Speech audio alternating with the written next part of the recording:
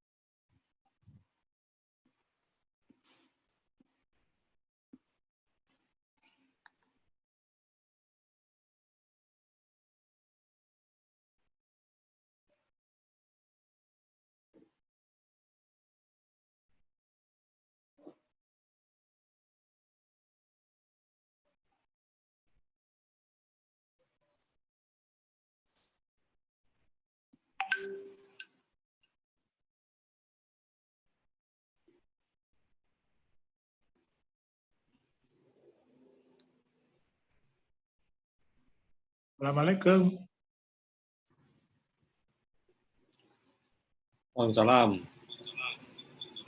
Apa kabar Bapak? Waalaikumsalam. Oh, ada Pak Isradi, ada Pak Agus. Wah, udah lengkap semua nih kayaknya. Bisa kita mulai?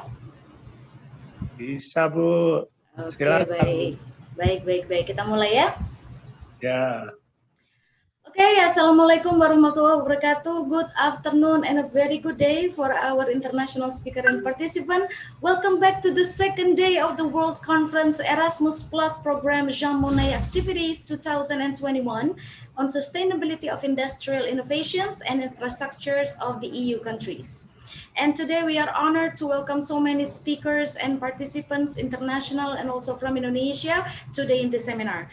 Therefore, without further ado, let's start the seminar. And the first, we will listen to the national anthem of Indonesia, Indonesia Raya. Good. Yes, we are waiting for the Indonesia Raya now. Orhan. Sini An. Iya, sini.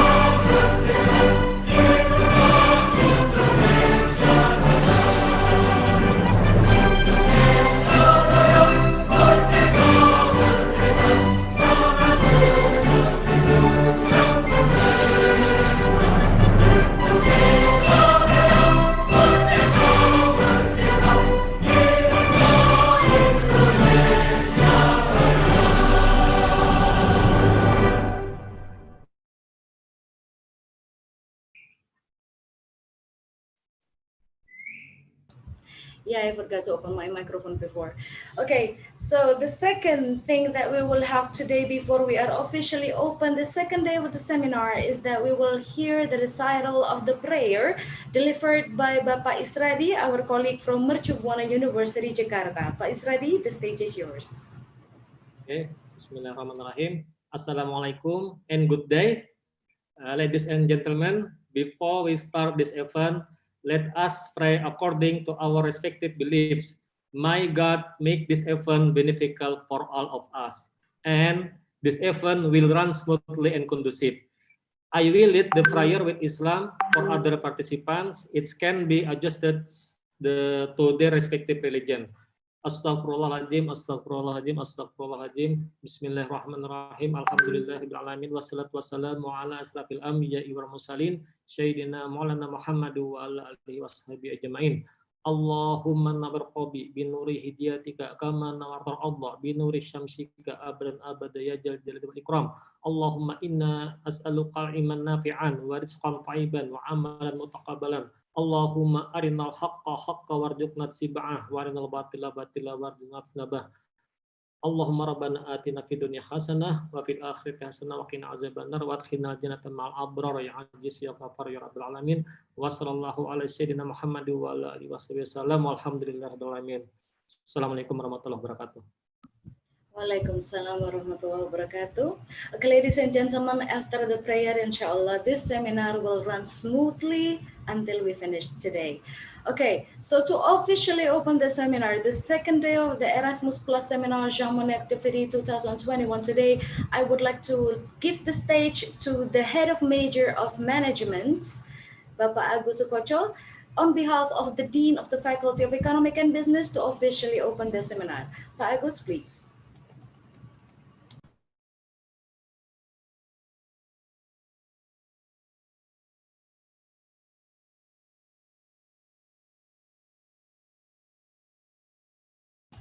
Please open the microphone, Pak.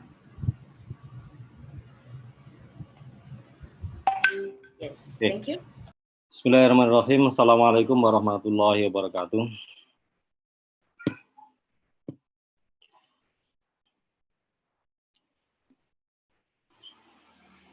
Bismillahirrahmanirrahim. Allahumma shalli wa sallim ala sayyidina Muhammadin wa ala ali sayyidina Muhammad kama shallaita ala sayyidina Ibrahim wa ala ali sayyidina Ibrahim. Barik ala sayyidina Muhammadin wa ala ali sayyidina Muhammad kama barakta ala sayyidina Ibrahim wa ala ali sayyidina Ibrahim fil alamin innaka Hamidum Majid. All my brother, we are thankful to Allah Subhanahu wa Ta'ala. Allah Subhanahu wa Ta'ala give us blessing, health, safety, and happy and intelligences. Today is the second day, the international conference event that has started since yesterday. Our conference topic, but conference on sustainability, on industrial innovation, and infrastructure of the EU countries. This conference is collaboration and supported by Erasmus program and RUDN University Russia, also University of Narotama Indonesia. Our event also supported by University Tun Hussein on Malaysia and UK Taiwan, West Nawab Shah Pakistan, University for Peace of Rome Italy, ETSMI Paris Prancis, De Montfort University UK, also Nokia Kuala Lumpur. We would like to thank all keynote speakers who are ready to join our event today. The first Associate Professor Dr. Derek is Sainting from UK Taiwan. Thanks from Derek. The second is Dato Professor Dr. Haji Muhammad Idrus bin Muhammad Masirin from UTSM Malaysia. Thanks, Prof. Join with us.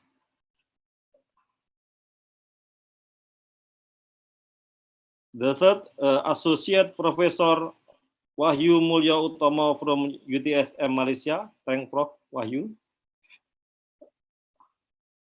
And then Dr. Ing Juwono Prasetyo from UTSM Malaysia. Okay, Prof. And then Professor Abdul Sattar San from Quest Nawab Shah, Pakistan. Welcome, Prof. And then Sergei Sernikov from RUDN Moscow, Russia. Welcome. And then Professor Giuliano Luongo from University for Peace of Rome, Italy. Welcome, Prof. And then Professor Augendra Bukut from ITSMI Paris, Prancis. Welcome, Prof. Bukut. And then Associate Professor Dani Harmanto from the Montfort University, UK. Welcome, Prof, in this conference. And then Associate Professor Muhammad Aziman bin Wan Ibrahim from UTSM, Malaysia. Welcome, Prof. Aziman. We also thank very much to all participants who have joined today in our conference today. And finally, we thank very much to all participants and keynote speaker. Also, we welcome to this conference and enjoy with this conference. And we are also sorry if there are any mistake in this event. And officially, I open this conference today with Bismillahirrahmanirrahim. Then wassalamualaikum warahmatullahi wabarakatuh. Waalaikumsalam warahmatullahi wabarakatuh. Thank you very much, Pak Agus, for officially opening the seminar. Now we are officially on the go. Okay, ladies and gentlemen, let's now moving on to the first keynote speaker for our seminar today. We have here the Honorable Associate Professor, Dr. Derek Hsien Ting from National University of Kaohsiung, Taiwan. It's our long-standing partner. We have been sending students, and we are looking forward also to expand our cooperation with NUK. So, Prof, it's your time now. Okay, thank you. I would like to share my screen. Okay, the committee, please do help Prof. Derek to share the screen. Give him the access of co-host, please. Yes.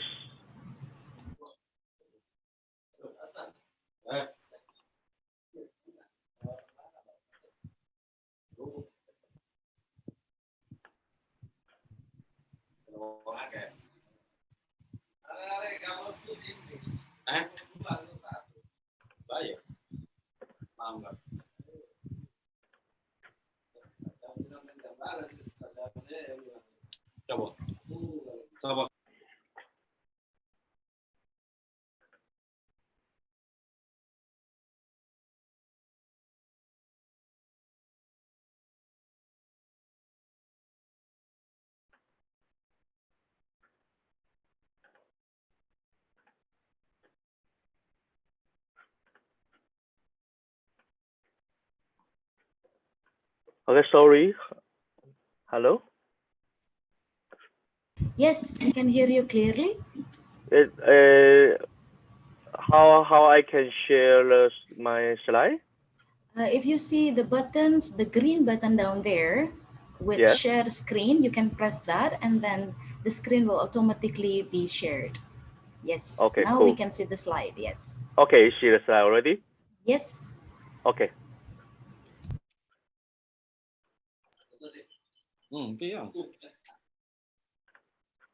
Okay, so ladies and gentlemen, I'm very happy to join this conference, and today I would like to give a very brief introduction about the information and knowledge industry in Taiwan to share to you about the history of the development history of information industry in Taiwan. As you know, Taiwan is very strong in the IT area. So I think I can share some information to you about how we did it in the recent about 40 years. So about me, I got my PhD in computer science from the University of York, And now I'm the chair of Department of Information Management and also the president of Taiwanese Association for Social Networks.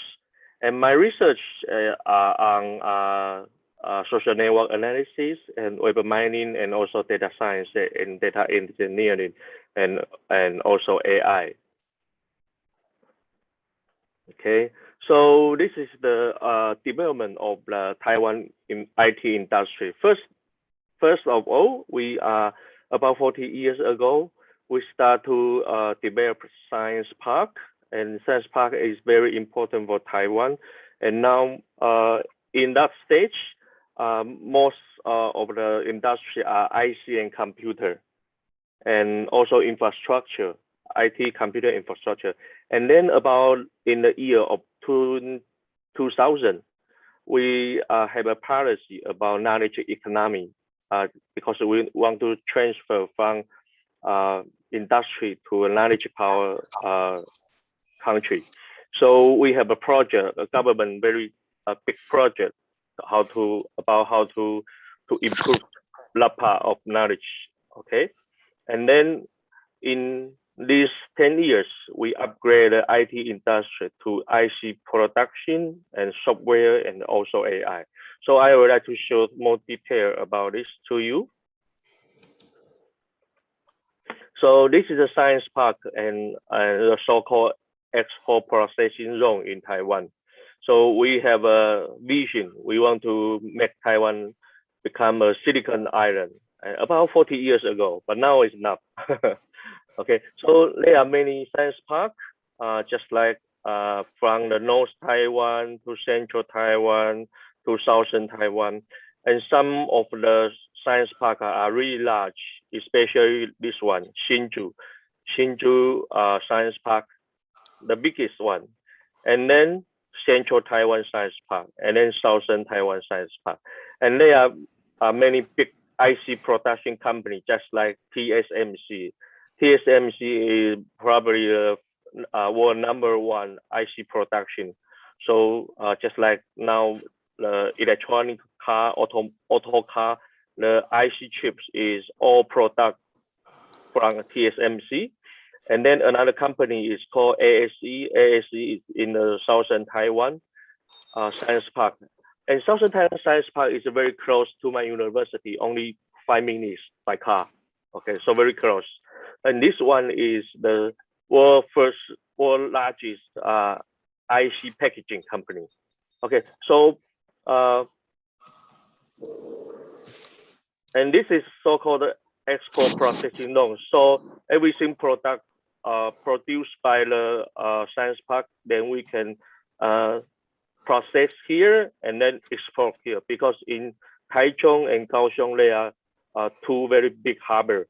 Okay, especially the harbor of Kaohsiung, it used to be the world #5 biggest export harbor, right? So we build the science park here, and also the processing zone here is important for us to export all the product to worldwide. Okay, so I show you the development of Taiwan Science Park. The history is about 42 years. It's really long history. So for some country, if you are just starting now, please don't worry about it and don't be rushed, because it takes time. You need to have an idea and to have a proposal about how to make it happen. Okay. And from 1979, the first science park in Taiwan is called Hsinchu Science Park. And Hsinchu Science Park, there are two very top university nearby. So their human resource can be just get a human resource from the science park very easy. Okay. And the year of 1982 is the Industrial Technology Research Center. It is a government-funded research center. The main idea is to help the science park to do some high-level research. Okay, as you know, in the science park, most of the industry, they are just focusing on production. They are focusing on produced product, but maybe they don't have time to do the research. So this research center can help them to do it. And then in 1992 is Nangang Software Science Park, 1995 South Taiwan Science Park, and 2002 Central Taiwan Science Park, and then 2020, 2 years ago, there will be a new science park in the Kaohsiung area called Kaohsiung Science Park. So you can see we have a very good plan to build all the science park, and it really works. Okay, so however, in this stage, the IT industry in Taiwan is mostly very traditional. Even they are IT technology, but they are only focused on production. Okay, production. So in the year of 2001, Taiwan government proposed a 10-year project. We want to improve not only the industry, but also the knowledge. So we have a term called so-called knowledge industry to transform traditional industry to knowledge service industry. So just like support company to apply knowledge management system or law or knowledge content, e-learning, and also university plays a very important role here. Knowledge management course, master program in the KM and service science. All right. Okay. Wow. Wow. Okay.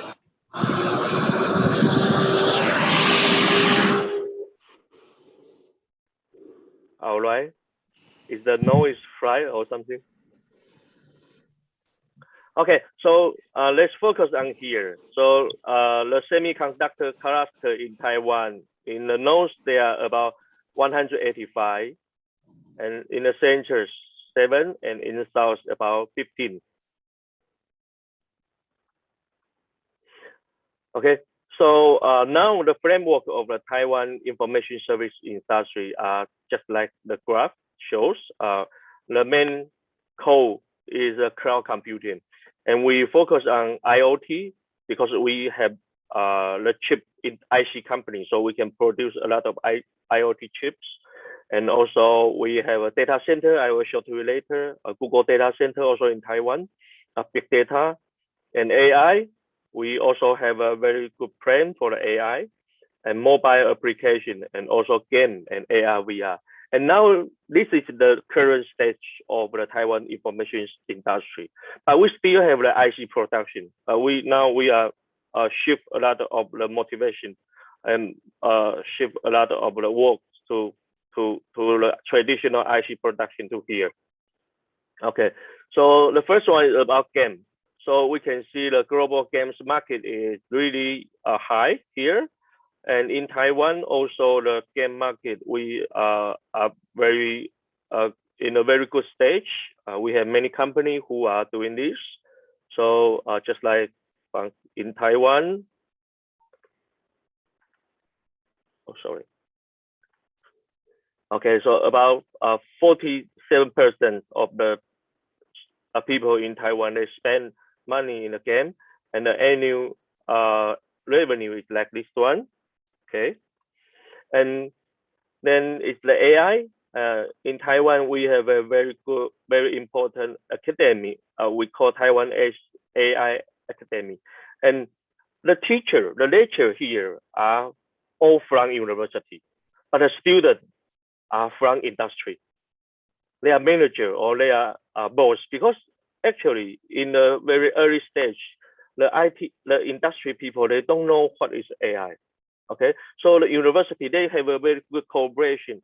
So we have about 10 AI, we call AI school all over Taiwan.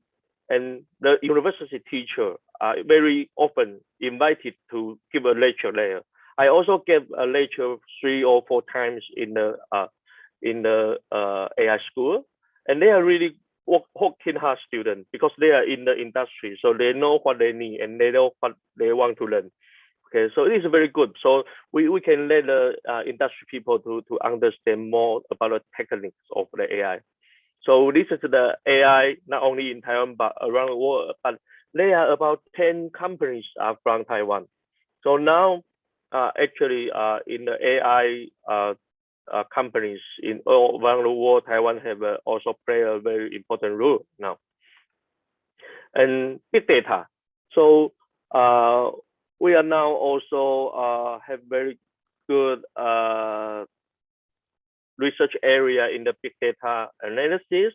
And actually, Google, they have a first data center in Taiwan, in Changhua City.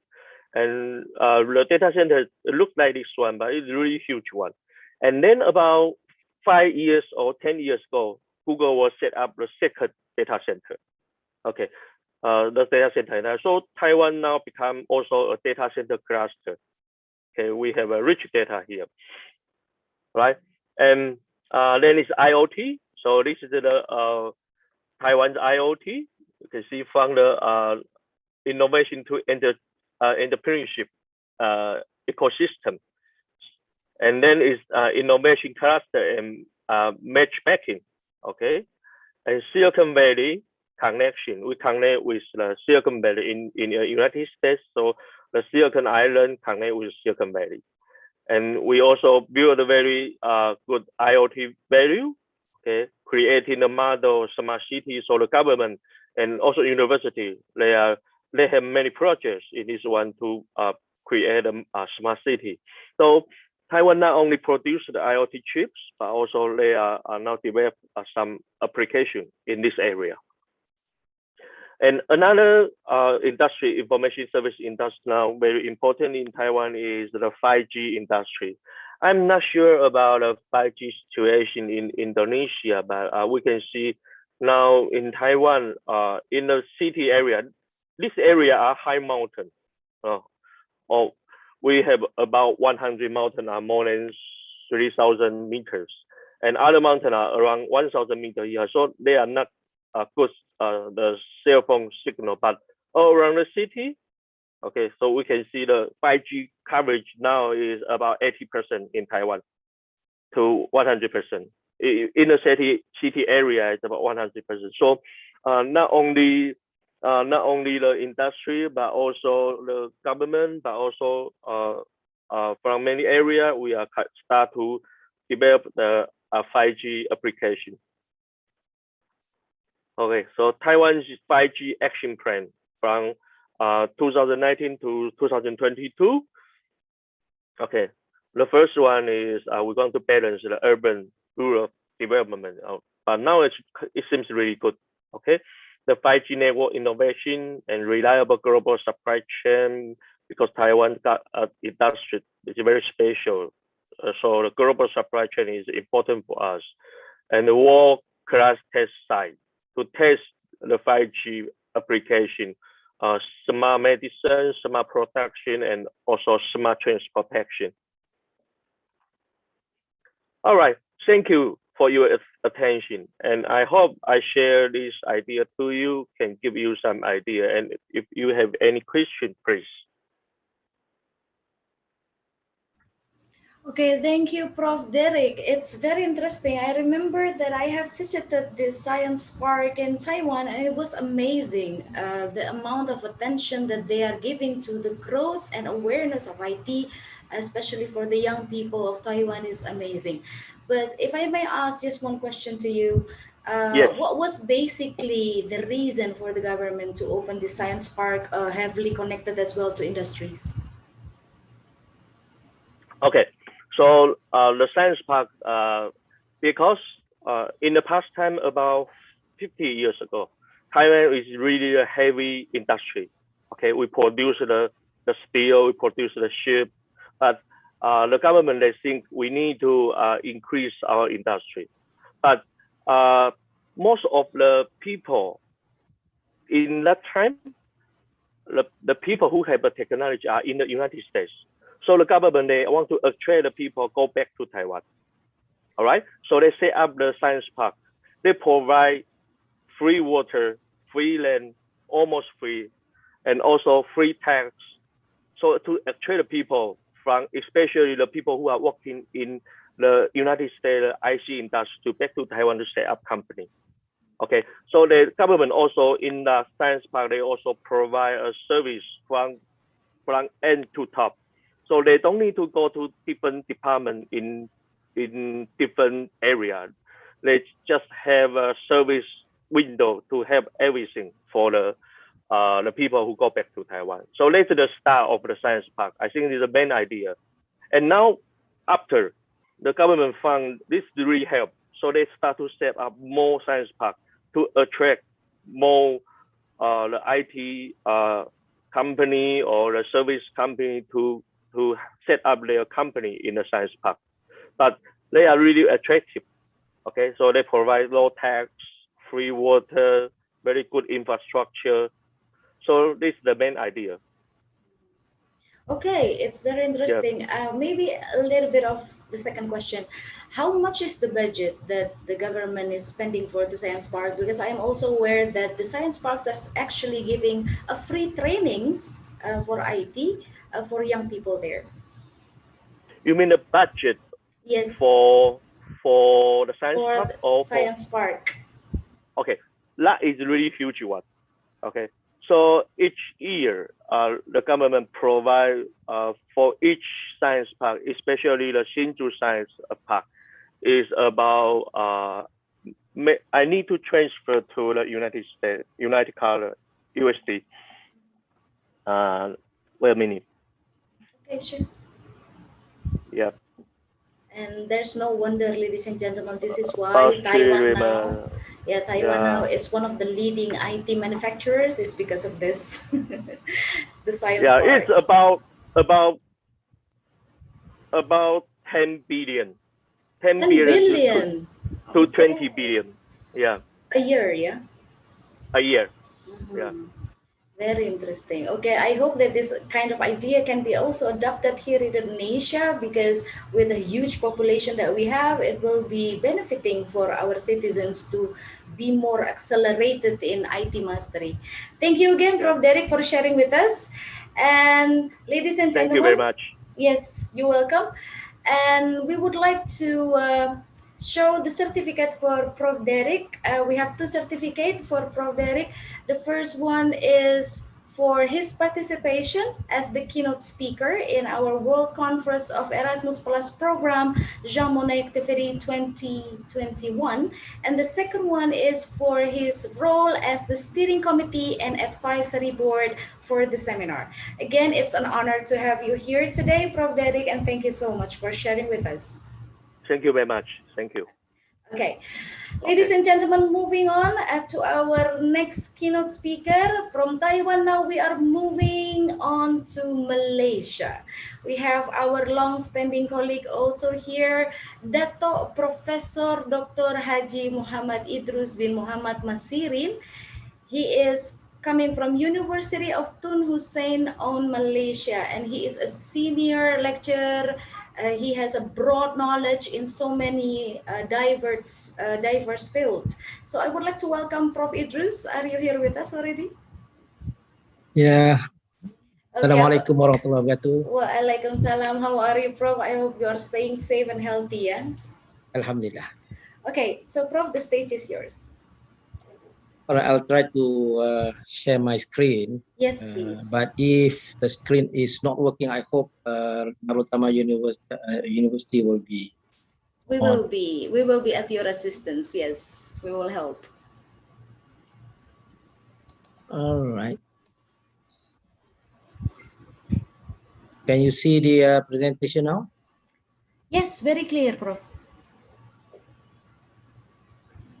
Because I'll be sharing also a few videos. I hope the video are working.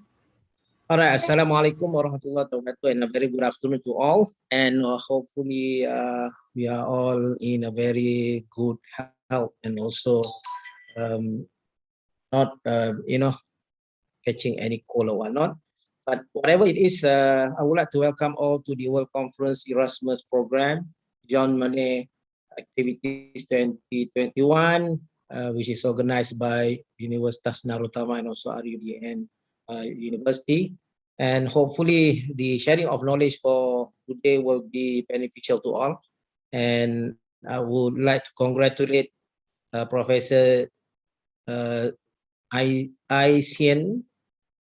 I didn't get his full name just now, but It's very interesting, the sharing of knowledge about IT and also the AI in Taiwan, which I have also visited your country in the last 5 years. All right, so this is me. Today I'm actually representing not only my university Tunisia Malaysia, but also the Congress, Malaysian Academic Association Congress, where actually we are affiliation of 21 academic association from 20 public universities. So I'm also representing them in the international what you call conferences, because I would like to really promote academic collaboration between our universities in Malaysia and also other universities in other countries. And we always welcome all to join and also collaborate with our universities in Malaysia. All right.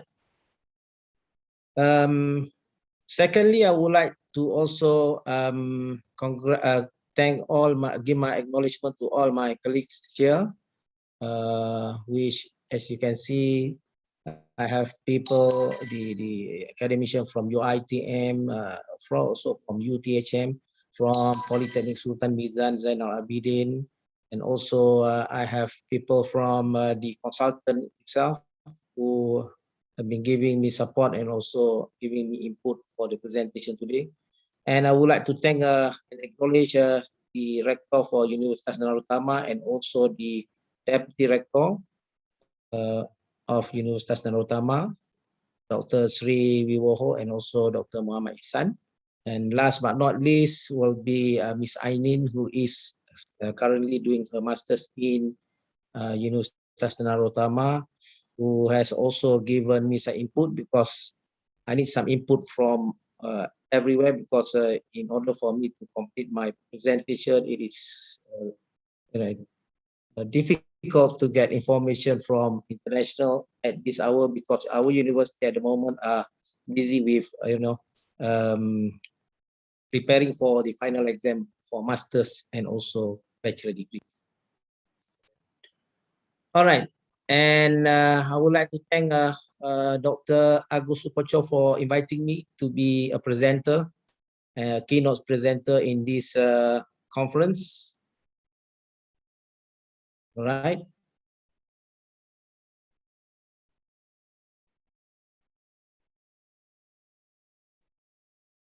The title today is about appraisal on developing infrastructure during COVID-19 pandemic, comparison between Malaysian and also European initiatives. So this title is being selected because understanding the constraint that we have during the COVID-19 pandemic, developing any infrastructures, constructing any infrastructures are quite difficult, and we need to actually get the approval from the governments, for any planning and also any management, any construction of any infrastructures. Yeah, right. So understanding the constraints or whatnot, I will later on discuss about what are the issues pertaining to infrastructure in Malaysia and also in European countries. As you can see here, this is the presentation outlines, introduction, infrastructure and development, economy, society, and sustainability. And later I'll go into the infrastructure and the environment. And then we'll look into some Malaysian development scenario, and then the infrastructure in Malaysia, infrastructure in Europe and the world, and later on looking at the impact of technology on infrastructure development, which started a long time ago until today, and infrastructure in COVID-19 pandemic, which has happened in the last 2 years, in last year and this year, isn't it? And later on, I'll sum up my presentation. All right. So the world actually is being developed, in all countries, quite quite systematically, well planned. That is what we wanted, and then well managed. But then because of the pandemic, what happened is that we have a lot of constraint, and all over the world are experiencing the same issues and the same problem. And the gist of the presentation, as I mentioned just now, we're discussing on the effect of COVID-19 pandemic on infrastructure development in Malaysia and around the world. But I'm going to focus on Europe, and later on, discussion on infrastructure development, especially on transportation and infrastructure construction in Malaysia and Europe with the COVID-19 pandemic. So this will be the things that I will be putting on the slide, and some of it will be as a narration of the slide itself. All right. Just sharing some information on the current COVID-19 pandemic in Malaysia. On your left-hand side is a day before, that is on the 28th. Our new cases are 5,218. And on the right-hand side is,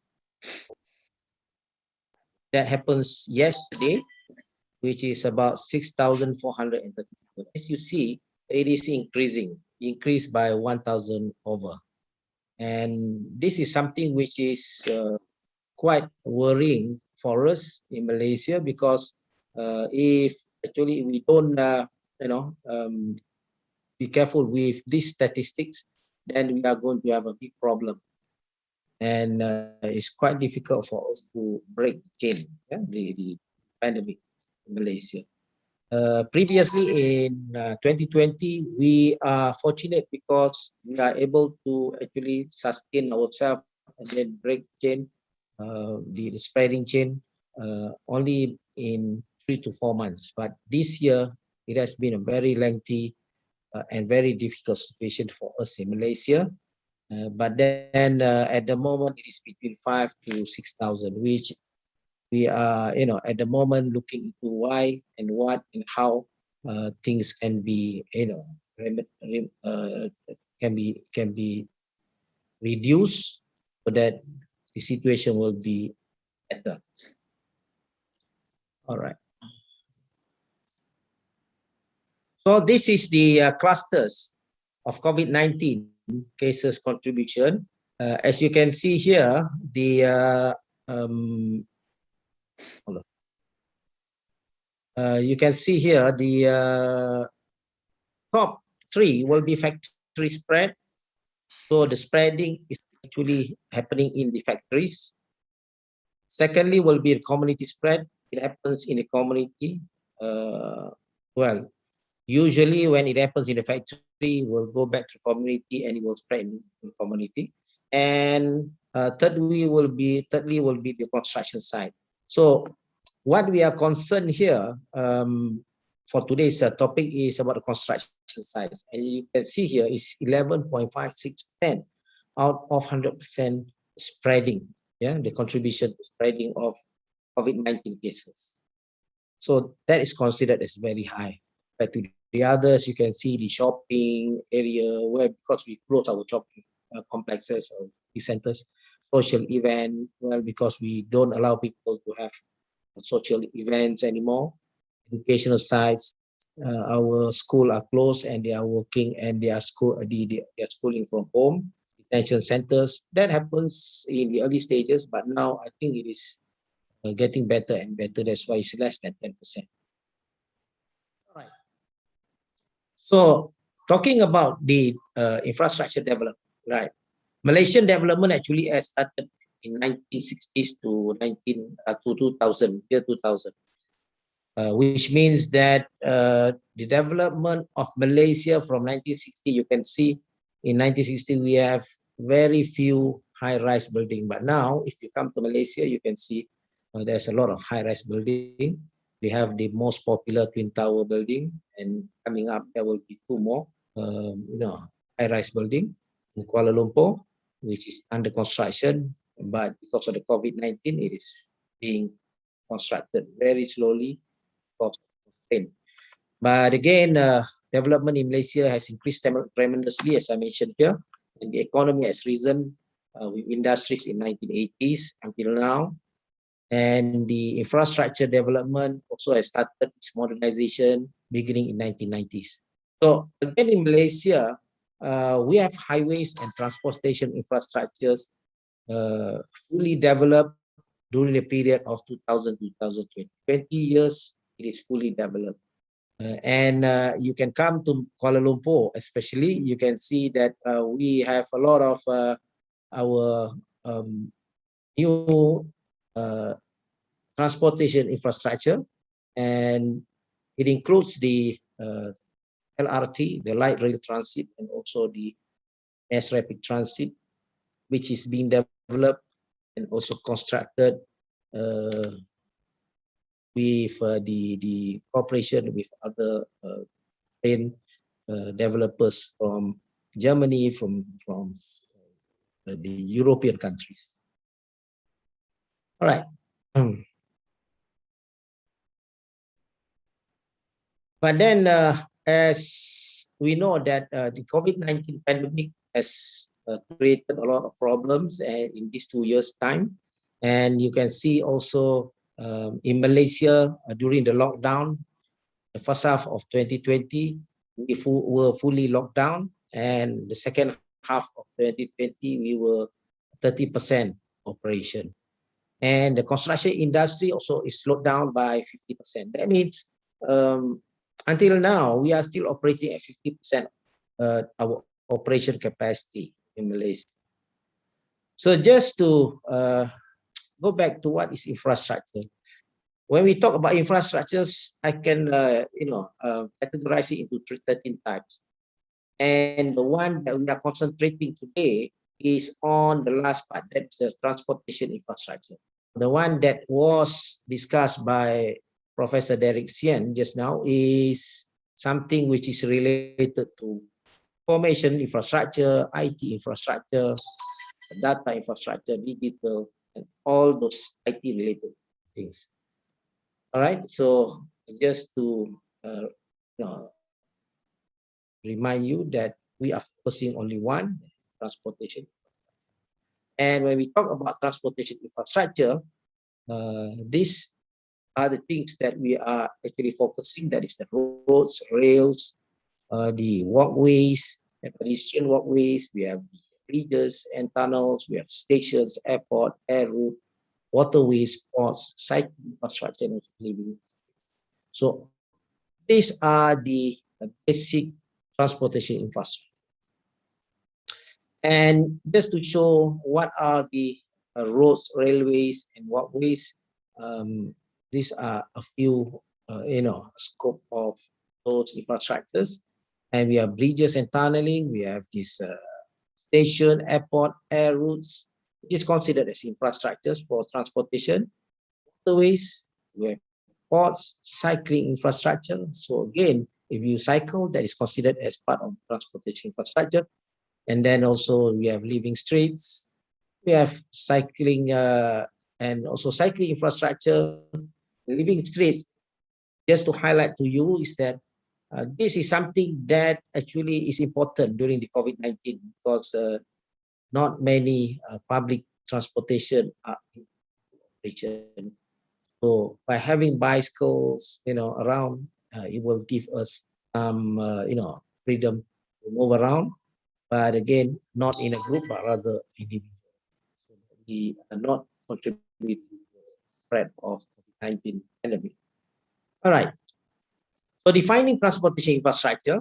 So we are saying that transportation is the movement of people, animals, and goods from one location to another, isn't it? And it is by land, air, water, space, and other modes.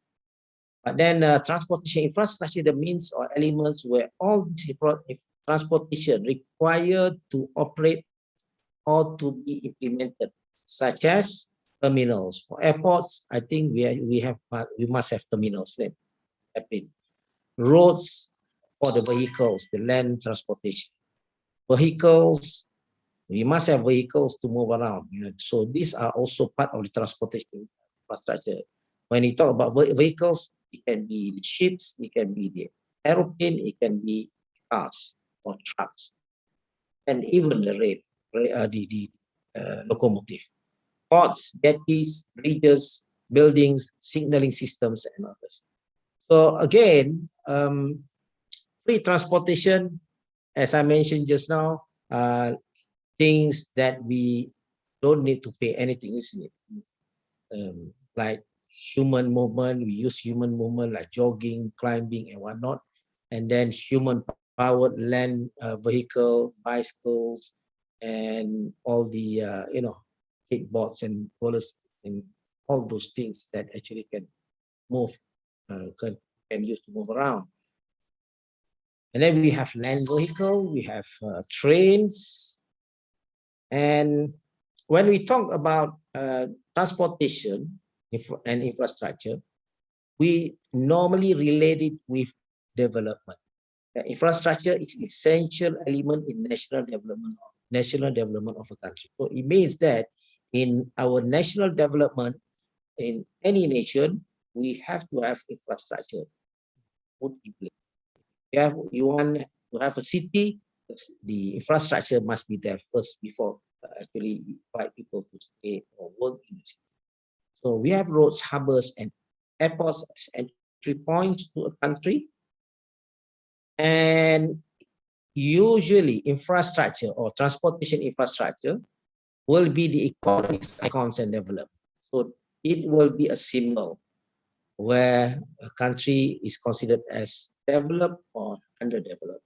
And but again, when we wanted to plan all this, we have to plan 50 years ahead rather than 4 years ahead, rather than just plan for 5 years.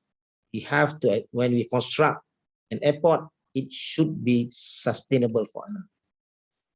At the same time, industries must be identified as the economic catalyst to maintain the development fund. So to represent that, we have to have this picture where economic activities will be of anything that we do generate revenue for the nation.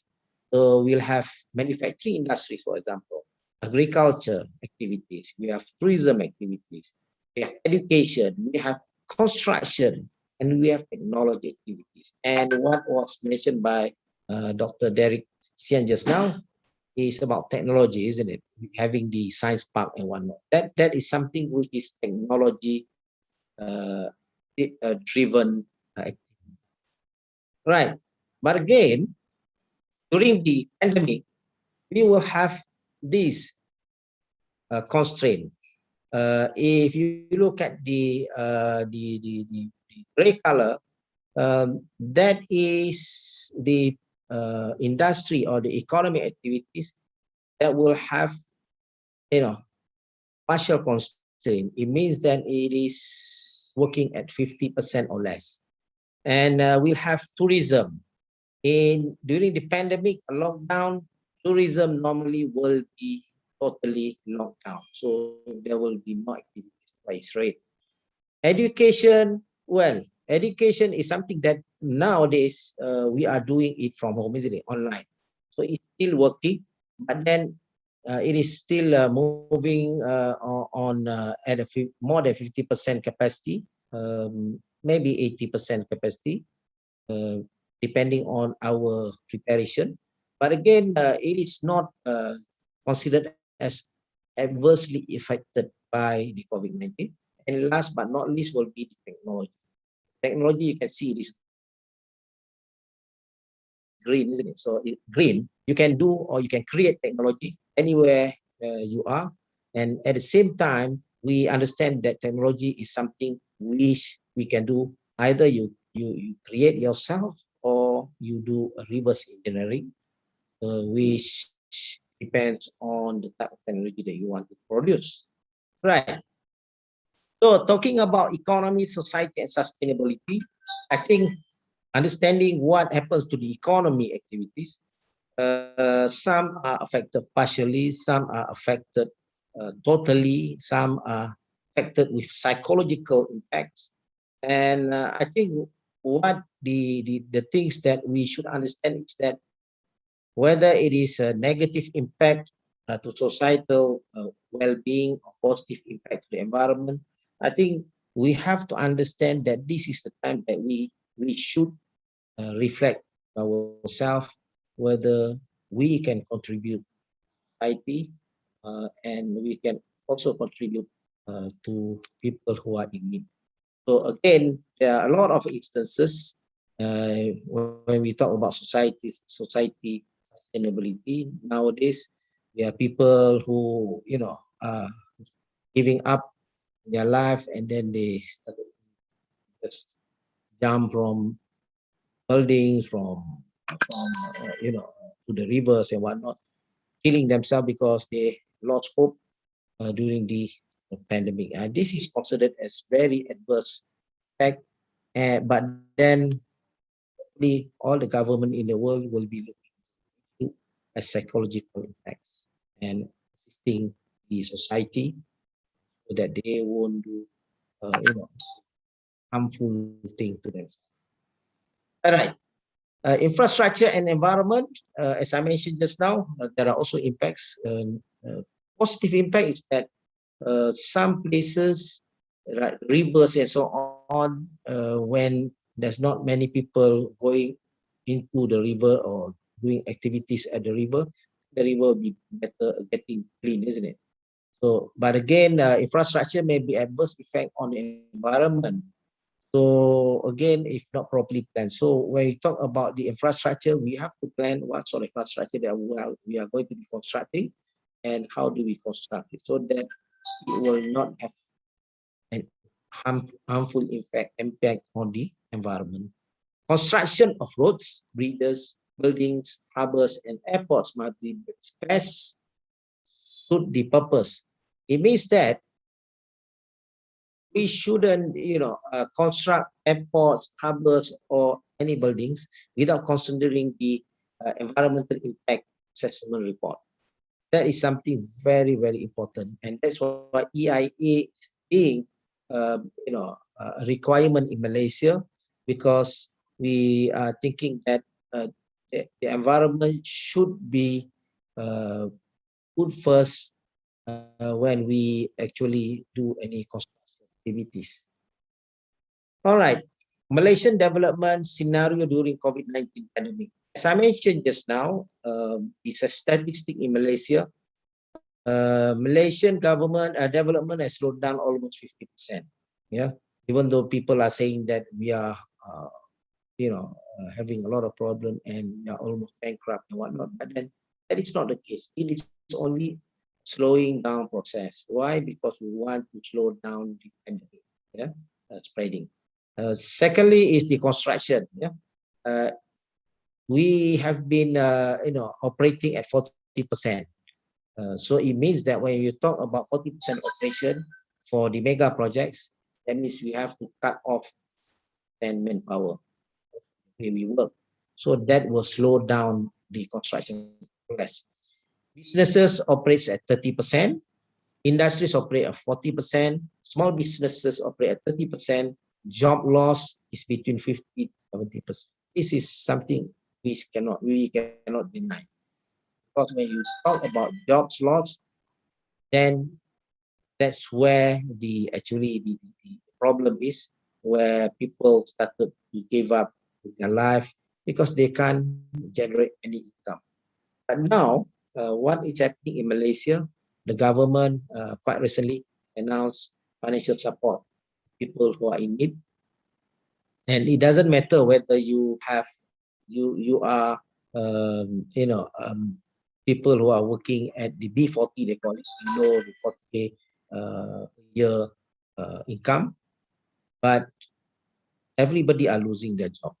The managers are losing their job. Directors are losing their job.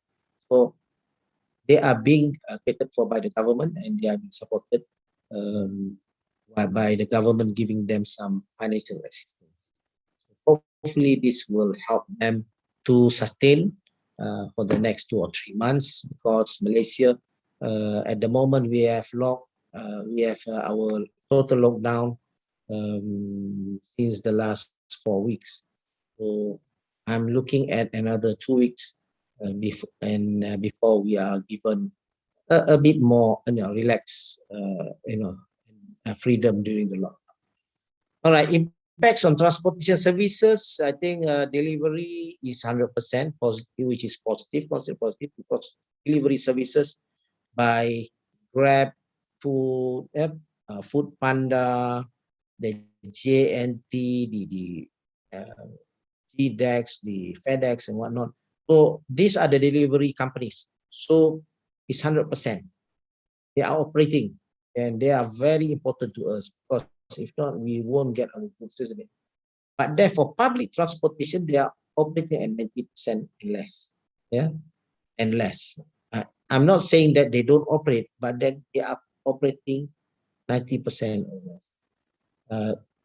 And in some places, the public transportation only operates at 30%. Why? Because like Selangor and also Kuala Lumpur, that is the part where actually, as I shown just now, the COVID-19 spread is very high over there. Out of 5,000 to 6,000 counts, we have 2,000 to 3,000 in Kuala Lumpur and also in Selangor.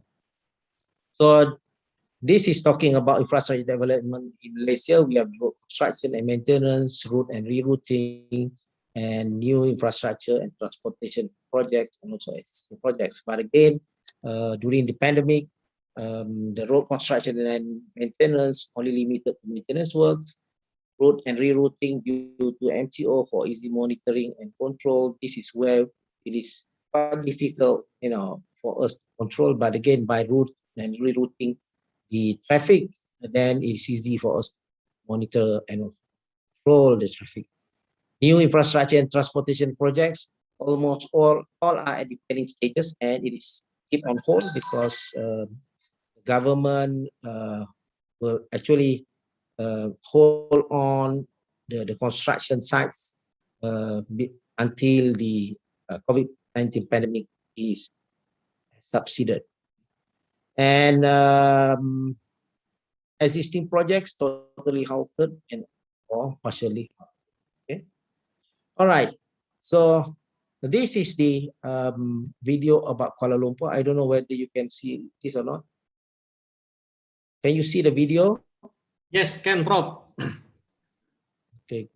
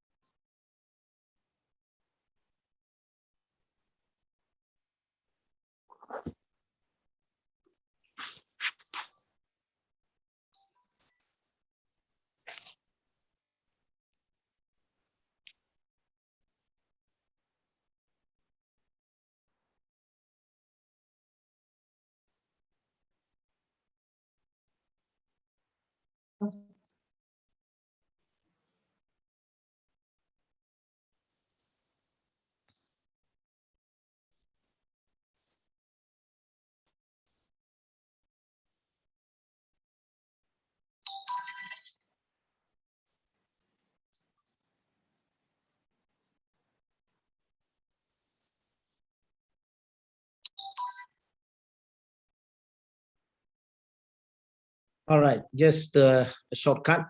So I'll share with you some information about the Malaysian Rail Industry Corporation. So MARIC, or Malaysian Rail Industry Corporation, is the planning organization which is part of the GLC, or government linked companies, which is responsible to look into the rail industries. And they have this adopting to a new normal, where they consider as health pandemic containment as part of the program, economic recovery, and also societal behavior. So these are the things that we actually, when we do collaboration between the government linked companies or private companies, we are able to actually conduct the three things, that is the looking into the recovery of the economy, the society economy, the recovery, and also the pandemic containment. And sharing with you some infrastructure in Europe and the world. This is something which is quite interesting, because in the European countries, they are in a developed and advanced stage compared to us in this part of the world, especially when we talk about infrastructure development, because over there they have started developing before the World War, and after the World War they have been using technology-based development. So an example is the construction of the underwater channel tunnel, which is connecting England or Britain with France. The length of the tunnel, which is underwater, is 50.45 kilometers, which is quite long, and it crosses through the English Channel. Right. So these are the funding, available in Europe. As you can see here, they have 7, which I can share with you now. But again, if you need to know the details, you can go into the internet and then just key in the infrastructure development in Europe, and you'll get all these 7. And you can get the information detailed in the internet. And in the European countries, they have large infrastructure projects, and they are still ongoing, even though it is at the moment they have this COVID-19 pandemic. Because in Europe, they have this policy of ensuring that when they do this construction, they should follow the SOP, and their SOP over there is considered as very stringent. So that's why they are not worried about whether they continue with the project. So I'll just share you some information about the massive infrastructure projects uniting the European countries. It's a short one, okay? So this is pre-war.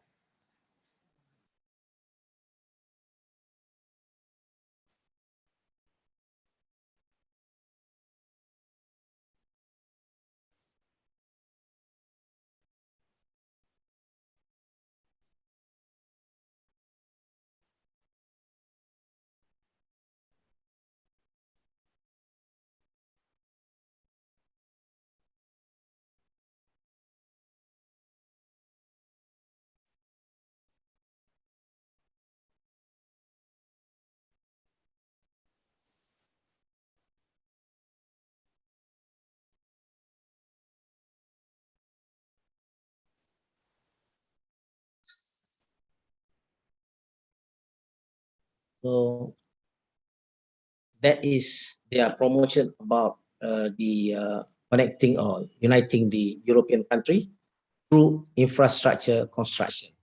So a development. I think the video is quite lengthy, but I just cut it short. And if you want to watch the video later on, you can get it from the secretariat.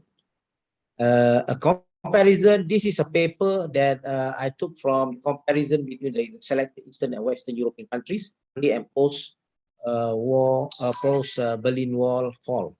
So here, the role of infrastructure is considered as something which is important for the economic growth.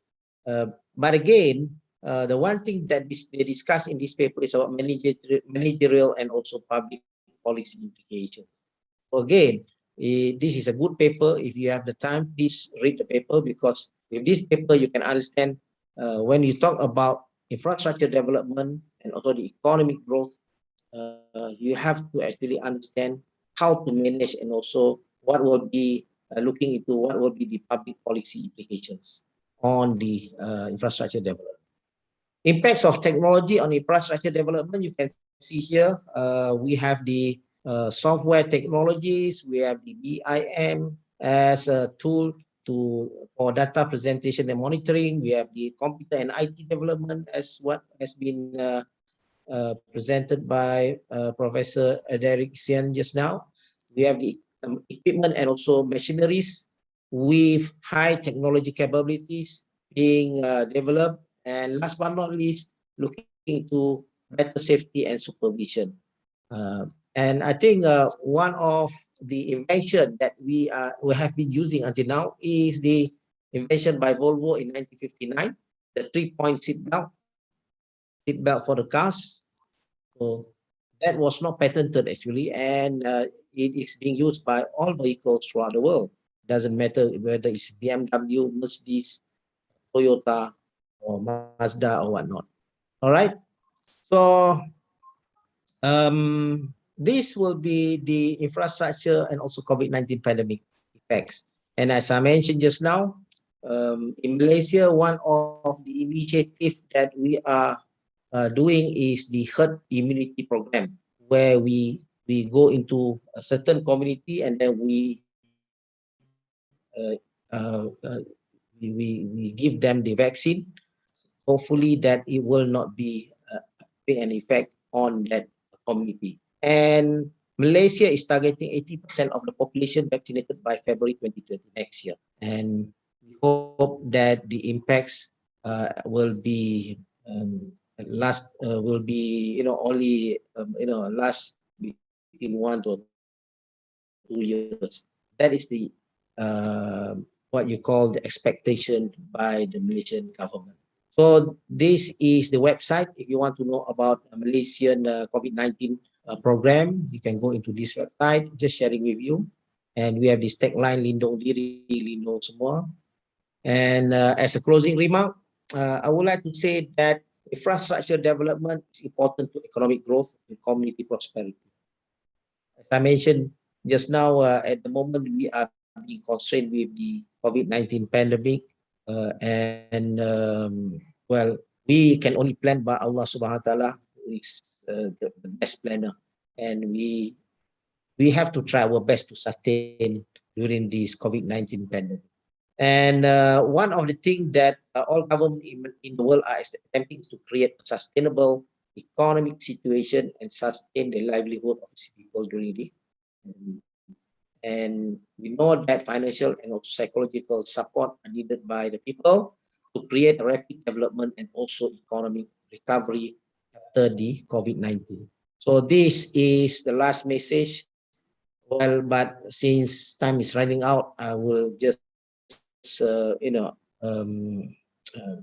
you that what Dato Ustad Badli Shah bin Alauddin said in this video is about the situation in Malaysia and how we people in Malaysia should help each other, give our contribution to people who are in need, not only sustaining yourself, but also helping people, sharing with them. whatever things that we have. So with that, I thank you very much for your attention, and thank you and terima kasih, and also have a good day to all the participants and also the speakers. And thank you very much to the organizer. With that, I pass back to the organizer. Assalamualaikum warahmatullahi ta'ala wabarakatuh. Waalaikumsalam warahmatullahi wabarakatuh. Thank you, Prof. Idrus. It's a very, very comprehensive presentation. And yeah, we are totally agree with you that economic infrastructure building is very central to the economic growth. And we are also amazed by how the COVID-19 is being treated in Malaysia via many programs. Okay, thank you for the sharing, Prof. Due to the restriction of time, we cannot have question and answer session now. We have to move on. Thank you again for sharing with us. And now we would like to display the certificate for Dato Professor Dr. Haji Muhammad Idrus bin Muhammad Masirin as the keynote speaker. Thank you for sharing with us. It's an honor to have you here. And the second certificate will be for your role as the steering committee and advisory board in the World Conference Erasmus Plus program Jean Monnet activity 2021. Thank you again, Prof, for sharing with us. Thank you. Okay. Okay, ladies and gentlemen, our next keynote speaker will be still from University Tun Hussein On. And here we have Associate Professor Wahyu Mulyo Utomo. He is actually an Indonesian but we are so proud to have him having a very good career in Malaysia in this university. And now he will share with us about the topic that is being discussed today. So, Prof. Wahyu, are you here with us? Please open your mic, Prof. Your microphone, please.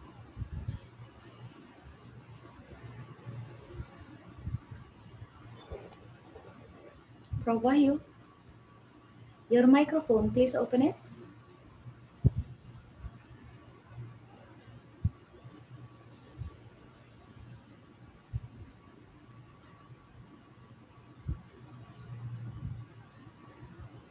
Yes. Okay. Assalamualaikum warahmatullahi wabarakatuh. Waalaikumsalam. Good day for everyone. So hope all in a good condition. So we don't take much time, yeah. So I will go directly to my presentation. So my presentation will correlated with the sustainability. When we talk the sustainability, so that nowadays we also will talk about the renewable energy. So because I will talk sustainability in angle of renewable energy. Yeah? So renewable energy. So renewable energy. So renewable energy is quite free energy. However, still have many challenges. Yeah? How to convert the free energy to become applied energy. Example for electricity. So energy is free, the source is free, but how to convert is still have many challenges. Like one kind of challenge is the resource is still intermittent. Yeah? So whether the sun radiation, so like sun radiation cannot maintain constant when depend on environment condition like cloudy session, rain session, and so on. Same like wind energy and so on. So still challenge. Free but not constant. So very intermittent, and also the technology to convert is still expensive. Okay. And in angle of the converter to convert from the one sun or wind energy to electric energy, so there is one part of equipment called converter. So in this time I will discuss about how to improve the efficiency of the converter. Yeah? So I will show this is illustration, illustration of renewable energy. There is solar, wind, there is a fuel cell, and so on. So in previous in conventional, so every element that we must put the special converter. But nowadays, so you can see in the right side, nowadays they try to develop a compact converter that can be connected with the multiple input. Hence, the system will be more efficient. So this is the technically. So I will not like to talk detail in technically. So this is very important. So this is the performance, the element to perform to design the converter. So we will talk about the weight, losses, the volume. So nowadays, every people they want a compact size. So before our handphone is in a big size, nowadays they want a small size.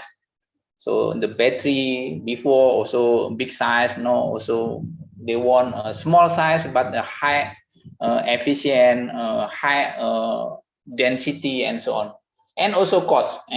So people also like to reduce the cost, and also so people will so in future all people they want to make a cheap price and no failure.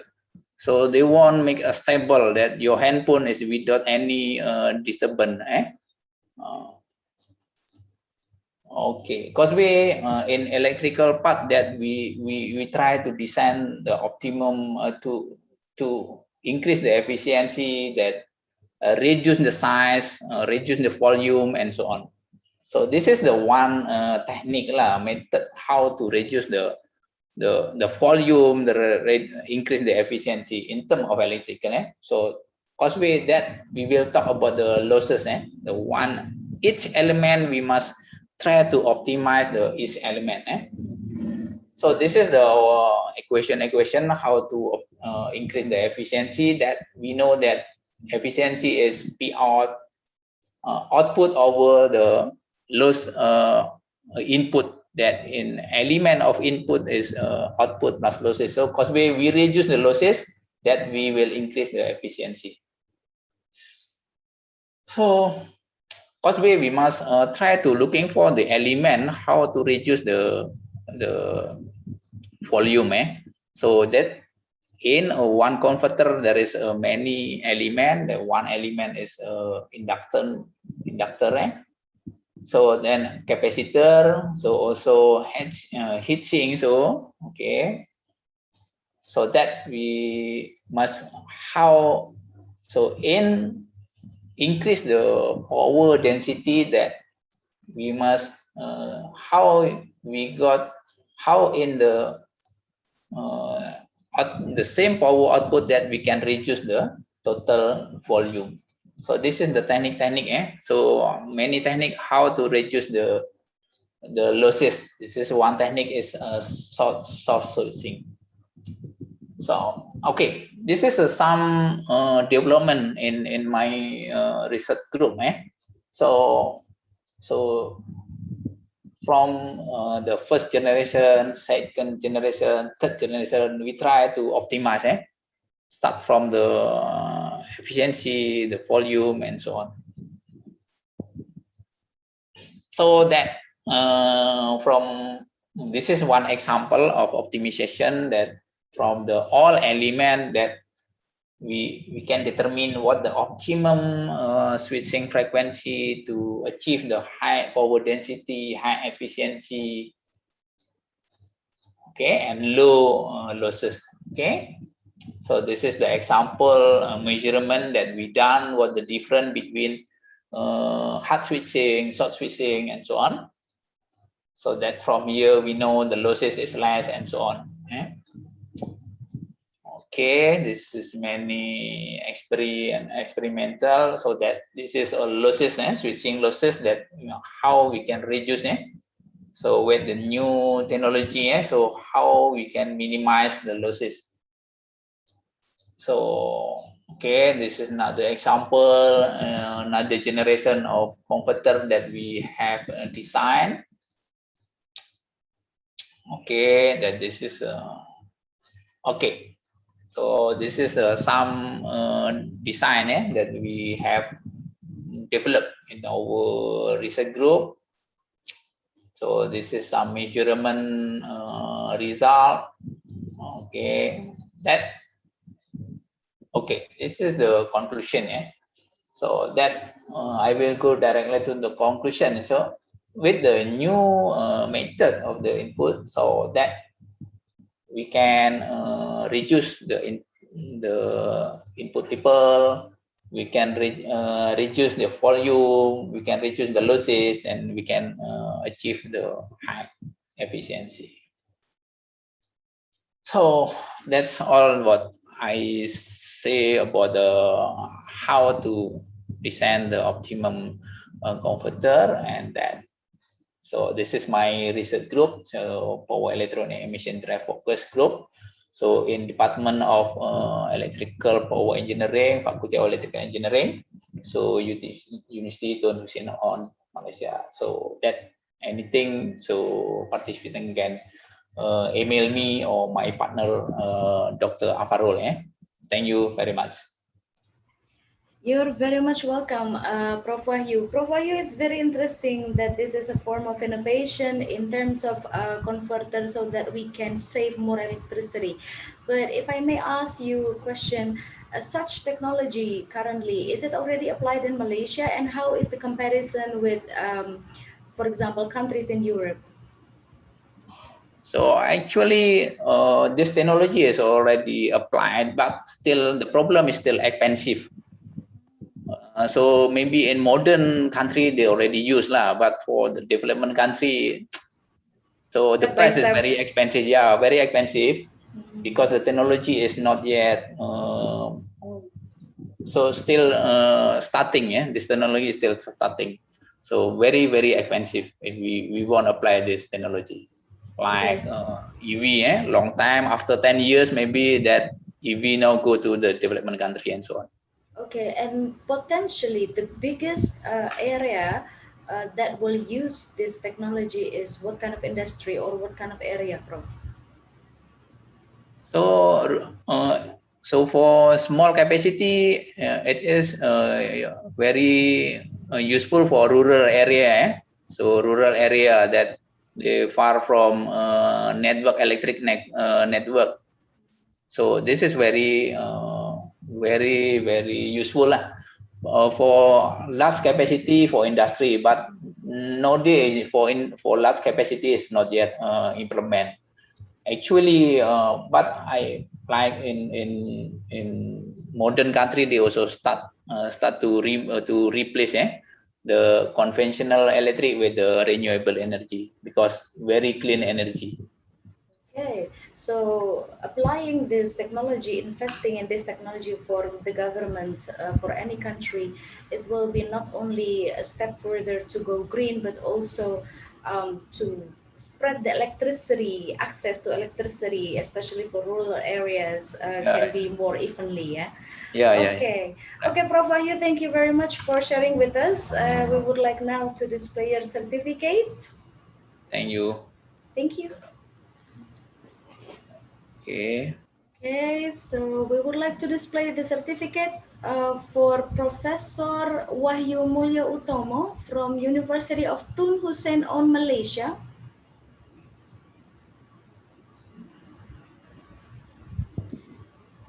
I think, Prof, you need to stop screen sharing so that we can display the... Okay, I will stop. Okay.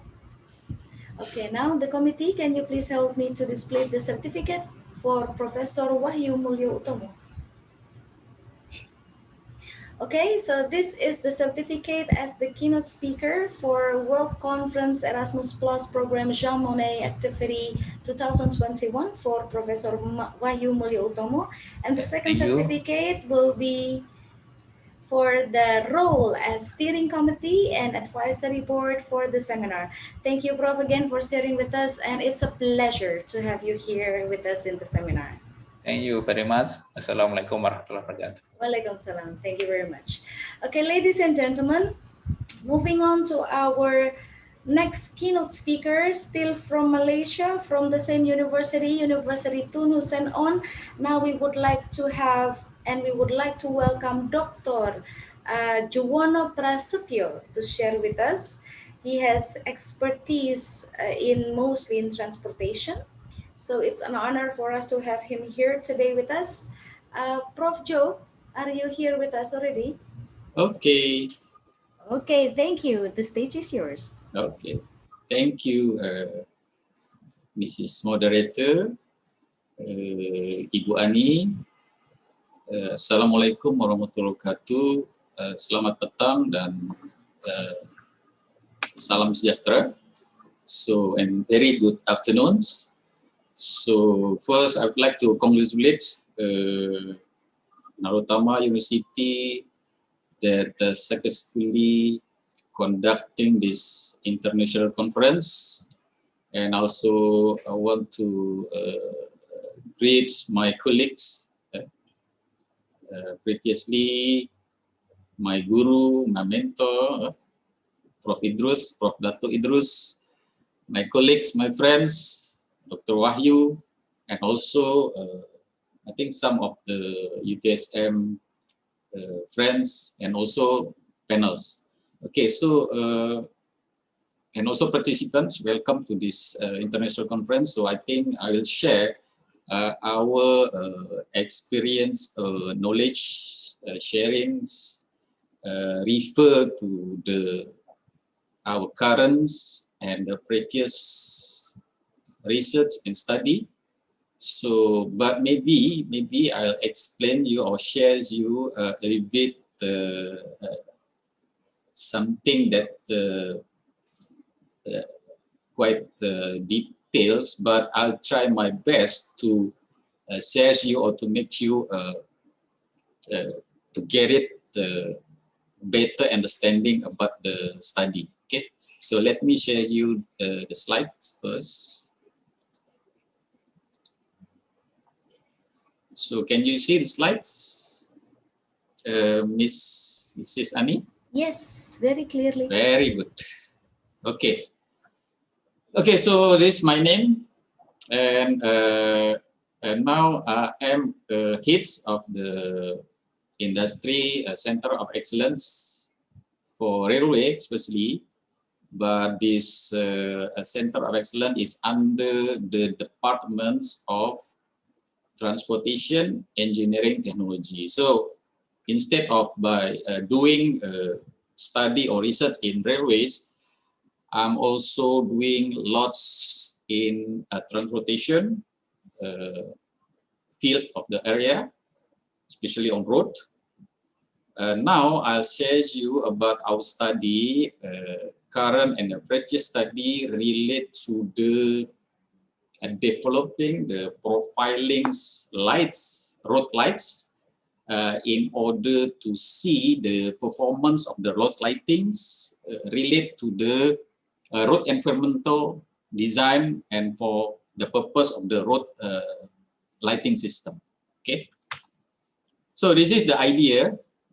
As I said, that I refer to the previous study that we have developed or we have established or published ASEAN NCAP protocol. So I think, I don't know whether some of you or you already know about the NCAP. So NCAP is a new car assessment program.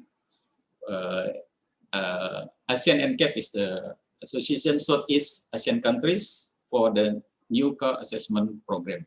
So for your information, that ASEAN NCAP is in Malaysia. So the MIROS in Malaysian Institute of Road Safety Research Institute, Malaysian of Road Safety Research, Malaysian Institute of Road Safety Research, that the representative of the ASEAN NCAP. Okay, so I think the headquarters of the NCAP is in, I don't know whether in, as far as I know, that's in the UK.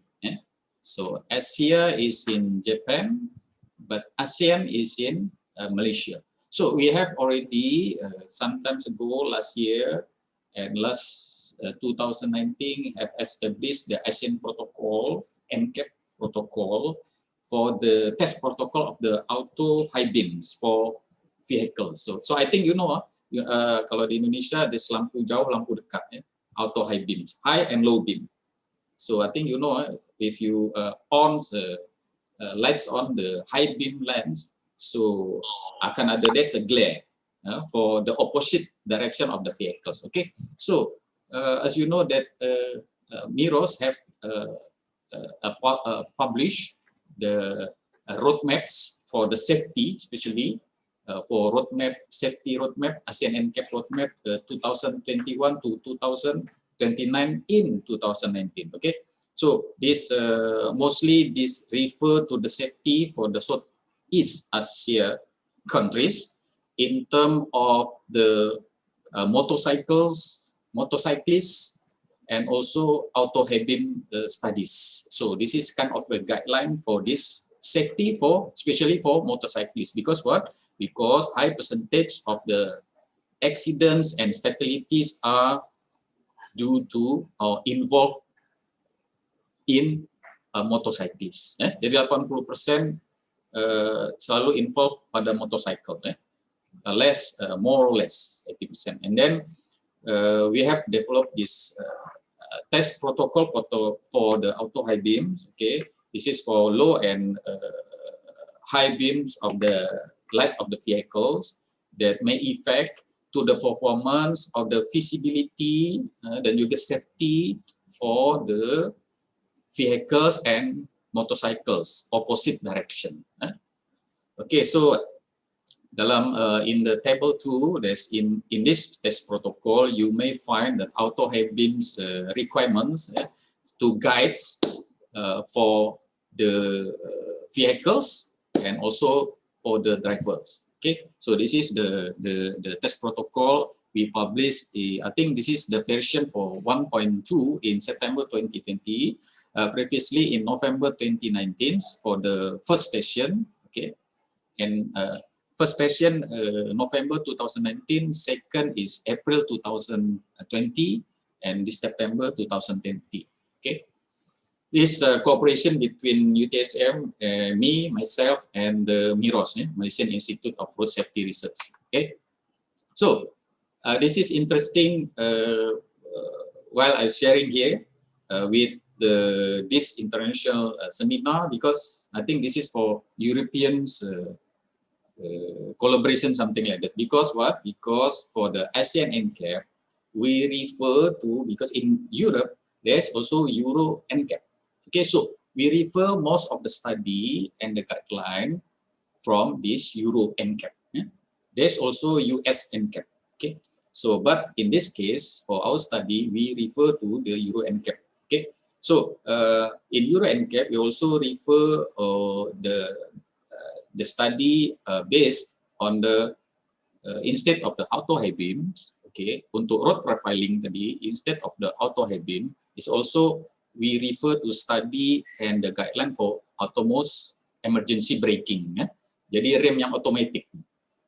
Jadi dia otomatis bisa berhenti, boleh berhenti. So we refer to this protocol as well to study the lights. Okay, instead of that, we also refer to the Federal Highway Association US guideline, lighting handbooks, is about the arrangement of the lighting to give the better performance for the road visibility. Okay, for lighting visibility, for light visibility along the roads. Okay, so also from the transport infrastructure Ireland, okay, 2018 we refer to this guidelines. See that it's explained that the performance and the requirements for the road lightings based on the luminance, okay, atau lux, atau intensities of the lighting. Jadi kita melihat intensity of the lightings, luminance, okay, atau lux, untuk to see the intensity of the light. Okay, so there's very common that the lightings for road lighting selalunya is almost always most that is installed in the intersection, intersection Why the intersection? Because there's a lot of conflicts in intersection. That's why there's a comments that installation of the lightings are in intersection atau in roundabout. Okay, why? Because there's a lot of conflict there. This is why they installed in the intersection or roundabout. Okay, that's the typicals, as you know in the picture and graph. That's the right side. You can see that that's the arrangement or the typicals, the intensity lumens with a time, relate with the time. Jadi, I think some of you know that during the dark time, so the lights, road lights, will be maximized during the night times. But when the downtime atau is almost morning time, so the lights intensity will reduce. That's if the lights atau the lamp is automatically can be set up. Okay, so this is important in terms of energy efficiency. So this is important for the authorities to manage the efficiency of the lights. But in terms of safety, we have to consider also the performance of the road lighting in terms of safety for the vehicles or the pedestrians. Okay, so this is the problems for the study as a background of study, that the dimming profiles. Jadi road lighting along the roads, the performance and the quality or the quantity, intensity may be difference along the section atau along the roads. You can imagine if the road with hundreds kilometer or more or less, so you can imagine that maybe the performance of the lighting will not be the same along the roads. Okay, that's the first problem. And the second is the road lighting performance. It may require the minimums, the minimum intensity atau the minimum luminance, density of the lightings that required, that can cover the visibility of the eyes of the driver. Jadi situ ada minimum performance light intensity minimum required. Otherwise, there will be the dangers along the road the driver to travel. So jadi kita harus tahu, we have to know that the minimum requirements of the intensity lighting along the roads, instead selain daripada lighting of the vehicles. Jadi lighting of the roads, the minimum requirement should be measured, should be known. Okay, that's the second problem. And the third problem is the road condition, roads and condition along the section will not be the same. This is why important to know or to profile the light intensity along the roads to help us in order to monitor the intensity, the minimum requirements for the lightings of the roads. That will be important for the safety, for the energy efficiency, and so on and so forth. This, you know, that the pictures, that the typicals and several types of the installation of the road lighting. So ada yang singles, ada yang doubles, and this, I think you know the typical the road lightings atau type of the road lighting for the roads. So this is why the objective of this study simply, I think this is not the complicated ones. It is more on practicals, less research maybe. So the objective is to identify factors. What factors will involve in the performance of the profiles, lighting profiles along the roads? Okay, what the factors involved? Maybe the heads of the poles, and the weather maybe, or maybe the roughness of the roads, type of the roads. Okay, so second is to develop the profiles of the lightings, and the third is to measure the minimum requirements, the minimum requirements of the lighting intensity for the roads, with regards to the safety of the vehicles. Okay, so dalam gambar in the picture, maybe that's the typical for the findings, maybe. So you can at the end of this study, maybe you will find that the relationship between the distance along the roads, okay, kilometers of roads, with the intensity of the road lightings along the roads. Okay. So as I said to you, we refer to the study and the guideline from the Euro NCAP, Euro New Car Assessment Program. So simply we construct the grids, 1 meters transversal and about 2.5 meters longitudinal, and so on and so forth. So we conduct the study along the roads, whatever the roads that's suitable for the study, and we measure the type of the pools, tinggi tiang, and then we use the alat, we use the simple tools, lux meters, for example here, or maybe you have a more or latest model of the lux meter is should be better result you can get. Okay, so this is the methods, the basic methods to conduct the study or measurement. Okay, so this is the road. Why we choose this? We choose the two typical road, a federal road in Johor. Why we call it Federal Road 50 and Federal Road 1. So Federal Road 50 is Jalan Batu Pahat, Kluang, and Mersing. Okay, so this is one of the dangerous roads, federal roads in Malaysia.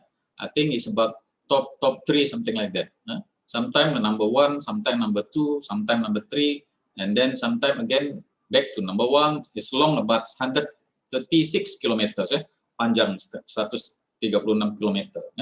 This is top 3, the top 3 federal road high fatalities and high accident rate in Malaysia.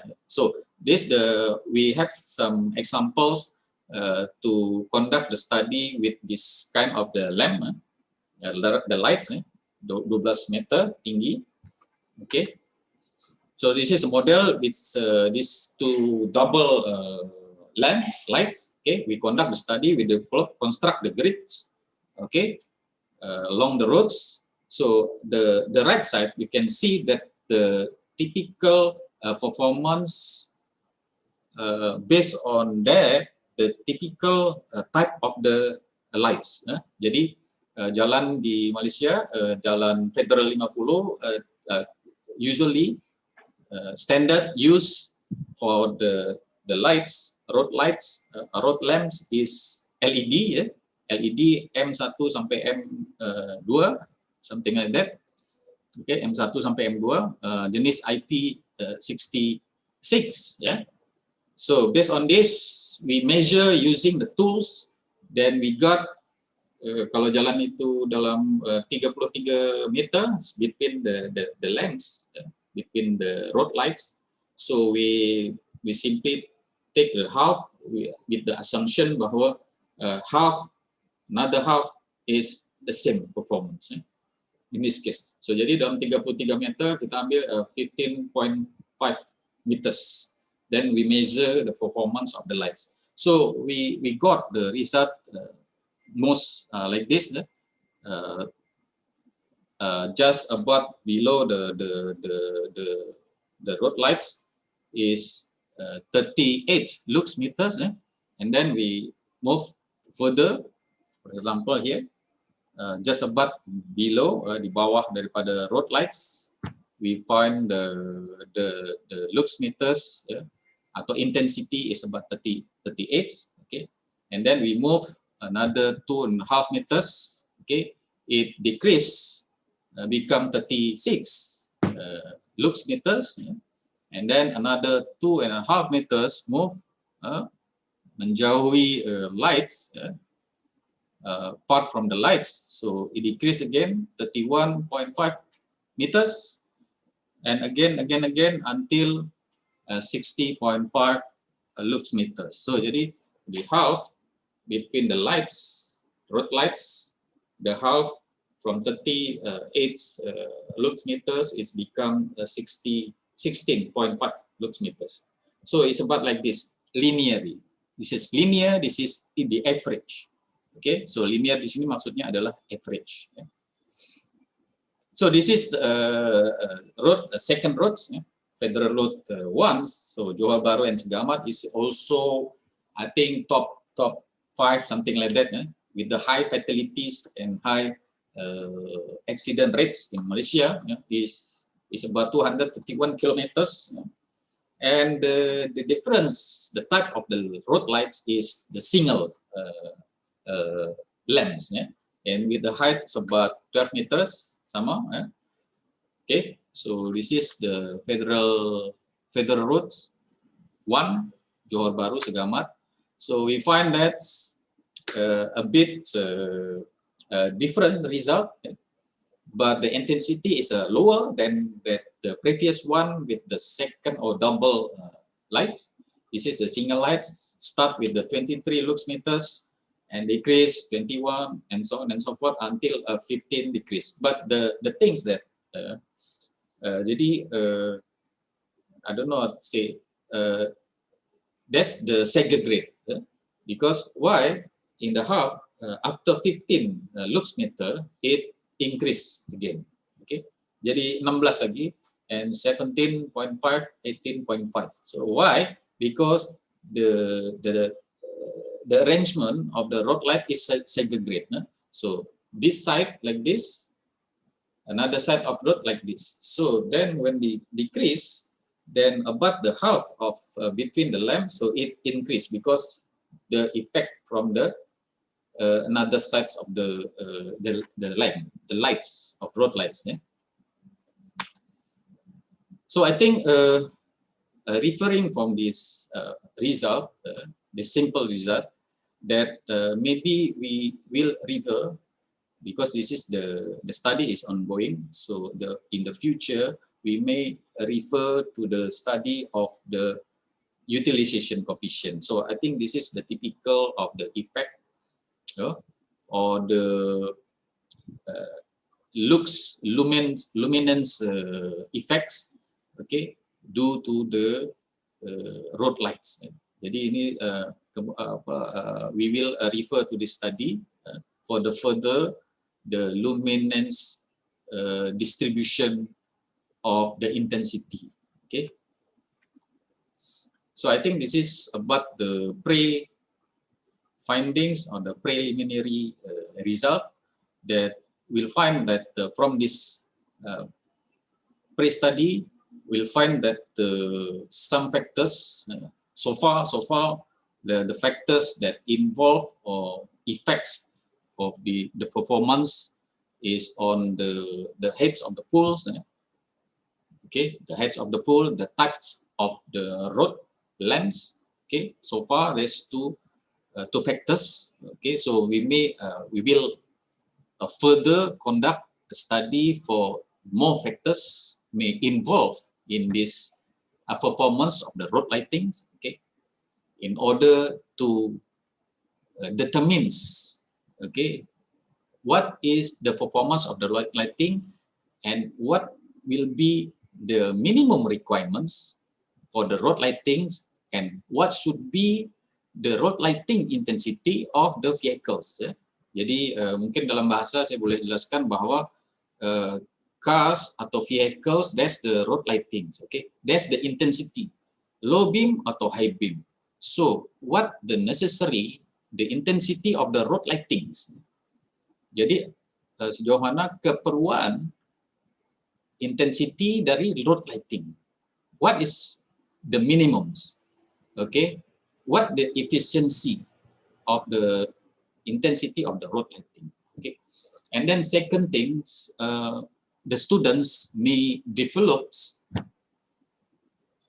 the function of the lighting performance intensity as a function of the several factors, the heads of the poles, probably, okay, the intensity of the road type, road lamp type of the road lamps, and maybe the roughness of the roads, jenis permukaan jalan, maybe asphalt or maybe cements, it will be give the different effects probably. So based on this factor, so the student may develop or construct this linear profile.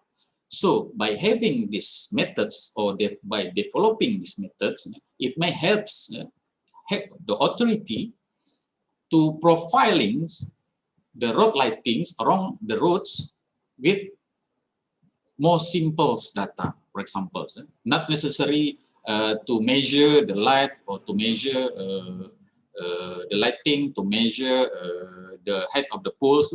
No, maybe based on this factor, so the student or authority may find the profile link of the roads. Then we know mesti dibuat apa untuk perbaikan. Okay, we refer to the safety.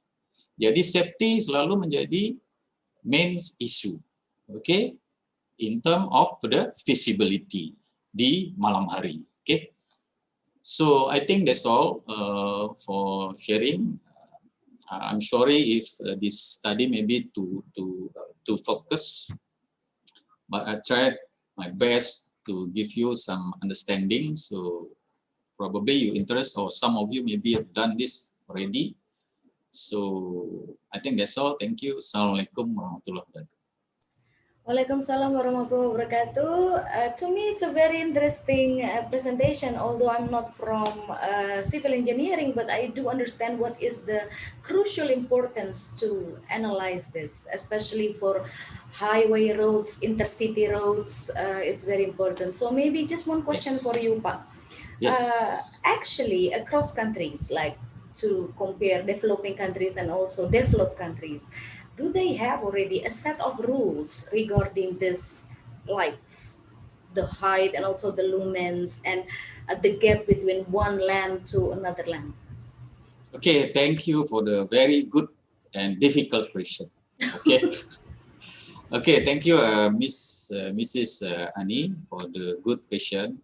So as I said to you that we established the guideline. So you have to remember, first I have to explain you that in terms of if we are talking about the safety, so you have to know and we have to discuss all the parties, okay, when we talking about safety.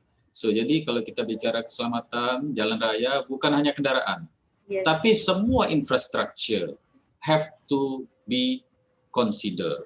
For example, not only the vehicles. So vehicles, there's a lot of the standard. This is why the guideline, so ICN and CAP published the all necessary safety for the all parties. First party, second party. Second party maksudnya ialah if Mrs. Ani hit other vehicles, so is that other vehicle also follow the regulation?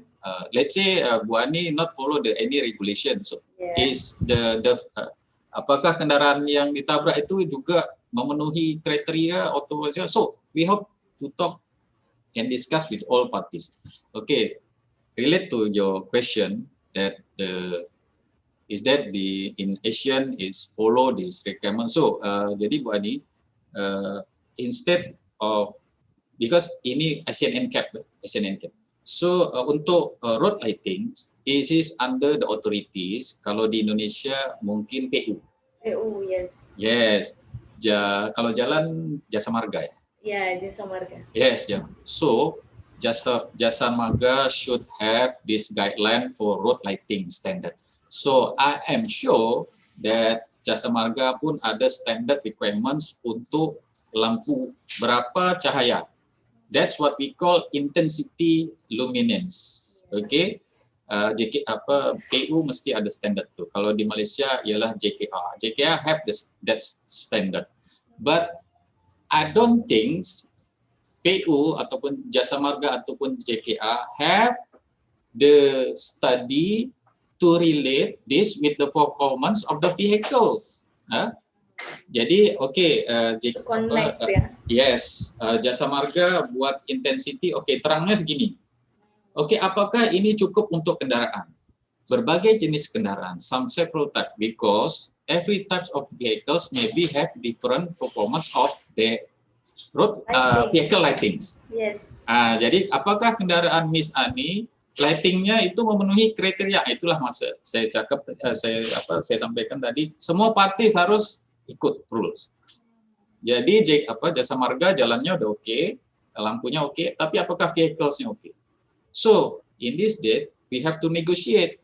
Jadi if vehicles product in Indonesia have the maximum lighting with the intensity, let's say 90, so katakan minimum requirement untuk road lighting visibility pada malam hari untuk menghindari kecelakaan adalah 100. So kendaraan di Indonesia sampai 90. So berapa besar intensity lampu diperlukan untuk menambah supaya lebih visible pada malam hari? So jadi kesimpulan tadi pertanyaan Ibu Mrs. Ani bahwa sebenarnya sudah ada tapi mungkin tidak terintegrate antara semua party tadi. Okay. Jadi jasa marga sudah memenuhi requirement standar, tetapi jasa marga saya rasa di luar authority dia untuk melihat performance kendaraan. Okay? Yeah, I agree. And this is the role for us researchers and also academicians all around the world to just give inputs to the government so that they will be able to produce a sounder policy regarding street safety. Because this is a very interesting research of you, Pak Jo. Thank you for sharing with us, by the way. Thank you. It's an honor. Yeah. Okay, so we would like to display the certificate for Professor Juwono Prasetyo. This is the certificate for your role as keynote speaker in the seminar, and the second certificate will be the certificate for the role as steering committee and advisory board in the World Conference Erasmus Plus program, Jean Monnet 2021. Thank you again, Prof. Jo. Thank you, Miss Ani. Okay, ladies and gentlemen, before we will fly far away to another part of the world, I would like to announce for those presenters who did not present yesterday in the parallel room on the first day of the seminar, we would like to invite you to present today. We already have the breakout room ready for you all. So if you present, please do submit your attendance to the committee and take the slot of presentation today. Okay, so moving on, we will fly so far now to Russia to meet our colleague from Ruden. Russia, it's the second biggest public university in Russia. I would like to welcome my colleague here, Mr. Sergey Chernikov. Are you here, Sergey? Yes, hello. How are you? How is Russia so far? Is it already safe from the pandemic? If you know the place where it is safe from pandemic, please tell me. Okay, not here, to be honest. Not here, not yet. But we are hoping for the best. Okay, so ladies and gentlemen, please welcome Sergey Chernikov from Economy Faculty, Ruden University, Moscow. The stage is yours. Okay, just a moment. Yeah, the camera is working. Oh, very nice. The camera is working. Yeah, you have a very nice beard. Yeah, suddenly I understood that it looks different than it looks here in the mirror. Oh, really? Okay, enjoy your presentation. Okay, so I'll switch on the presentation. And I decided, I was listening, the presentations were extremely interesting. Yes, I agree. It's very diverse. Yes, very interesting. Yeah, and you can press the share screen maybe? Yeah, it's taking some time. I don't know why. Okay, here it is. Okay. Is it visible? Yes, it's very clear.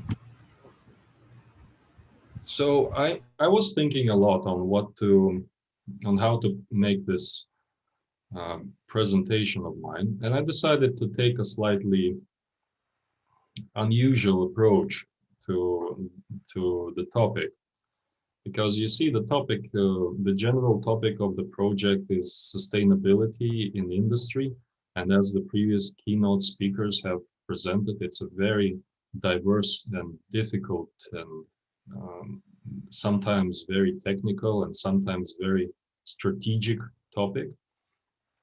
But today I was thinking how to put this. The topic is pretty high. It's pretty wide. But then I came up with an idea that I will probably structure the presentation in a more from a more economic perspective, as you know, as I'm from the economic department, economic faculty, although the marketing department,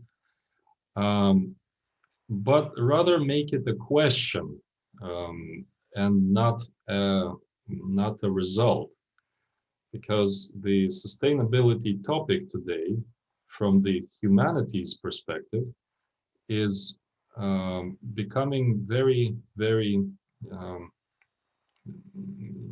how to say,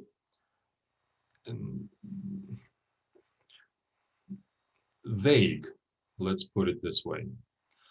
So the topic that I wanted to present today is a couple of thoughts and issues concerning the combination of European Union's sustainable industry and their view on what they are going to do within the sustainability, and the problems that are arising in the world connected to inflation. I understand I have about 15 minutes. Am I right? Around 20 is okay. Okay, so I'll fit in. So, like this. So, as we all, well, many of us actually heard that last year, European Union has presented a new growth strategy. And they call it the European Green Deal. And this, on the screen, you can see the goals and the ideas that they place behind this whole strategy.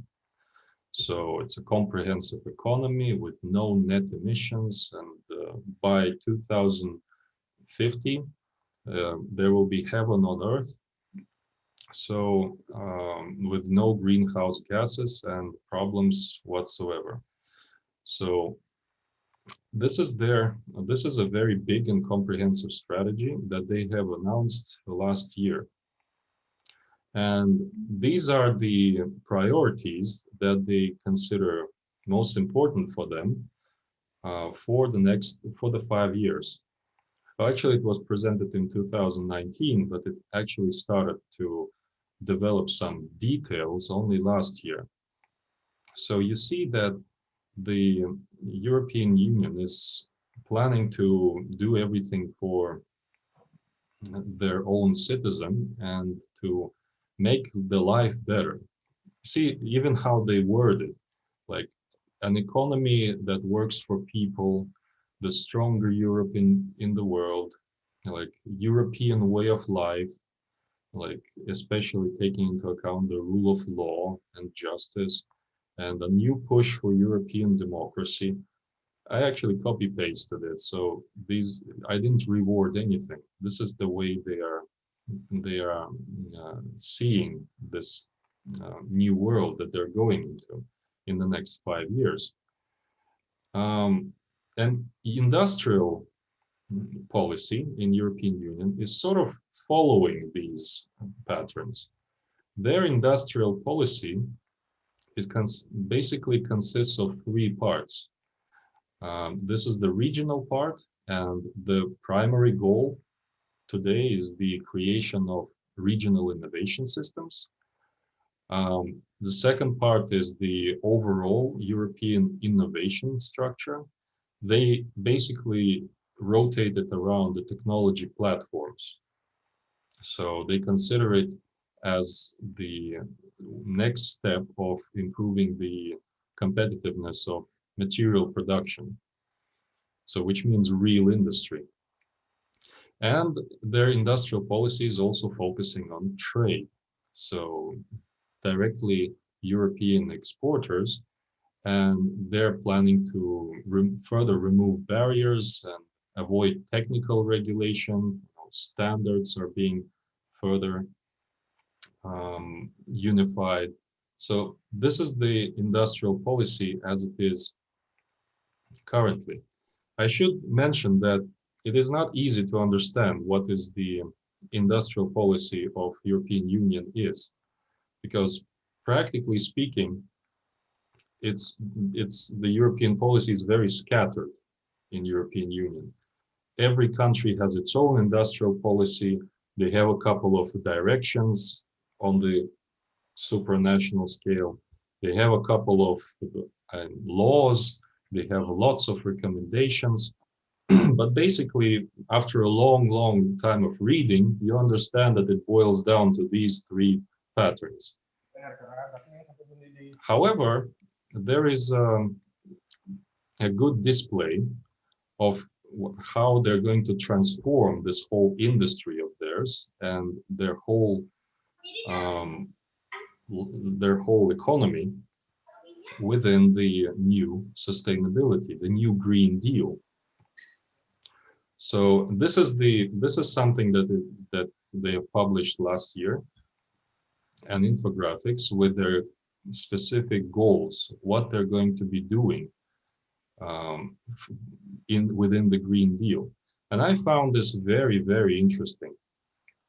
If we look carefully here, we can see that these 8 goals have a couple of ideas that actually mean something for the real industry. So you see this on the top right here, zero pollution ambition, toxic free environment. Well, it doesn't really, it basically means that there should be zero emissions. Well, they've been doing this for quite a long time, so nothing new.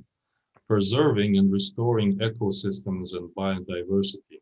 Well, this might mean that they will stop expanding cities and that they will have more problems of expanding their agriculture, but they've been doing this for quite a while.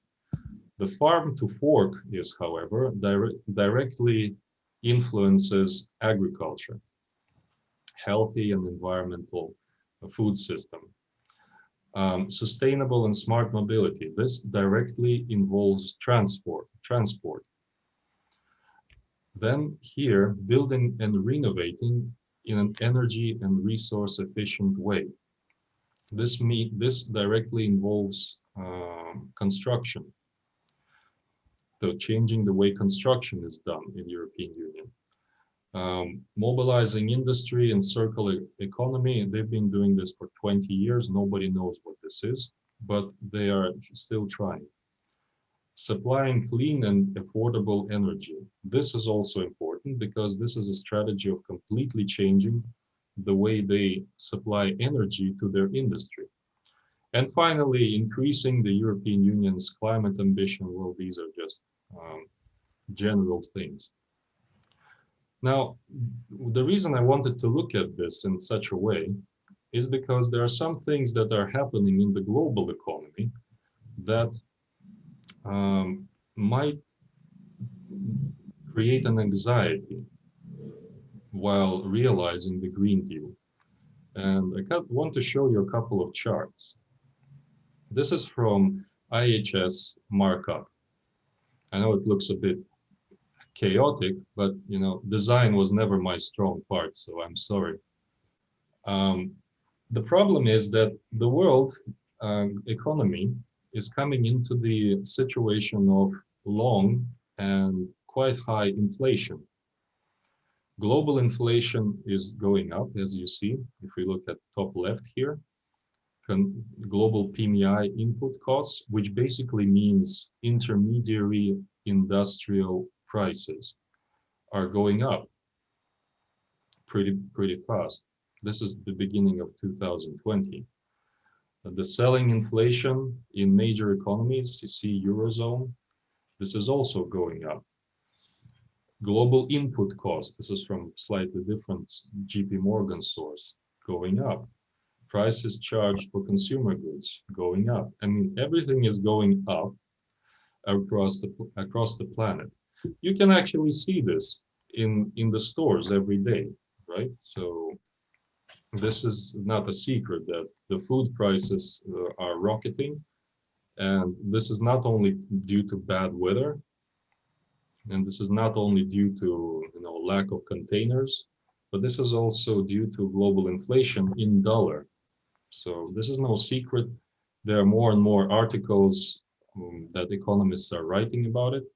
So this is okay. We are entering the period of life, at least for a couple of years, with high inflation. What's happening in European Union from this side? Well, pretty much the same things as the world is witnessing. GDP growth rate is not extremely great. Although GDP is falling, the money supply is growing, which basically means that they should have inflation. Where this money is coming from, government spending and government debt, so which is growing, and inflation in European Union is also going up. You see, producer prices are going up.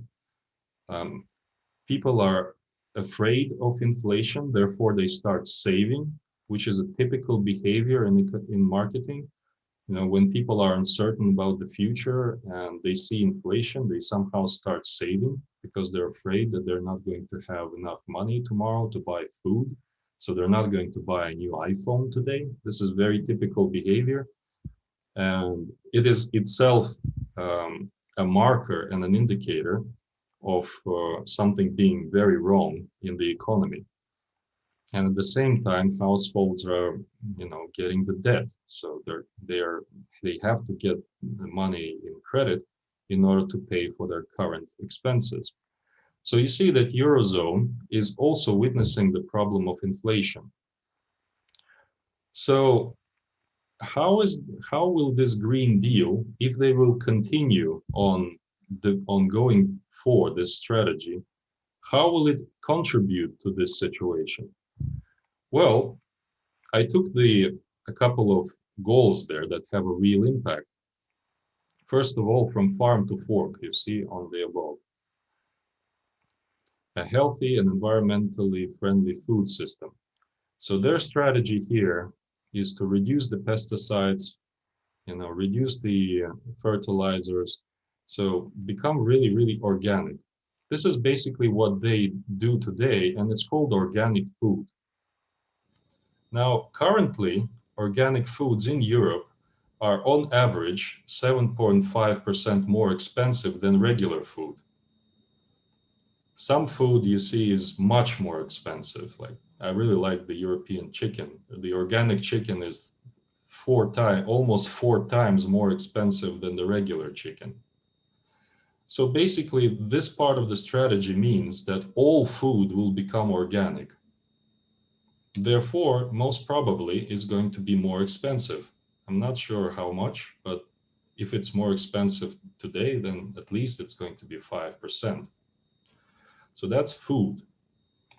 Then second part that I took is the transport. This is what my colleague from Malaysia will probably like. In their strategy, they're saying that 75% of inland freight will be carried by railways, and it will be automated and multimodal. Sounds good. The problem is that actually today almost 80% of their transport is done by trucks, and they want to transfer it to railway. Unfortunately, it's going to cost more. Like on the right, I found a very big analysis done by a German research team, and they figured out that actually it's going to be about 70% more expensive to switch from trucks to trains. Now, of course, most of the products only have about 10 to 20% of their costs associated with transport, but then that's going to be doubled if the Green Deal is going to move forward. And there are a couple of things here that I especially liked, and I thought that you're going to like this as well. There's quite a lot of text here, but I copy pasted it from the strategy. So physical inactivity is very bad for people. That's written in the strategy, basically. Traffic congestion is very deadly. It's like almost 1% of GDP lost of European Union. Therefore, they're planning to promote pan-European cycling promotion. So in order to fight the strategy. So I mean, not the strategy, but to fight the greenhouse emissions, they're going to promote cycling. And at the same time, they will also promote public transport. So no more cars in European Union in 10 years, only cyclists and metro with buses. I really like this because 40 years ago in Soviet Union, that was also the idea, no cars, but only buses. And it's interesting that the same idea reincarnated in European Union after 40 years. So finally, this brings us to renewable energy. And they have a lot of text in there concerning renewable energy, which is obviously the key part of the whole strategy. They're going to increase the wind production and building in cooperation of member states. And as you see here, they're saying that this will help to achieve decarbonization at lowest possible cost. And it will reduce the money that households are spending on electric bills. Now, I've found this interesting chart for Germany, which is in the lead of switching from dirty coal and gas and nuclear to clean and green renewable energy. This is published by German Environmental Agency. And I was especially interested in this particular period for the last 10 years. And the reason I was interested in this specific period is because a couple of days ago, I stumbled upon an interesting chart. So within this period, the amount of renewable energy source within the electricity in Germany increased by approximately 27%. And I've stumbled upon an interesting chart at Statista. The electricity prices for households in Germany for the same period. And I was very surprised that for the same 10 years, the prices have also increased by 27%. Now, I know this is a very bad analysis because it's not an analysis at all. It's just an interesting feature that I've stumbled upon. Because you see, I was just shocked that this was the same 27%. Of course, the prices are not only dependent on the share of renewable energy, it's also coal and nuclear also. But then I went to Statista and I found out that for the same 10 years in European Union, in the whole European Union, not only Germany, the prices for a kilowatt also grew by 27%. So this is just an interesting feature that I wanted to share with you. Obviously, it's logical that the prices are increasing as you incorporate more and more renewable energy, because everybody knows that the peak electricity consumption is in the evening when people are coming back home from work.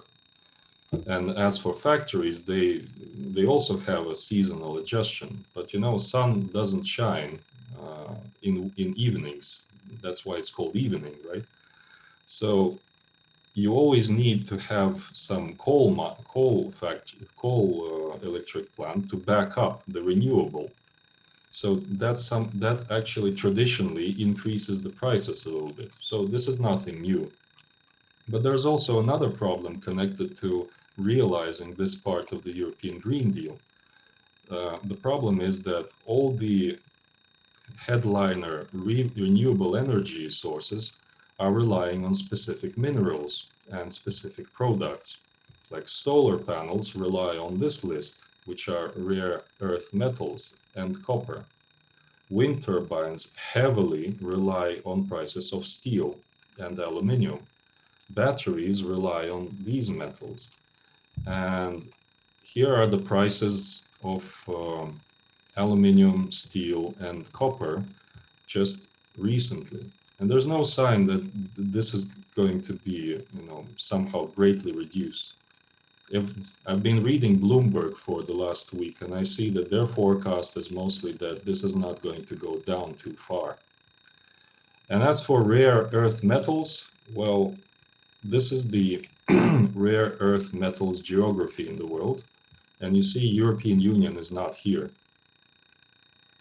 So they're going to need to buy all the rare earth metals needed for their clean and affordable energy. And I hope that it's going to be cheap for them. So far, with all this, my research question that I wanted to ask myself, if the inflation trends continue as they do now, and they actually proceed with the EU Green Deal, what would lifestyle and consumption of an average EU citizen look like in 5 years' time? With all the energy prices going up, with the inflation going up, with the prices for transport going up, with what would it be like to live in European Union in a sustainable Green Deal world? So that was the question that I was asking myself, and I would probably want to take a look at this in the future, and hopefully we will find the answer. But so far we'll just have to wait and see, I guess.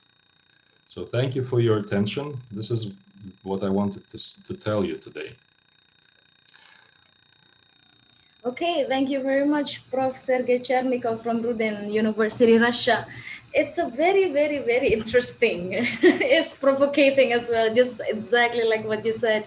Okay, I have several questions for you if you don't mind. Okay, the first one, when you say that, okay, Russia has been having this goal to have no cars on the street, just buses, and 40 years later, European Union is thinking exactly the same thing.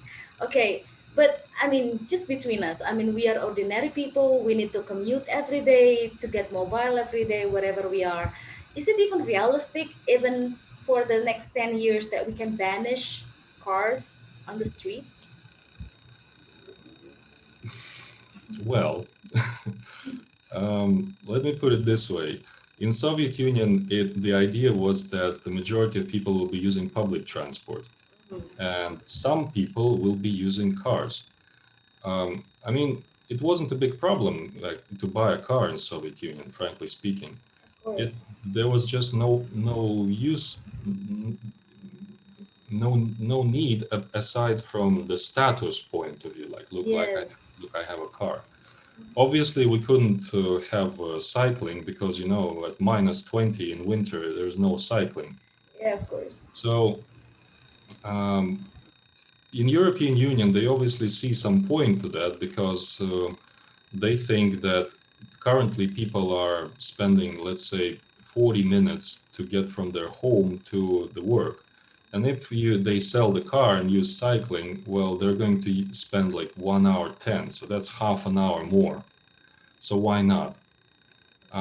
In most parts of the Europe, it would be okay, because Europe is quite small. After all, the cities are rather small. And the weather is better. It's not that hot as well. Yeah, but personally, my concern is that I know what it's like cycling to work. I've tried this in my life. And, I switched to public transport because, after cycling for 1 hour to work, you come there, even if you're a trained sports guy. Yeah, you need the time. You need some time. Yeah. You need some time. And you need to change clothes. You might need a shower. If there's rain outside, you might need 2 showers. It's complicated. So, agree. and the other part that worries me personally is that Europe, you know, half of the Europe, everything that is above Switzerland, they have winters. Wrong one. I mean, I've tried cycling at -5 outside, and I can tell you it's a hell of an experience. Yeah, even to just pedal your bike, it will be a struggle, I think, with the snow and everything. It must be so thick, you know. Well, for me, it's quite funny. I mean, imagine you walk out in the morning, you know, you're all dressed up, you have makeup, you have everything beautiful, you have Yeah. nails. Mm-hmm. You're like, yeah, I'm going to shine today. And then you need to cycle for 1 hour. Yeah, I can imagine how complicated that would be, like double complicated for women, of course. Yeah, well, but you know, equality, and you know, that's the you know, feminism, you know, equal rights. So men cycle, so women cycle. Why not? So, but you know, jokes aside, I think that they can do this, of course, because they already have really high taxes for cars, and most of the cars in Europe, they're just, you know, tiny, you know, Volkswagen Golf style. Yeah. That's the majority of cars. But can they push it forward? That is the question. I'm not sure. Well, I hope they will, because then they will show all of us how to do this. That's the Okay. point of the Yeah. whole project. Okay. The second question then, okay, if this Green Deal will come up, for example, implemented fully, in which we don't have cars, just public transportation and cycling.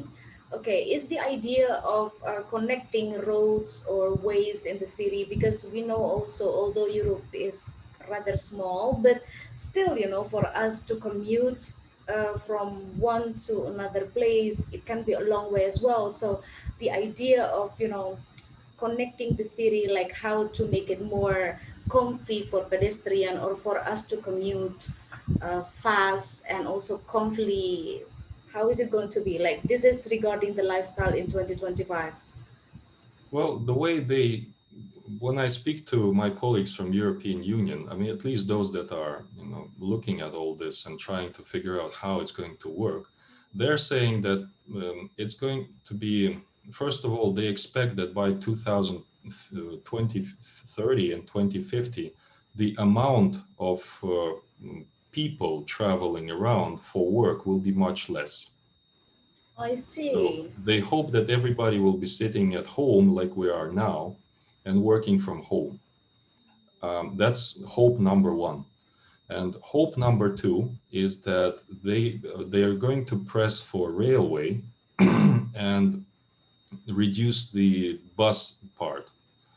But I mean, in the between cities, of course, it's already railway is already a big share. They want to increase it. The problem is that nobody at this point can explain how to reduce the freight part, because you see, the reason in logistics, in supply chain, the reason there's so many road transportation is because it's very flexible, and all other means of transport are connected with trucks. Yeah. So that's the way logistics system works today. I mean, a long time ago, I was working in supply chain, so I know trucks are like the blood in supply chain. They connect all the Big organs. veins. Yes, you cannot avoid the truck, because only a truck can take something to 5 units inside the city. You can't have a railway, you know, inside the Jakarta and just, you know, Yeah, that's unreasonable. to every doorstep. So nobody can give me a simple and thoughtful answer on how can you reduce trucks by 70% and switch it to railway in Europe. And as for inland waterways, well, they have just a couple of rivers. What, they're going to make a river to every city? I mean, That's the thing. That's the thing. Whether this is already holistically and comprehensively being considered, like even, for example, if someone will have emergencies and what we can depend is just public transports, It's like all a railway. subways. Yeah. How can we make it on time? Well, I must say that this strategy has been developed in 2019. In 2020, they've been developing details of it. So I can say that it's still under construction. I see. So they didn't figure out all the details, and I'm really waiting for them to tell us how they're going to do this, because at some points there's just no answer. Yeah. That ends. Like with Germany, you know, I asked this question and they couldn't answer me, and it was actually considered as a joke, you know, like here, because you see, Germany, 35% of Germany electricity comes from wind. Mm-hmm.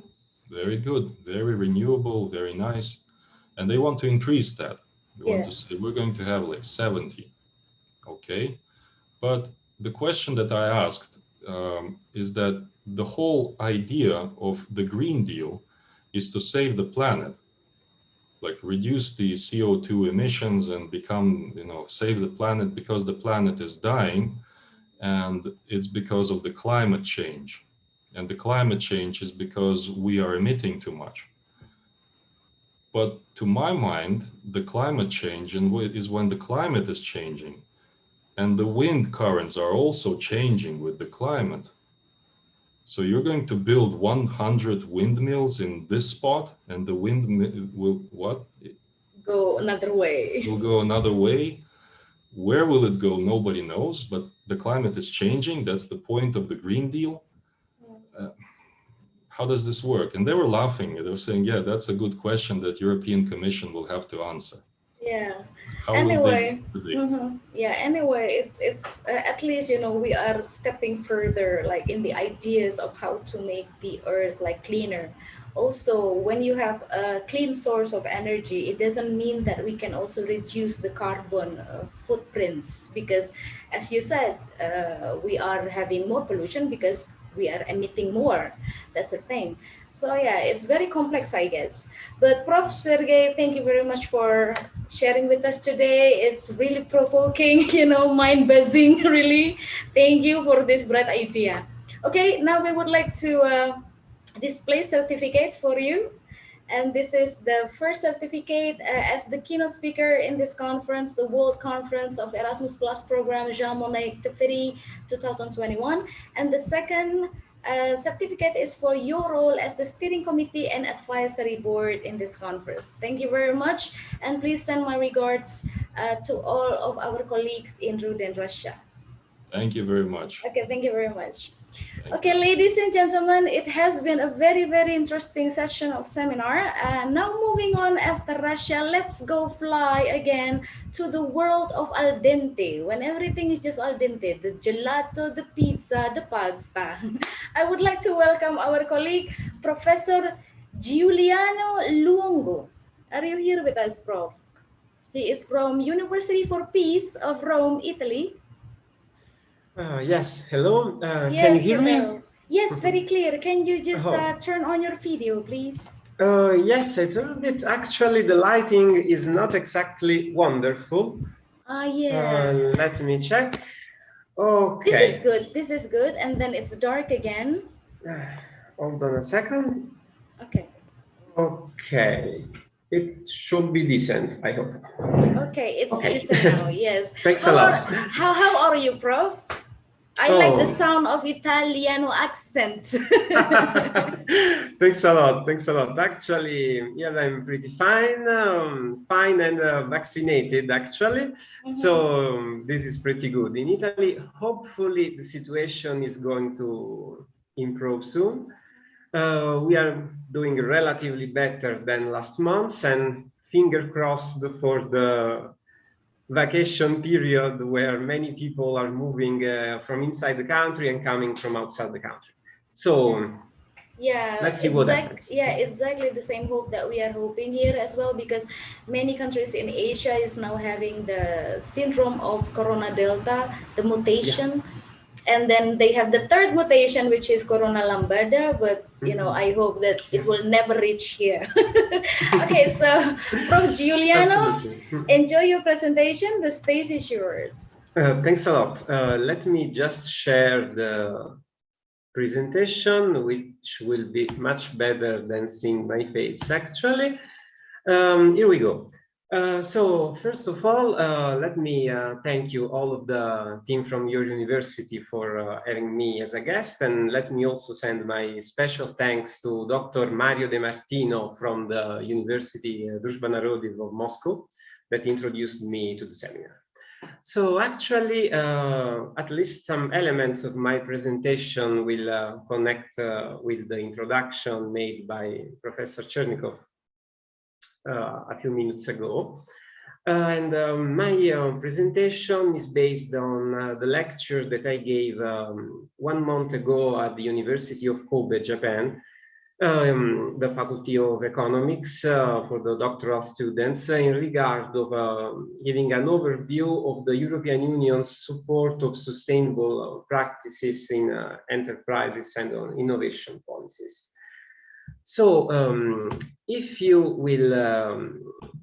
will note a sort of a formality in the spelling of the presentation is that in order to show how the EU introduces itself to the wider public, I use the same introduction and the same sentences that European Union uses to promote its connection to sustainability and its engagement in sustainability. Mostly, I will also try to show how the commitment of the European Union has been in recent and not so recent years on sustainability, and how much room for improvement European Union has. Formally, the EU helps in defining what sustainability is. When looking for the position of the EU about sustainability, looking on what is the position of the EU on sustainability, we can see that they are among the best defining institutions on sustainability, the other being the United Nations. Sustainable development means meeting the needs of the present whilst ensuring future generations can meet their own needs. Sustainability has 3 pillars, as you know: economic, environmental, and social. To achieve sustainable development, policies in these 3 areas have to work together and support each other. I will try to keep it short in order to not steal too much time to the other colleagues, but anyway, we can easily see how the European Union has put very strong steps in how to define sustainability, and so the efforts of the EU starts on the theoretical and definition side of the business when dealing with sustainability. In other words, the contemporary concept of sustainability that we pursue while working towards the goals of Agenda 2030 and the goals of the Sustainable Development Goals set by the UN, we have a strong hand of the European Union in these definitions. The European Union has been instrumental in shaping the excuse me for a second, I have a small technical issue. Okay, so as mentioned, the European Union has this very important role, and it is actively implementing key actions towards the active implementation of Agenda 2030. Especially, it works towards the inclusion of the SDGs into EU policies and its initiatives across the board, with sustainable development as an essential guiding principle for all European Commission policies. This is all of the introductory part of what the EU tries to do and sometimes does very well with its financing activities and support activities locally and in third-party countries. This conceptual framework technically should be supported by a strong institutional actions which is tried to be implemented via different kind of platforms. The first experiment was launched between 2016 and 2017 and was the high-level multi-stakeholder platform, which was a perspective that had to go further over the year 2020 and was made in order to help connections between institutional actors and private stakeholders, meaning representative of civil society, but also representative of enterprise associations. This is again one of the first, this platform is one of the first elements that pop up when you are looking for sustainability related information in the European Union framework. And this is also where we see the first room for improvement in the EU framework, which is under the point of public information. Specifically, just after you read all of this information about this platform, you learn that it has been closed 2 years ago. So that's why we see the first element where the improvement can be done, because as I explained to my students, as mentioned, the important thing about sustainability when promoting it is to help people understanding what is sustainability and what practical effects it can have in industrial practices and in social policies practices. If you fail in these objectives, or if you give an impression of confusion when illustrating these points become moot because people, especially some people connected to industry, but also people not experts in the sector, have problems in understanding exactly what's happening. Again, going back to the efforts of the European Union in this kind of implementations, as mentioned, the European Union priorities for pushing towards the implementation of sustainable practices are mostly fully included into the United Nations SDGs. As mentioned, the SDGs has been made from the EU's input. Thus, the SDGs are featured in all of the European Commission's 10 priorities for sustainability. Now, in order to have the establishment of a new practical role of the European Union's involvement in sustainability, we have to flash forward to almost the half of this year, because on April 21, year 2021, European Commission adopted, in their words, an ambitious and comprehensive package of measures to help the improvement of the flow of money towards sustainable activities across the European Union. By enabling investors to reorient investments towards more sustainable technologies and businesses, recent measures will be instrumental in making Europe climate neutral by 2050. They will make the EU a global leader in setting standards for sustainable finance. The EU wants to keep their leading role into designing sustainable practices and hopefully into transforming these policy frameworks in a practical application and implementation of sustainable practices and in support of sustainable practices. The most recent documents on this topic is called the EU Taxonomy Climate Delegated Act. Taxonomy is the organization in a hierarchical way of things and rules. So this act aims to support sustainable investments by making it clearer which economic activities most contribute to meeting the EU's environmental objectives.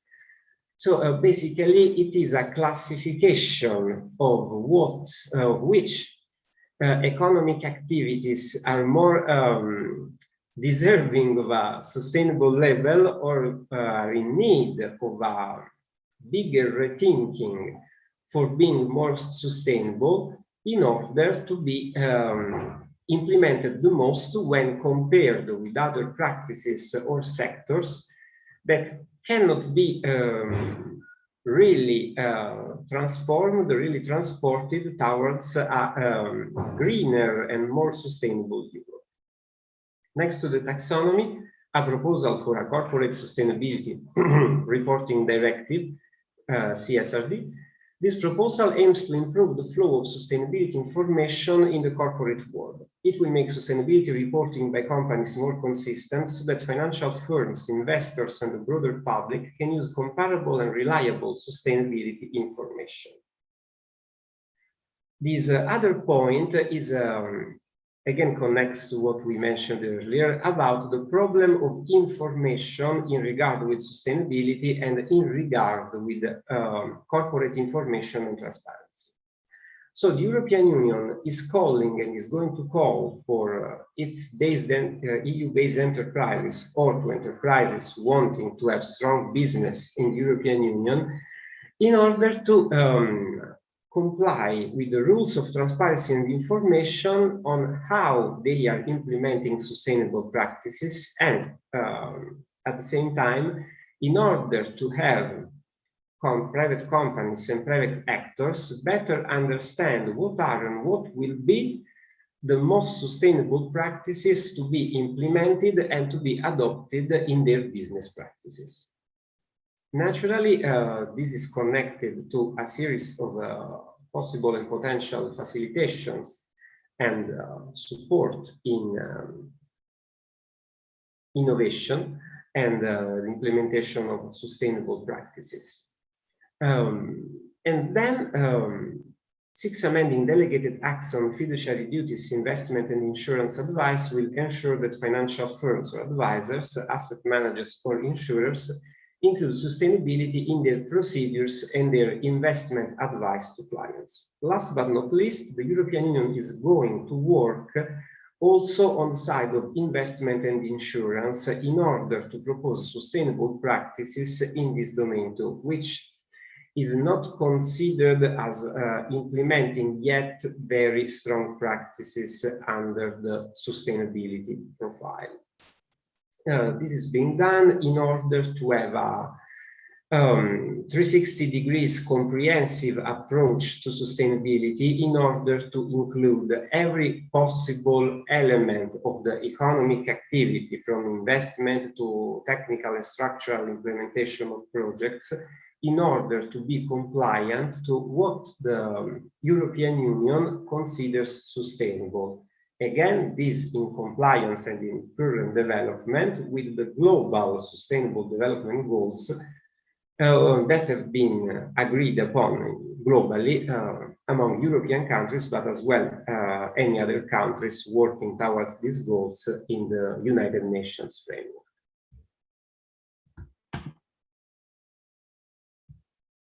The Commission, the European Commission presented on 17 September 2020 its 2030 climate target plan with an increased emissions reduction target of 55% by 2030 as compared to 1990. As I mentioned, this connects to my distinguished colleague earlier presentation, because the European Union's main targets to reach sustainability and greener cities and society pass through the climate action with a special eye on what is going to happen in transportation and related emissions. So we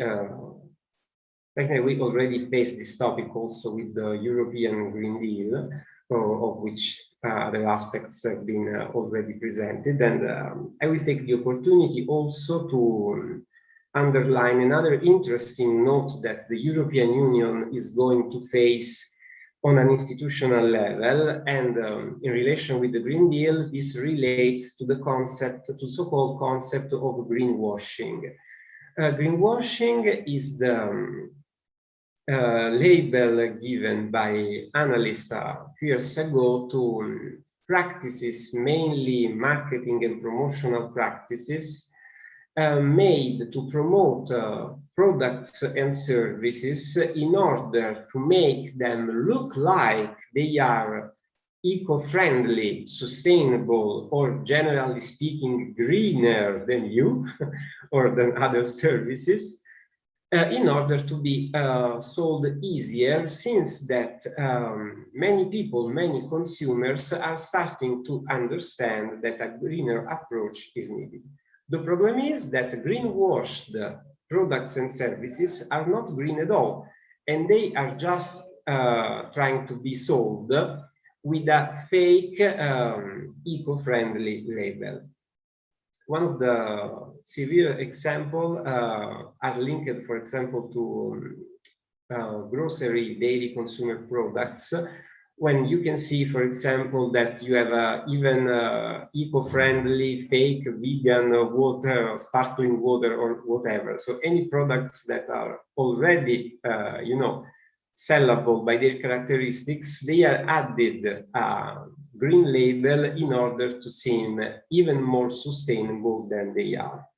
It will be interesting to see how this commitment at the institutional level will take place, because this will naturally have a stronger impact on many small and bigger enterprises that that are trying to strengthen their markets and their expansion, especially in the European Union, when the market is very sensible to these points, in order to have a better business in this domain.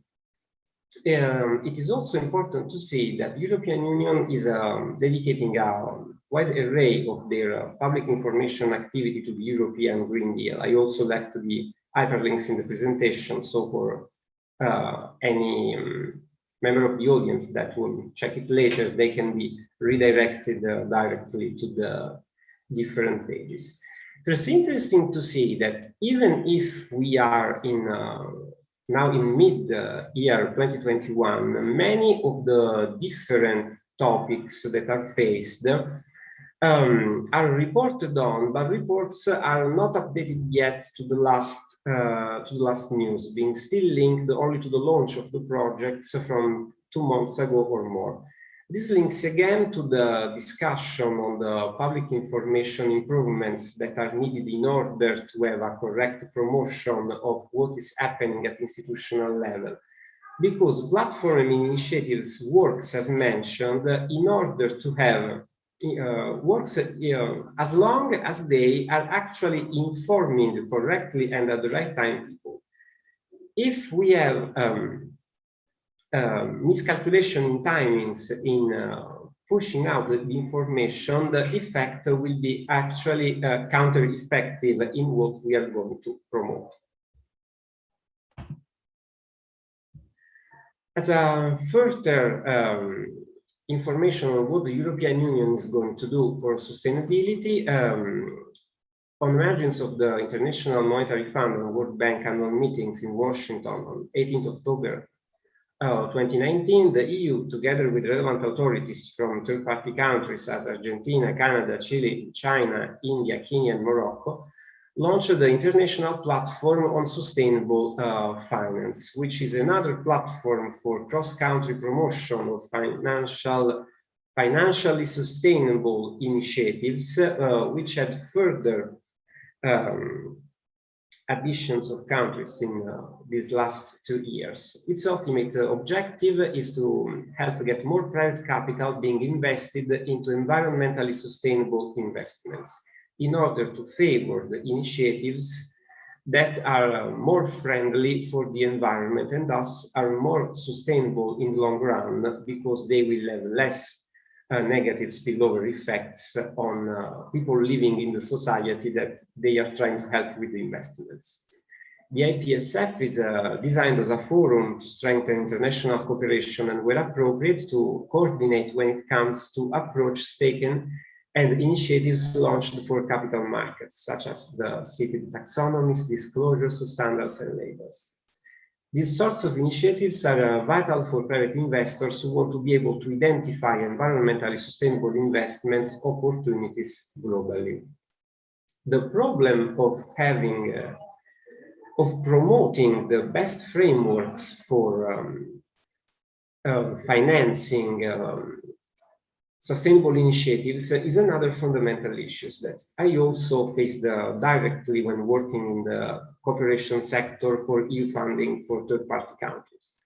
Because in many occasions, especially for private but also public actors from third-party countries, it is very difficult to understand how to identify and participate to public tenders or public call for applications for funding, because the information is not full and not perfectly aligned with what the actors and potential destination countries and actors can receive and to what they can apply.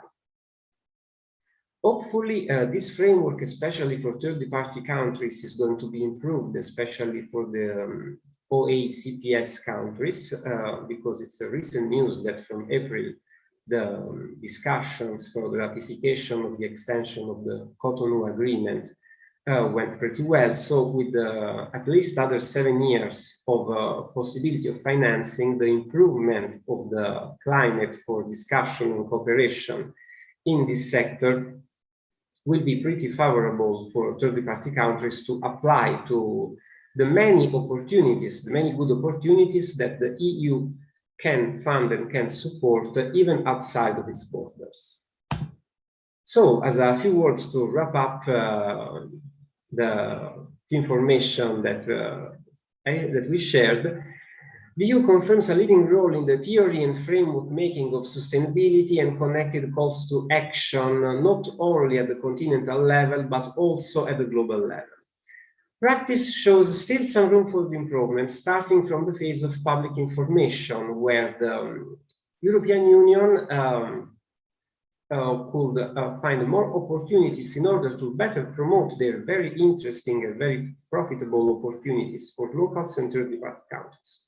Additional consistency in supporting initiatives and platforms in the long run will be crucial for the efficiency of the operations and for the credibility of the institutional commitment. So, thanks a lot for your attention. I hope that this information could be a good food for thought for anybody working and studying in the domain of the framework activities of the EU in sustainable practices. So, thanks a lot again, everybody. Okay, thanks a lot also, Prof. Giuliano Luongo. Is that the right pronunciation of your name? Absolutely, absolutely. Oh, thank you. Because I heard that Italiano, they always spell everything precisely as what it's written. So yes, okay. Yes. It's a very interesting presentation. So about the issue of sustainability, you said before that people needs to understand first what is the meaning of sustainable before they can really conduct the acts towards sustainability itself. So my question will be, because we know that there are so many schemes and projects towards sustainability from European Union, has there any move that has been made by the European Union to just reach outward from European Union, such as to developing countries? I know that the aim of this grant of Erasmus is also to make a wider reach to the world regarding this issue. However, is there any specific project outside grants, for example, like the acts conducted by the European Union itself, just to make more people out there, especially in developing countries, in which many pollution is still being emitted? Is there any such thing has been done? In regard with projects, many of the projects are very often linked to grants. They can be full grants, for example, at the OACPS framework that I mentioned, or they can be partial grants, like co-financing. Yes. This especially happened until the end of year 2020 with countries of future accession to the European Union, like in the Balkans. And also it is at an earlier stage happened under the form of loans, which has been mostly, crowded out in favor of grants, because loans tend to worsen the position of the people you are trying to help a lot of times. So maybe better, smaller grants that we can handle in order to practically help other people. instead of these other measures, especially linked to grants. So different action in sub-Saharan Africa, for example, work on grants by fostering and favoring local jobs. Yeah. So if I invest anywhere, I will try to invest in a local company, or better, maybe I use a European company or a Western company for technological transfer, for example, but then the local implementation is made by locals. Because, you know, we are helping other people, we are fostering jobs there. It's not colonialism. Luckily, that ended more than 60 years ago. Yeah. So, and let's stay it like that. So, in regard with your question, specific that actually mostly linked to funds.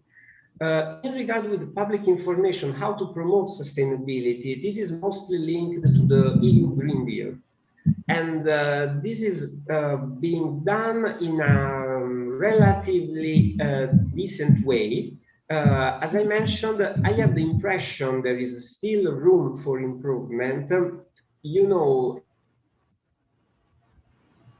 especially for think about the first random person who wants to know more about sustainability, or a young student, for example, who wants just to look on the internet. Actually, I've been taught about sustainability when I was in middle school. It was the mid-90s. We have no internet at all, and we just have these random leaflets with the logos of the European. We still have no euro as currency. And then oh we are God, thinking, what kind of animal is this? You know, the information was a bit vague, but actually it was pretty interesting, but still had this halo of mystery about sustainability. You know, everything is sustainability. Okay, but what is sustainability? Yeah, what food is this? It was difficult to explain. Yeah, and now I see a lot of improvements, but again, we still have some room to improve. I think that we are the work must be done on public technical job to be done in order to have indexed the best and most updated pages that people can find immediately with a clear definition as the one I mentioned at the beginning. So sustainability is this. It has the pillars, blah, blah, blah. But the most important thing is to say something that is sustainable is something that you can do, that your future heirs can do, can have. It's like within our hand, within our reach. Exactly, exactly. And something that while it's being done, will not destroy ourselves and future generations. So we have to find a way to explain this as its best. And I think that for improvement, as mentioned, but very good steps are going to be done. And I am pretty trustful in this Green Deal because it is already clearing many doubts that we and even the non-technicians can understand easily, in order also to better understand how to not be scammed by fake sustainable practices, which this is a big problem that is going to be bigger and bigger if we don't take the ideal countermeasures. Yeah, so we have two elements here, which is the first one, how we our responsibility as academic practitioners, how we can convey to the young generation what sustainability is and how to be sustainable within ourselves first and then our smallest environment before we go big. So I think that's the first homework that all of us here in the world has. And then the second thing is to just fight this fake sustainable practices. Yeah, and I agree with you, this will be bigger and bigger because more and more companies or maybe industrial practitioners out there, they will just have this sustainable as their slogan while they are not really practicing it. So yeah, for this, the first homework, what ways do you think for us as academic practitioners how to promote sustainability to our youngsters? we have to make them understand that every practice from, social practices, even, dividing the trash, or how to behave on streets, from also very practical things on how to run a small enterprise, a small business, must integrate sustainable practices. So in how do you even arrange a room, even if you want to open a cafe, you have to understand that you have to implement sustainable practices, even on the simple things that you use and you sell to other people.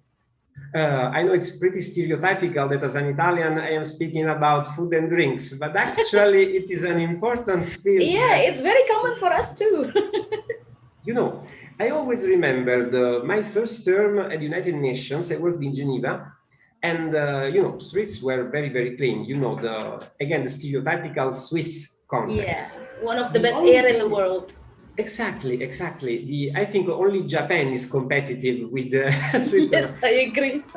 The only thing that shocked me a lot regarded the fact that they had, in sort of eco areas where you had the cans for the trash, they had specific cans for coffee capsules.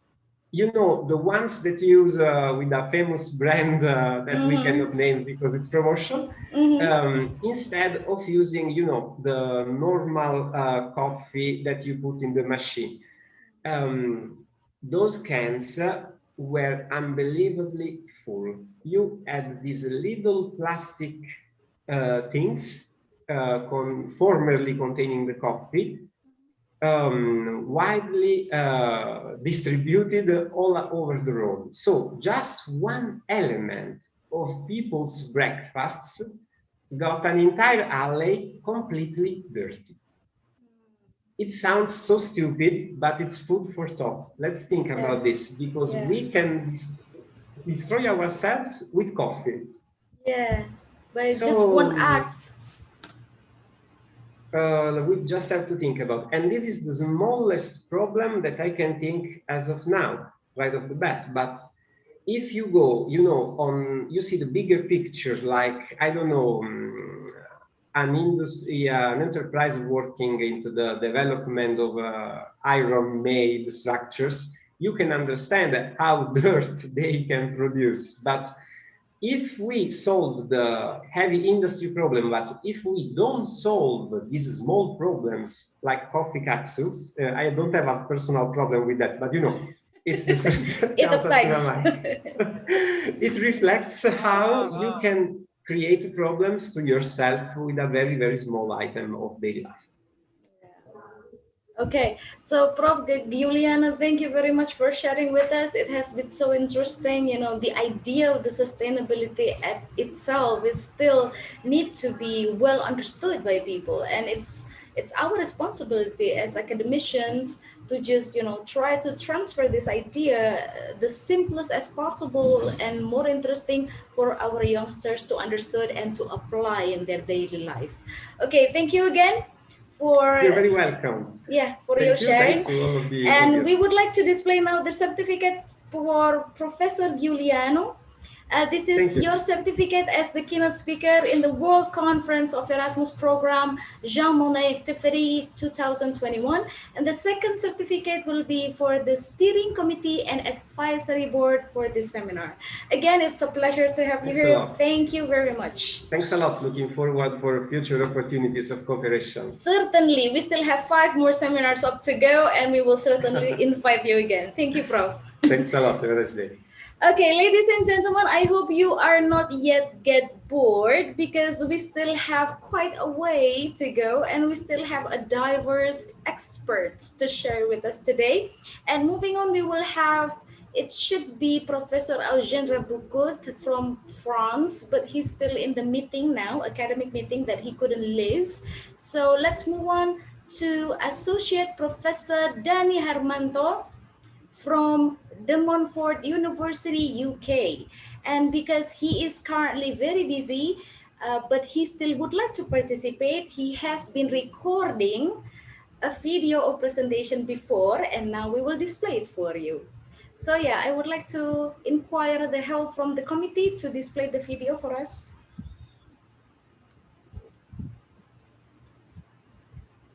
Good afternoon, everyone. And I think it's good morning in Indonesia, or good afternoon in Indonesia as well.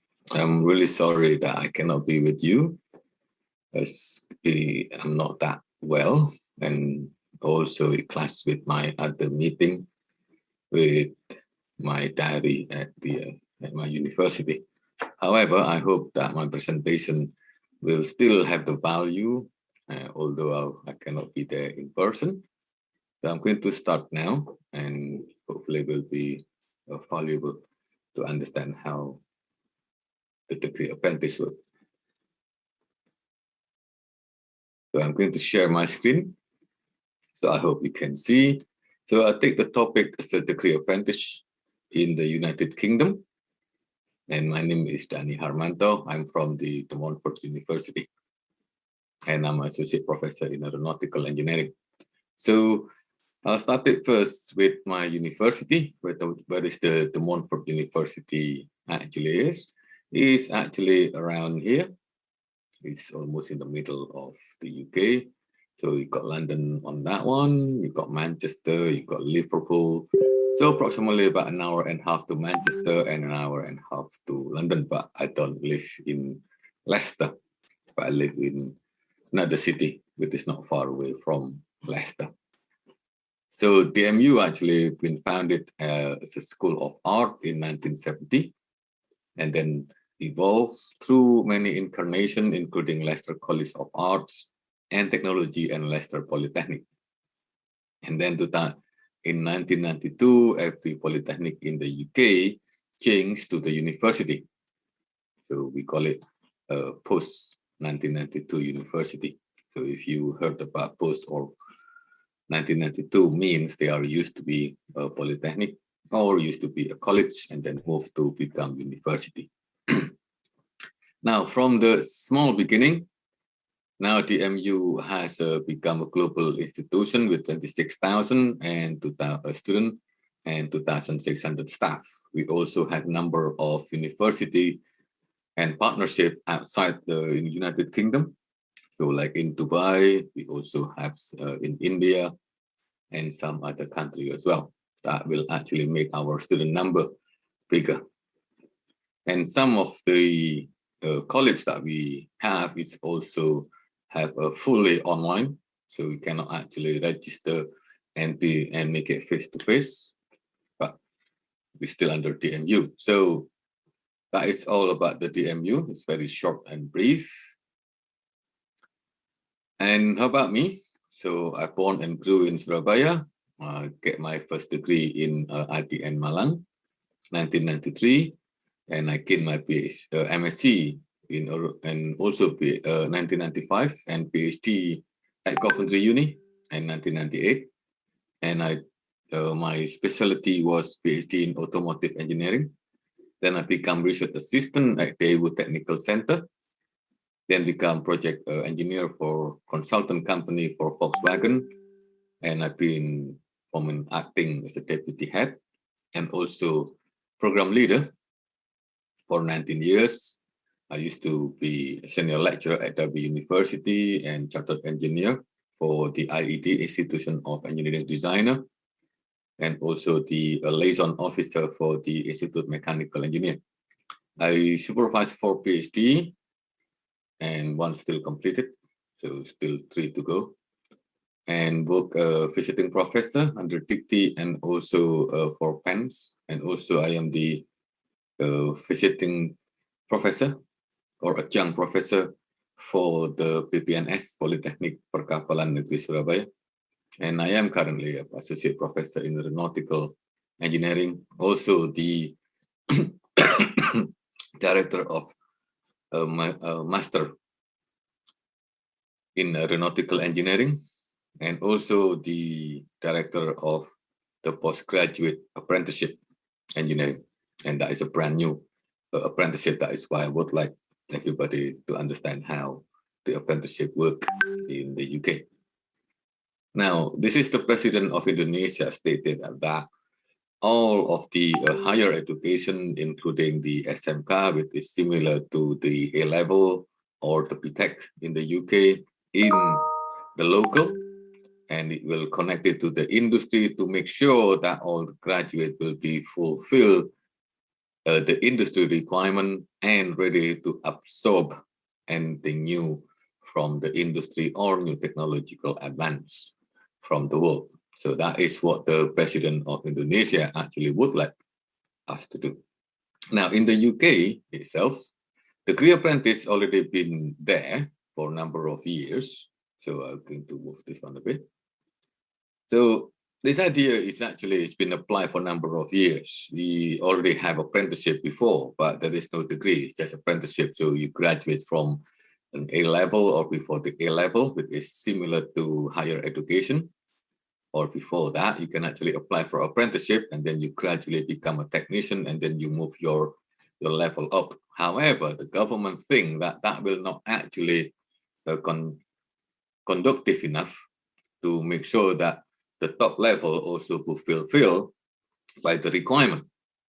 So the government of the UK or in United Kingdom government actually proposed through the Minister of Education to create the career apprenticeship, which is consists of three agencies, which is one is a college, industry, and also students. And there are three levels of it. So I try to make it as a in Indonesian language to make it simpler a bit. So we call it a medium, which is similar to SMK.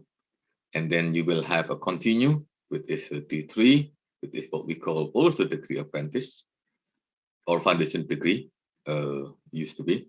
And then now we have a degree apprentice, which is equivalent to D4, S1, and S2. So the career apprentice can have from the low level, which is a D4, and then you got the S1, and also you got the S2, which is what we call postgraduate apprenticeship. How the fee actually been paying it? So the student actually doesn't pay any penny at all. It's free if you are actually working for the industry. How the fee actually pay is based on the tax levy that government collected from the company, and that is actually used to fund the number of employees in that company to be studied further. So it is quite good actually, because every company has to submit their tax. Now, to make sure that the tax actually much lower, what they can do is to show the tax, and then the government take the levy out of it and then give it back to the company to improve their employee skill and knowledge. Now, in here, I stated that nearly 100% apprenticeship will be working. Why is it nearly 100%? Sometimes they cannot get through the career apprentice or they fail the career apprentice, then that make it them not be able to carry on with the company. Okay, so there is a catch. Actually, if you cannot complete the career apprentice, then the company will not employ you, basically. But that is a very rare case as well. Now, there is also acceleration or fast track degree of apprenticeship. But now this one has become rare because now the government have specified if you have this degree, then it will take this number of months. So you cannot actually state it, oh, well, I want to do it in about 18 months, for example, rather than 36 months, for example. You cannot do that either. Now, also the student can have certificate, which is a graduation certificate. But if they fail on the end assessment, then they cannot gain the permanent contract. So they have two catches as well. One, they complete the knowledge from the university, which is provided by the certificate. Then also there is an assessment that is assessed by the company of what they gain throughout the study. Is it actually matched with the company or not? If it's not anymore, then they're not going to gain the permanent contract. But that also happened to be rare now. Everybody actually pass an assessment by the company. So the interview will be conducted by the industry itself or the company itself. But that is still under our module. So we are actually the one who give the pass or fail on that. So what is the aim actually, the career apprentice in the UK? Is ensuring the technical knowledge and practical skill fulfill the industry required to become competent with the correct behavior, and also provide the industry with the high skilled workforce required. So you actually graduate as a, A level or SMR, higher school. Then you got link and match in Indonesia, or in the UK will become the career apprentice, and then you will become a more competent person, and actually also have the correct behavior. Now, the one that highlighted in bold is very important for the industry. So you got the knowledge, you got the skill, and you become competent with the correct behavior that the company is looking for. So each module will have different behavior set, and the knowledge is also and skill set from different industry. So how did they actually collecting this one? So sorry, I have to. This is Indonesian language. So what is the structure look like? That what is actually stated. So the structure is, first one is the students, you got the industry, you got the university. So what happened with this one called the assessor? The assessor is a link between the three of them. And then this assessor will always go to students in the company when they are working and they are not at the university. So then we can actually see what they are working on. So that is all linked together quite tightly. Now, usually the payment that university have is usually every month, not in one go. So if he actually doesn't have the fulfill the requirement of the contract by the government, then we don't get paid, basically. So that is also like a encouragement to the university. Now, how the curriculum is developed is slightly different from Indonesia way. So we have a collection of industry in here. So you got like a fashion designer, you got photographer, and also you got the manufacturer as well. So these three people, or I think Indonesia called Kadin, I think, they come together, and then people call it trailblazer. So they're actually collecting all of what they actually require for a person to become in their industry. So this is a very specific industry. It cannot be different industry. If you have different industry, then the people in here will have a different one. For example, for the automotive, for example, then you will have a spare part, you will have a garage, and you have also the industry manufacturer as well. Okay, so that is slightly different. Once they actually decided, then they will actually have a curriculum proposal. And then this one will be decided to become a standard curriculum. Okay. In Indonesia, at this moment, what happened is only Diksi actually have this at this moment. Although it's not following like that, but it's similar to this way. So they got curriculum standard from the industry, what they want, and Diksi will approve it or not. But in the UK, this will be actually belong to the Ministry of Education or Institute of Apprenticeship, and that will actually become the standard for any university or even the student. So if they want to join with the degree apprentice, then they already know what the standard they are actually looking for, and so on in very detail. Now, how did this actually work, these people? It works something like this. So if you got tourism, for example, to make it life easier, because Indonesia is famous with tourism. So in tourism, there will be a lot of people actually gathering around. So you got restaurant people. They actually can give or provide what they're looking for a person that they want to work, either manager, waiters, or cleaner, or whatever. So they actually can tell what they're actually looking for. How about the international agent? What they're actually looking for when they actually send a tourism or looking tourism? How about the building, for example, like the museum? So the building is not like just a building. It's basically like museum, for example, or any other building that people actually go to visit. What do they actually require when they employ people to work with them? And how about the hotel? So the hotel has got so many things, a lot of things. So from a cleaner, bed, bed to tidy up the bed, and also you got a service, you got the reception, you got the front people, the one that opened the door, and so on. So you got plenty in there, and also local agent. How do they actually going to create international tourism, for example?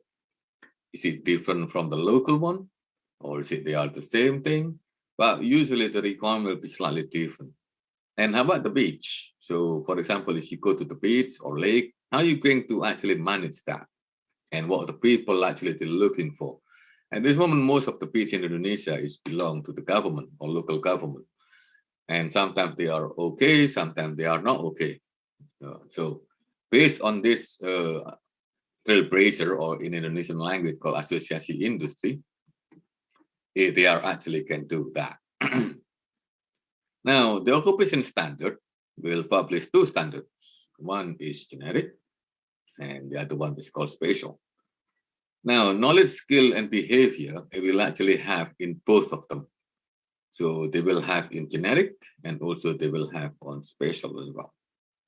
Now, occupation standard will become the standard for developing the degree pathway, such as the learning outcome.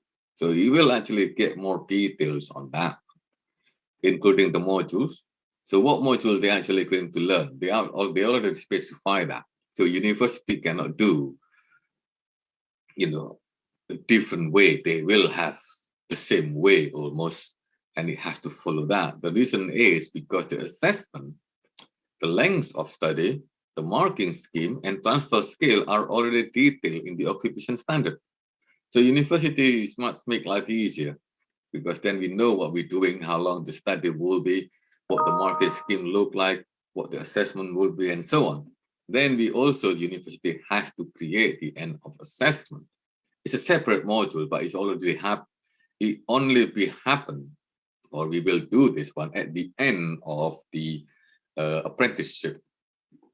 So when the student almost graduate, then that what they will actually get, basically.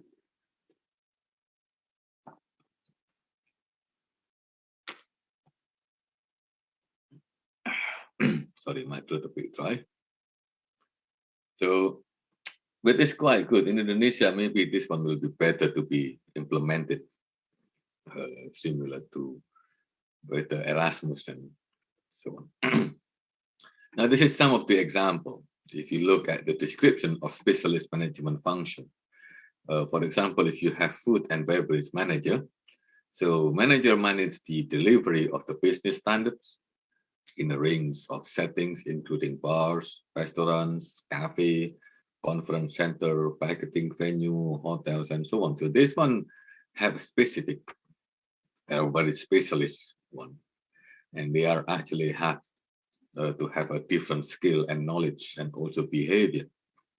And housekeeping manager, for example, manage the delivery of the business standards for the presentation of establishments such as hotels and other overnight accommodation, including hostels, service apartment, and conference venue, making sure that they are clean, fresh, and tidy in public area and guest accommodation. So this one job is try to keep clean everything and make the guests very comfortable, basically. So what this look like? So if you look in here, this is the knowledge, that is the skill, that is the behavior. On the people, for example, we know how to identify potential risks to people and the business, and how to plan for and minimize the impact. Understand how to create a people strategy, how to effectively manage recruitment, induction, team development, and succession planning on this particular. Then if you look on the behavior, it demonstrates commitment to self-improvement, championing a culture of continual development and progression, and also adding here, trying out and reflection on method to develop own leadership skill. But also the most important is be solution focused through proactive risk management personally and through the others. So that is some of the example that I can give you. Okay, and also the keeping management, so you can read by yourself. For example, the behavior is actively seek innovative idea for improving the physical presentation of the establishment in line with business constraint. And then you have to monitor the standard of cleanliness as a scale. So this will have a breakdown on how the module will actually emphasize on that one, like to achieve improved cleanliness and attractiveness in line with the style of the business. For example, the color scheme, the season, for example, like in Indonesia, you got orchid, for example. Then if there's orchid seasons, then everything will become have an orchid flower, an example of it. And track the use of housekeeping. So you can use, for example, using a table or using a computerized using IoT, an example. Okay, so that's an example. So how does this will work in Indonesia? Well, it might work in Indonesia. The curriculum is built based on the requirement from the DICTI or DICSI. It depends which one you actually come from. If you are from Polytechnic, then you have to ask for DICSI. If you're from university, you have to ask from DICTI. So that is two different things. Okay, but you actually, it's not the university will develop the curriculum, but it's actually DICTI will develop it. We are actually just expanding into the modules of it. Then also, because it's most of the people on the degree apprentice are working already in the company, so they already been employed by the company to be able to join the degree apprentice. So one of the requirements of the degree apprentice is that you have to be employed by the company to gain the degree apprenticeship. Otherwise, you won't allow. However, in Indonesia, you might not be able to do that. So what you can do is to put the 30 hours work experience per semester. Then that will become a mandatory module. And then work experience can be made as a simulated work base.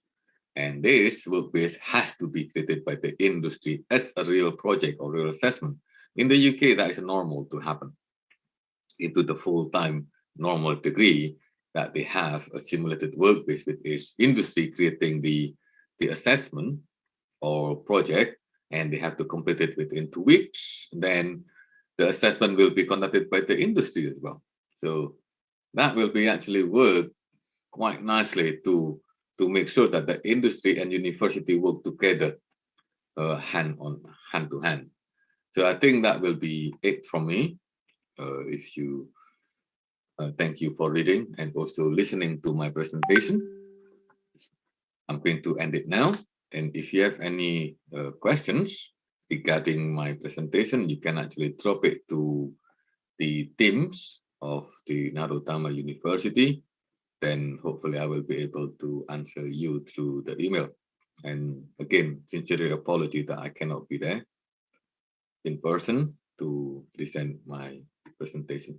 So thank you very much for listening, and I hope all of you will have a good day towards the conference.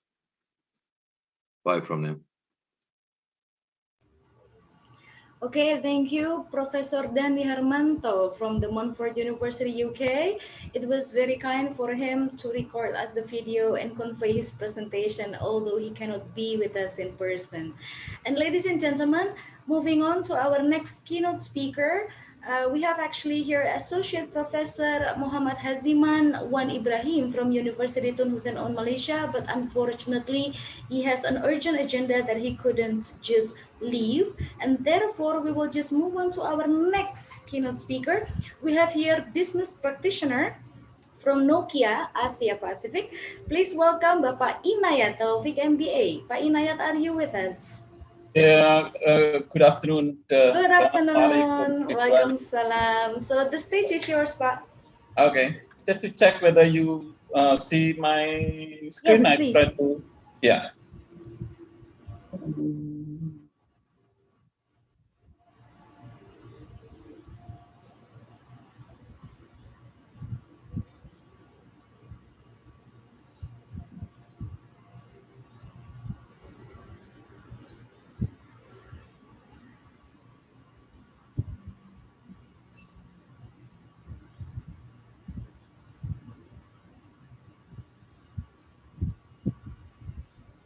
and Sean. Just to check whether you see my screen. Yes, very clearly. Okay. Should I put into the slide mode? Yeah, like this. Okay. Okay. Okay. Good afternoon, everyone. So the session, my session today is I share the industrial IoT networks because I see the topic today is the sustainability of industrial innovation and infrastructure. So it's quite interesting. I see this is quite interesting, and I try to connect with what we did in Nokia, which is we lead the 5G transformation and what's happening with the industrial impact on that 5G implementation. So I have 3 use cases at least. So just make it short that I'm working for Nokia, so I'm not a lecturer, I'm not an academician. However, probably some of the training that are related to the university. I was also completing the accelerated leadership the last time with Harvard Publishing, actually 2 times, once in 2018 and another one is just recently 5 months back. And then because we have a limited time, I try to quickly go into the historical, what is the telecommunication cellular market trend from beginning until today. So 1994, 1995, we have 2G network at that time. At that time, we still have very famous mobile phone, probably all of you maybe knows, the Nokia. Probably you see also the competitor Siemens and also Ericsson at that time. And then that was 2G era, right? And mostly you can only do the voice call and no data transaction, probably only small transaction only. And coming up 3G after 10 years, somewhere coming in 2004, 2005, 2006. And then 4G, which is coming around 2013, 2014. And now the era of 5G, which is allowing, interesting is this 5G is allowing a new services, new drive of Internet of Things. Now, this jargon is currently very famous. Everything now about to connect to the Internet, and it is also enabled by the 5G or mobile broadband network. Yeah, and exactly we are discussing about this one. I try to share the practical use cases. What is the reality? It is not just theoretical. What is the reality on the ground? What is currently we try, and then probably you have the thanks if you have the insight of that one, and yeah. Come to the challenge of the manufacturing industry today. Yeah, all the businessmen in the manufacturing industry, they want to have the increased flexibility, agility. They want to have, what about if I quickly change the production line and introduce my new product, right? And they want to have the more automation processes to have more efficiencies. Simple, they want to less cost and higher, also maximize uptime and minimize interruption. And they want to use recently more increase of human and machine collaborative, so they can control more without compromising any safety, right? So imagine it, maybe the risk of having that interaction in the past is very high, right? But today, because with the interaction now, I give you later the example of the Nokia, how we use the 5G network in the factory. Yeah? And then at the end of the day, today, now, this one also very famous. all of us wants to reduce carbon emission, right? And then energy consumption also definitely come into the impact. Okay, now what is the scope of industrial IoT? I take this one from the ABB Data schools. Mainly, number one is the maintenance, operation, and control. But look at the equipment health is there. You want to see the service action, and then the operational data which come into the operation, and then measurement that what we want to control, right? And this become a circle. Yeah. And then I come to the impact value, right? So the industrial, the 5G transforming into the industrial IoT. What is the value? Economic value. Yeah. 2025. If we look at the factories, the impact, the low estimate is 1.2, and the high estimate is 3.7. This is huge money, and this is new base station in terms of number. Yeah.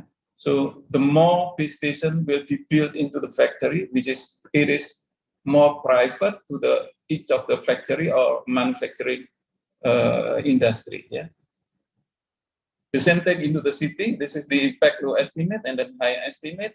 The logistic and transformation and then transportation, which is I heard from the previous presenter, my colleague Professor Idrus, and also Professor Juwono in the previous topic, which is very interesting.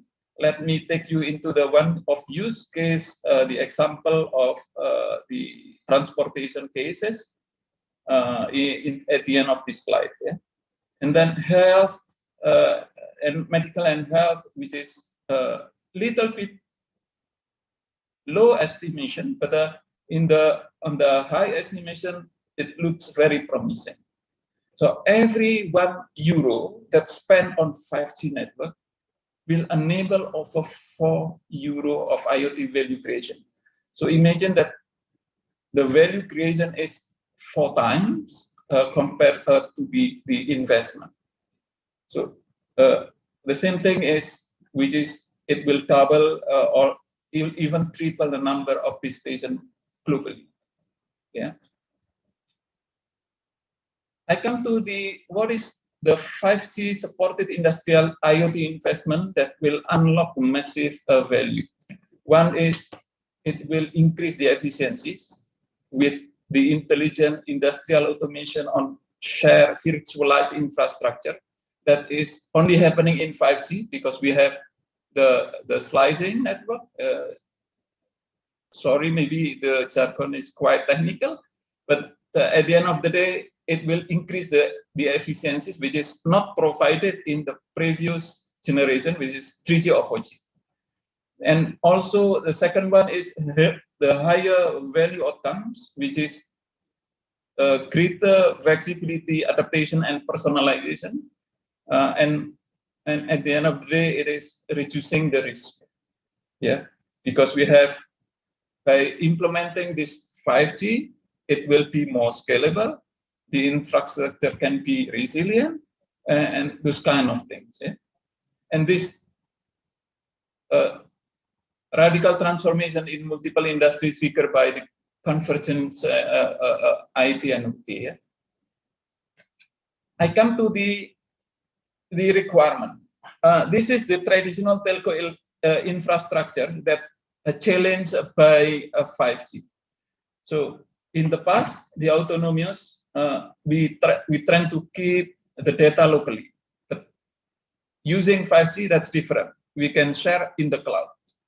And then the security, also the business model, liability, and longevity. All of this probably different compared to between 5G and the previous generation in 3G or 4G. What does it mean in the real world? I try to bring you probably into the more ground example after this, after one of this slide. the 5G wireless will convert automation protocol, which is eliminate a wire, definitely. But at the same time, it is supporting time synchronous because it gives you a more less latency and high speed. And then the second one is now interesting because it is not the features that we can find in 4G or even 3G. Definitely, we have the private cloud, which is able to scale up, scale down, and then more secure in the local computing, right? And then deep slicing for industrial IoT network. This is, for example, if we have different industrial, when we still able to apply with the 5G at the same time. And this is probably one of the most famous feature. This is machine learning enabled automation, automated operation, which is by using the ML, the machine learning. Actually, we don't need expert. The engine will monitor, will give us the prediction and optimization, and the engine or the machine will do by themselves. They will learn day by day what is the cases coming, and then they record it, and then they make such a prediction, estimation, the forecasting, and then they do the optimizing, what need to be done based on this one. Again, the human intervention probably needed, but by the time, the machine will be much more expert because of this learning. I give you the example of the famous Google Map, for example. Yeah.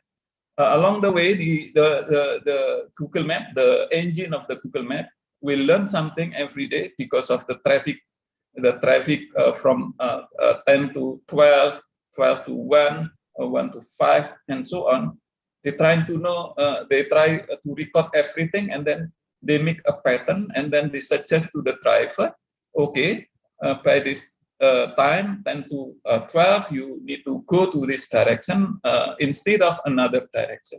This kind of thing is assisted by machine learning. Of course, at the first version, probably not perfect, but along the way, the machine will be learning something, and then they will give us the more accurate prediction and optimization. Yeah, that is one of the implementation. I give you the use cases for the future factories. This is what has been done in the factory in the Stuttgart. I'm so sorry, this will be a bit longer. It will be 5 minutes, but it is really worth to see. Ibu Ani, just to check whether you can hear also the sound from the video. The sound, yes, we can hear it. Okay. Okay.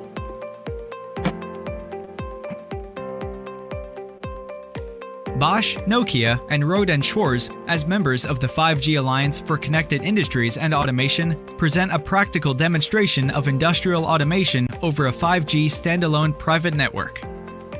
5G performance measurements were taken in a real-world production environment in Bosch's Industry 4.0 Lighthouse factory in Stuttgart-Feuerbach, Germany.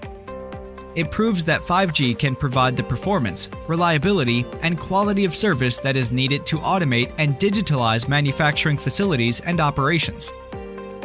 The real-world factory environment used in this demonstration includes Nokia Digital Automation Cloud 5G standalone private network solution. It is comprised of 5G NR small cells and a compact edge cloud server that provides the 5G core functions and supports industrial applications and services. Bosch Rexroth's Active Shuttle, a self-navigating autonomous transport system. It is connected to the 5G private network and receives, for example, routing instructions to deliver parts and material on the factory floor. A Bosch 4K predictive artificial intelligence of things video camera supporting mobile broadband applications. And the Rohde & Schwarz 5G measurement solutions for deployed networks. It is based on a passive network scanner and an active device which collects the RF parameters and the KPIs of interest for an established data connection. We have all heard of the theoretical performance metrics that 5G can achieve: gigabit speeds, millisecond latencies, 6 nines network availability, greater coverage, and massive machine connectivity. But what is the performance of 5G in a real-world factory environment? Can 5G become the universal industrial communication standard for the factory of the future? The test cases presented in this demonstration will provide real field results to answer some of these questions. Wireless coverage is important in a factory where production area can be quite large, as is the case in Bosch's industrial 5G testbed at its Feuerbach facility, which is 10,000 square meters. The factory floor is equipped with lots of machines and equipment with metallic surfaces that can impact the wireless coverage. This test case measures the absolute 5G signal power levels received at varying distances from the deployed small cell. Measured values in excess of -80 dBm indicate very good coverage conditions. At the same time, the background noise and the potential for interference in the factory environment is checked. To do this, we measure the ratio of the strength of a 5G signal to interference and background noise. The so-called signal-to-interference noise ratio, or SINR, at various locations inside the factory. This is what the active shuttle will experience as it moves around the factory floor. SINR is measured in decibels. The higher the decibel level, the better. SINR values in excess of 30 dB indicate a well-deployed and interference-free network. This value is the basis for the achievable data rates that are shown next. Massive increases in downlink and uplink throughput are expected in 5G to support the growing use of video for quality control applications in manufacturing operations. This test case measures the 5G downlink and uplink speeds available to support these high data rate industrial use cases. For the chosen configuration, with a downlink to uplink ratio of 7:3, data rates of up to 900 megabits per second for the downlink and almost 200 megabits per second for the uplink are achieved. Network performance with deterministic latency for strict industrial communications and control is essential for manufacturing assets to become mobile in the factory of the future. This final test case measures the round-trip latency of the 5G private network as seen on the active shuttle. On average, the recorded latency is about 13 milliseconds based on a standard ping test. Future latency improvements are expected with 5G release 16 and 17 chipsets supporting ultra-reliable, low-latency communications. This demonstration shows the 5G performance of AGVs and other devices connected to a 5G standalone private network in real factory environment. The results for the test cases shown provide solid evidence that 5G can meet the performance requirements that manufacturers are looking for as they build their factory of the future.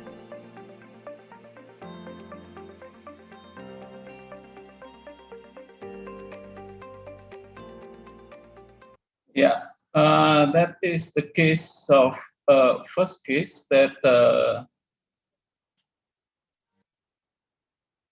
let me go to the next slide. Yeah,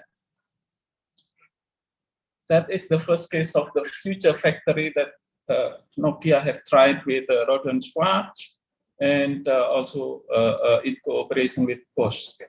If you look at this factory of the future, there are one thing that you see from the cases, right? This is mass personalization of the product. You see also if this is probably really a famous workflow for the factory. Let me put the pointer there. And then from the supply management, material coming, and then we have the vehicle that carry all the material into the assembly line. But with the future factory, we will have these sensors. And then again, because to maximize the production line, we use the robots, and then again the sensors. And based on that, we can do the operation can be monitored in this case. And then at the same time, the inventory probably in the past we can see a pile up of the inventory in the warehouse, or maybe lower, then it can be controlled, it can be monitored. And again, the end product, probably this is one of the missing thing, is the assurance, quality control and quality assurance, which is shown in the video just now. And then at the end of the day, it is ready to be delivered into the customer or the hub. Yeah. The good thing is, new thing probably it will be fully AI backup. It is more one of the introduced features that allowed by 5G is the artificial intelligence is there, and it will drive the automation, and it will give the accurate of forecasting and monitoring, and give us the analytic also, and then at the end of the day give us also the suggestion, and it will increase the productivity. Okay, and it is real time again because of the 5G. The latency, as mentioned as example of the previous video, is 13 milliseconds. Actually, even more. It can be even optimized up to 1 millisecond. The latency. It will create the real time flow of this one.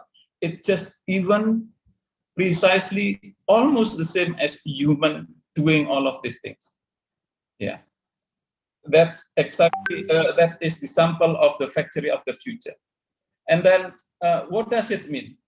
This means that now the factory floor will be more flexible, and then the rapid configuration and then product customization is we can choose more, and then the security of the operation also higher, and then this is probably the interesting feature also, that the infrastructure cost can be shared.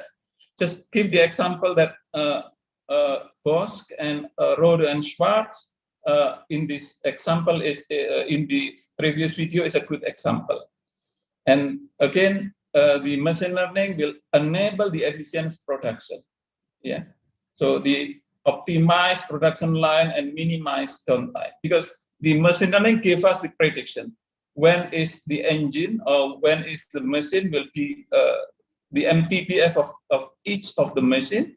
They have the record, and they will have the machine learning will give us the suggestion when are we going to replace the spare part, for example. I come to the second use cases that we do the trial in Nokia's Oulu factory, which is this is related to the advanced quality assurance enabled with a 5G, and we use the video analytic, which is all the processes is captured in, by the camera. We use the video, and then it is streaming via our Nokia base station, and then it will be monitored by the human, and for the learning, quality control, and any flag, any problem, it will be flagged. Let's go to the use case number 2.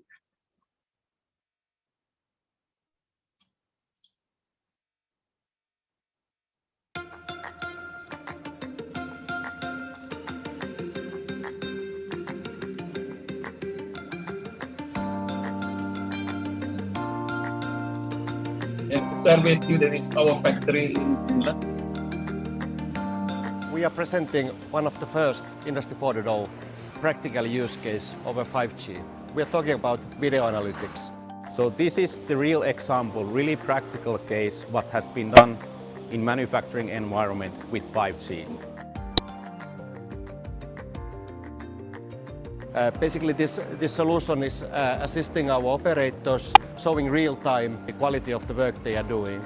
That's the thing which excites me a lot. We were able to integrate video analytics application with many machine learning functionalities with the 5G integrated system.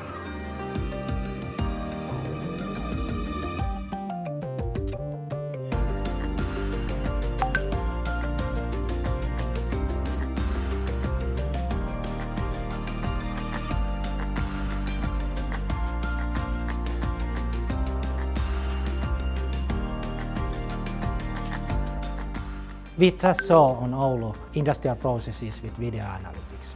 Now we are 600 kilometers south from that on Helsinki. We can run business critical real-time processes over long distances, for example on our data center, or if customer wants so, we can run them in network edge.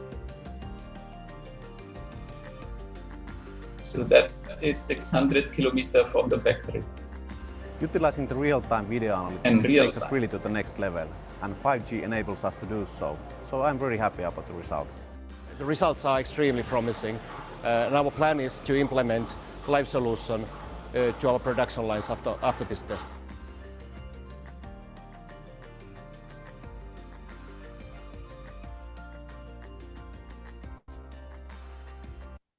Yeah, that is use case number 2.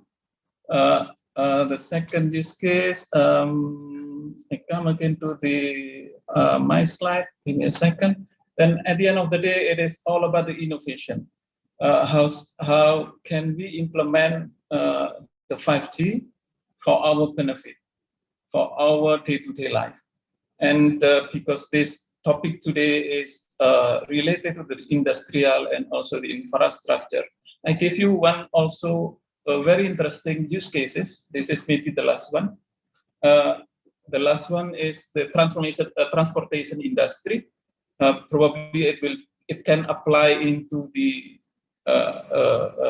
other transport, not just the train, because this is an example of train, but it can be implemented also for other vehicles.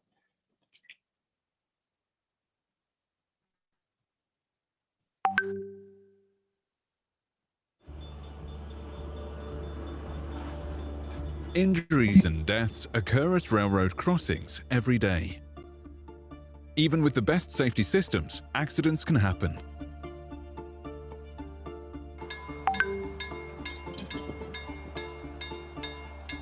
CCTV cameras have been in use for decades, but round-the-clock human monitoring of every video feed is unrealistic. Nokia can help. This is Nokia Scene Analytics for railroad crossing safety. A solution that turns your existing CCTV cameras into IoT sensors. Let's rewind a bit. Step 1. The gate come down. Scene Analytics starts by checking for any irregularities to determine if the crossing is empty or not. Step 2. An anomaly is detected. Object detection kicks in the blink of an eye. Step 3. The alert is sent to command point, which can be the gate system, the train, and command center. Step 4. Action is taken and the algorithm saves the day. But what really happened? Rewind. Scene Analytics creates models from the visual data to continually learn what empty is. Objects that are most likely to present a problem can be selected from an existing library or a new collection. This makes the solution very flexible. Only footage involving abnormal events is stored, and you can easily go back and perform further forensic analysis. Scene Analytics serves as your always-on self-learning safety officer, enhancing railway safety using your existing CCTV infrastructure and augmenting the response and decision-making capability of your security teams. Fast forward to the not-so-distant future. The application can trigger automated actions by other systems. Nokia Scene Analytics. Yeah, that's very interesting. If I see the case here, maybe in Indonesia, we have a lot of that cases that crossing the car road crossing to the rail. That's happened in Indonesia. That maybe become interesting to implement that one. Yeah. So in nutshell, just to because I have very limited time, we have other speakers probably. In nutshell, that 5G will transform industrial control and operation at the end of the day. That enable to drive the transformation in not just in industrial, but also the infrastructure. The second one is we in Nokia introduce the leadership of 5G impact, not just deploying the 5G network, but also introduce also the innovation of the 5G impact. Just as 3 use cases that in the previous video. So yeah, let's join us the journey of the next industrial revolution. Yeah, with this time, then I hand over the floor back to Ms. Ani. Thank you very much. Okay, thank you very much, Pak Inayat. Thank you very much for sharing with us, and thank you for being the only industry here in the seminar, but you have delivered such a comprehensive presentation, yet eye-opening. Yeah, mind-opening as well. Okay, thank you very much. Now we would like, because there is training of time, we cannot have the Q&A session for now, but we would like to display the certificate for you, Pak Inayat. Sure. Okay. So the committee, please help me. Yes, this is the first certificate for your role as the steering committee and advisory board in the seminar. Thank you very much. And the second certificate is for your role as the keynote speaker in the World Conference Erasmus Plus program, Jean Monnet activity 2021. Thank you again for sharing with us, Pak Inayat. Wow, thank you very much, Ms. Ani. Yeah, it's a pleasure. Thank you. Okay, ladies and gentlemen, we are now moving to our last 3 keynote speakers. And I would like to invite with honor the head of major for our management graduate program, Bapak Dr. It's without doctor actually, it's PhD. It's not local, it's international. Bapak Joko Suyono, PhD. Are you here with us, Pak? Okay, good evening, Annie. Good evening. How are you? Can you please open your video, Pak? Okay, thank you, Annie. Okay, the stage is yours. So can you see my presentation? Yes. Okay, have a good presentation, Pak. Okay, yeah. So good evening, everybody. So I hope everything is okay with you. So I believe that now I'm the last presenter for this conference. Okay, we are talking about the function of university during the talent war now. So we know now during the pandemic 19, COVID pandemic 19, now there is the talent war still continue and even stronger before. So we know that a lot of company now terminate some employee in Indonesia. I think also the same in other countries. So that's why we can say that now every employee try to look for a talented employee, special talented employee, in order to make the to make the company survive. So you know, this is according to the Harvard Business School. So talent war still continue, even now, even stronger. We can say the first time talent war is by Ed Michael et al. 2001, and now still the key is the decade will be their ability to attract, develop, and retain managers at all levels. So now a lot of company in Indonesia, I think also in other countries, I believe that they also do to attract, develop, and retain managers, especially for the managers at all levels.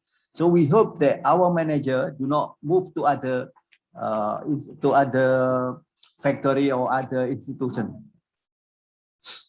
This is the 5 keys process of the talent war to keep the talent war according to the talent war of at Michael. So first we try to attracting and recruiting. Of course, we try to recruit and attract talented employee, talented candidate.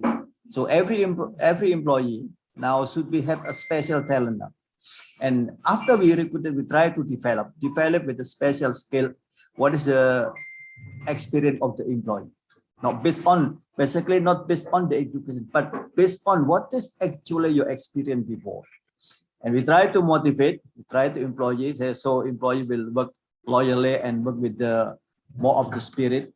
And appraising is mean that we make, when the employee make a good thing, we try to give to a prize to recognize employee and also to give the rewards. And returning, we try to how to keep loyal, competent employees stay in this company, like something like Inayat. We say that Inayat is something loyal, competent, and so on. I believe that, yeah, people like Inayat is something like this. So we would like to make he is still in the company for a long time. So we know, so this is based on the what you call it, the performance of the university in Indonesia during the Merdeka Belajar and Campus Merdeka. There are we call that there are 8 parameters for the university. We can say that your university is very good if you have if you can show the performance like this. First, talking about the quality of the graduate. The graduate get decent job. It's mean that in Indonesia, it's mean that the salary is higher than the minimum wage. Minimum wage in Surabaya is around 4,300,000 or something, around how many dollars? 4,500,000. Yeah, we can say we can say around 200 or 300. Yeah, 200 or 300 US dollars. And student gets off-campus experience. That why student now would like to have experience outside. Yeah. That's why we now send students to the industry to get the experience. Industry experience is very, very expensive and very, very important for the student. So this is the target. And also we talk about the quality of the lecture. So in Indonesia, we have the parameter of the quality of the lecturer consists of 3. Yeah. First, lecturer have activities outside the campus, looking for industry experience. It means that if the lecturer has the industrial experience, is much better to teach in the campus, because we know that people or lecturer having the experience from the industry, they can transfer the knowledge from the industry to the campus. Yeah. And then practitioner teaching on campus. Some practitioner, like you or us, it's better to teach in the campus. Yeah. That's why campus is recommended to recruit lecturer with industry experience. And also lecturers' work is used by the community and get international recognition. So this is talking about the work, the project of we talk about the project of the lecturer, whether you produce a journal or something that the journal can be used or can be implemented for the industry and so on. Another thing is talking about the quality of curriculum. International standard program. Yeah. So often international accreditation, something like some universities in Indonesia also often international accreditation from other countries, mean that elaborate and participate classes, case study and project. Yeah, we make case study and project for either for the student and also lecturer. Study program in collaboration with world-class partner. Internship, we can make something like perhaps with other industry and other countries, multinational corporation, or from the other university like Narotama University, make the collaboration with the other university in Europe and Malaysia and others. So this is talking about the parameter, whether our university can be said good or not. It depends on this parameter. This is we are talking about the gap. There is the gap actually. Yeah, this is based on my experience. When I see, because we know that my background is the practitioner, then I moved to campus. Yeah, gap between campus and industry. This is mostly happen in Indonesia. Campus. Yeah, the curriculum is very general. We know that very, very general curriculum. But industry only recruit employee with special skill. We don't need any general skill in the industry. We need employee with special skill. Campus usually lack of work practices and internship in the industry. This is lack of practices. Mostly they just talk about the theory and memorize about the theory and so on. But industry prefer to hire experienced employee.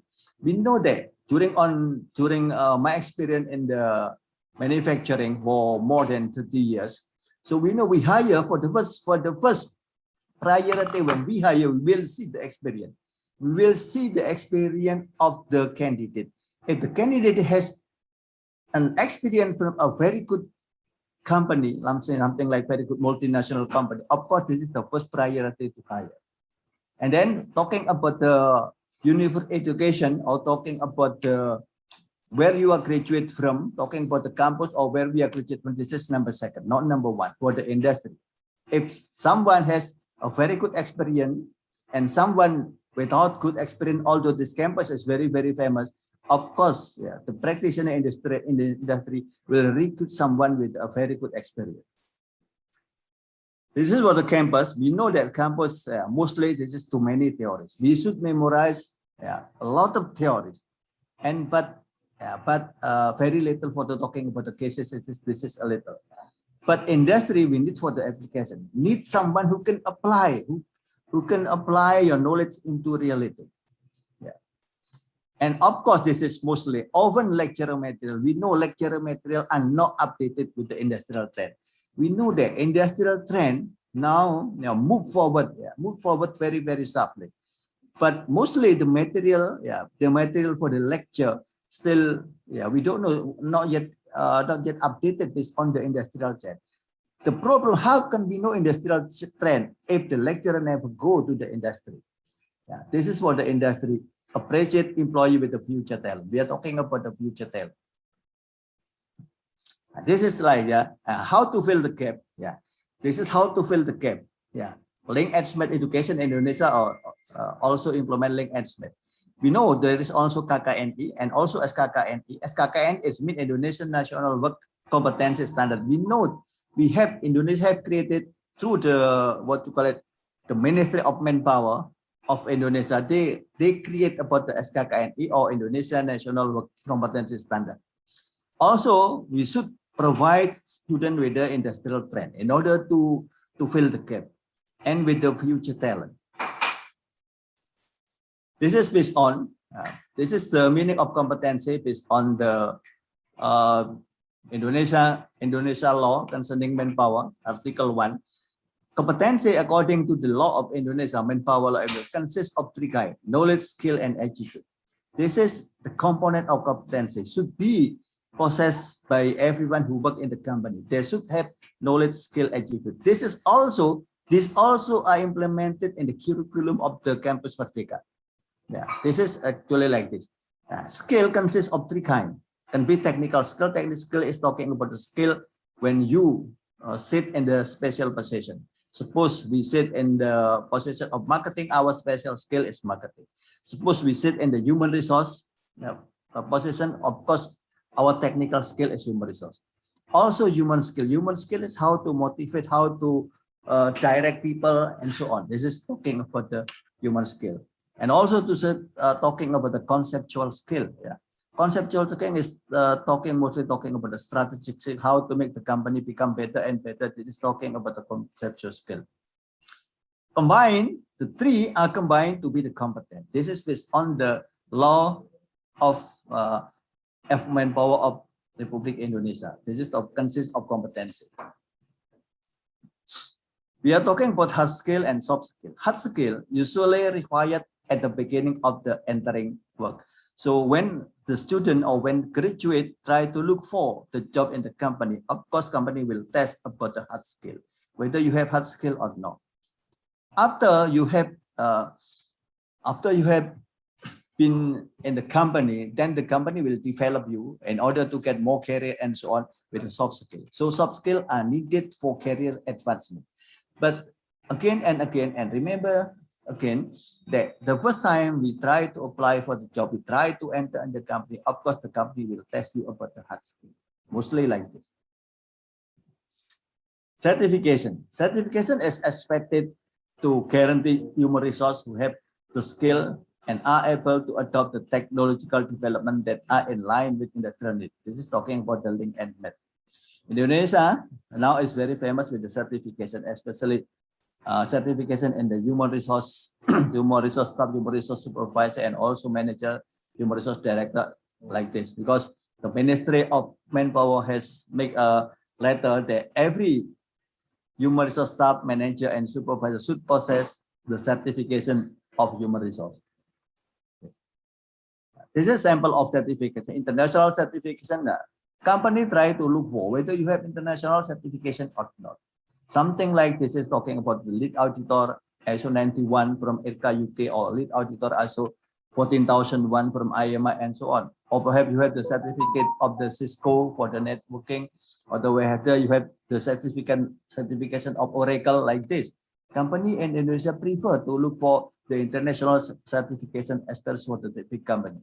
Yeah, suppose Narotama University can issue the certifications of networking, talking about the Cisco. We make collaboration with the Cisco, example like this. And then supposing the informatics student graduate with the Cisco certification, it's much better. Another thing, talking about the Oracle example, talking about the Oracle example, the student of the IT in Narotama University, possess the Oracle certification, international Oracle certificate, not just local, because the company will more appreciate if your certification is international. And then it will be valuable for the graduate to apply a job and to get a good salary. Like this. But for Indonesia, we're famous with the BNSP, Indonesian Professional Certification Authority. Example, this is for the industrial trend. Now we know that we are talking about the professional certificate. We know a lot of company with the local and multinational corporation in Indonesia, we will appreciate if candidate have the professional certification based on what job you apply. Do you have any certification, professional certificates or not? Not just talking about the certificate from the university. The certificate from the university sometimes is not enough.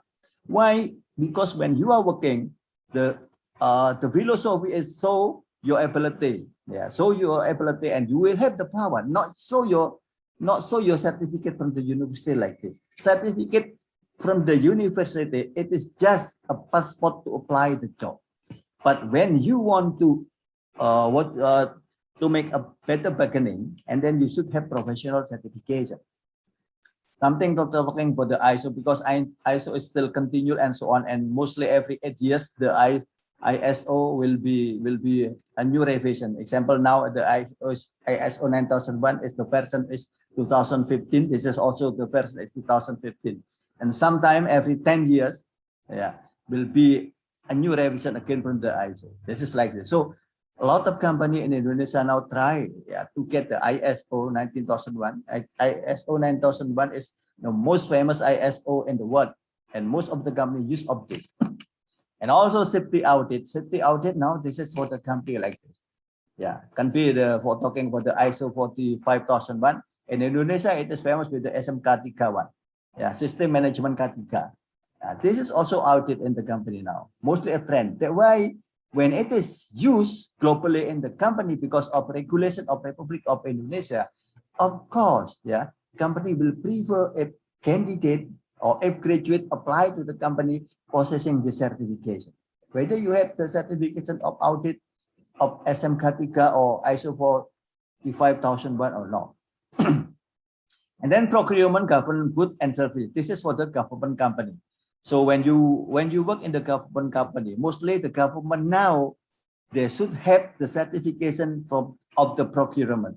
Why? Because a lot of people now caught by the police because of the corruption, because they do not know well about the procurement for the government. This is talking like it.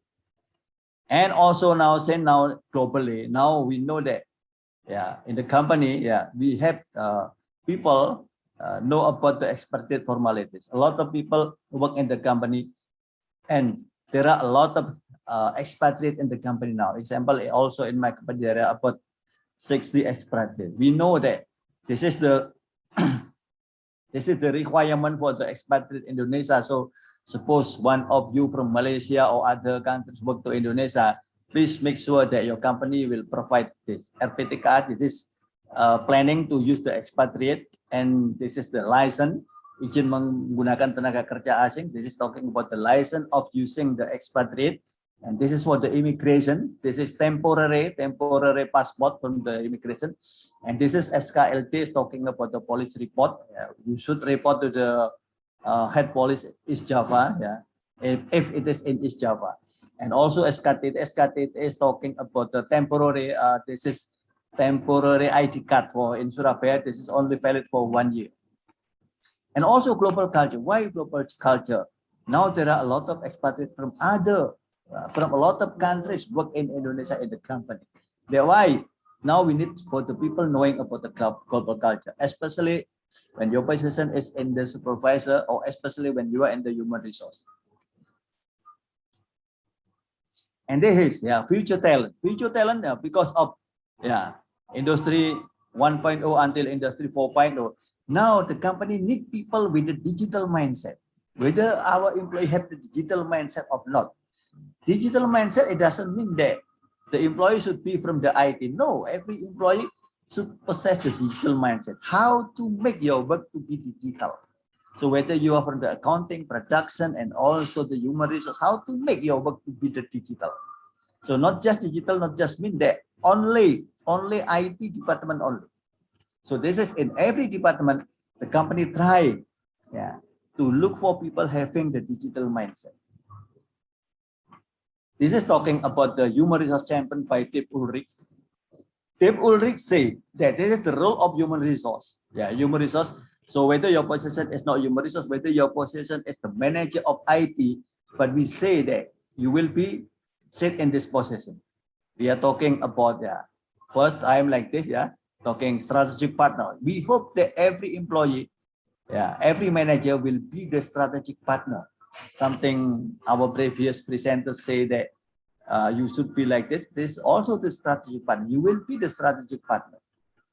You will be the change agent also, the change agent of change. The other side.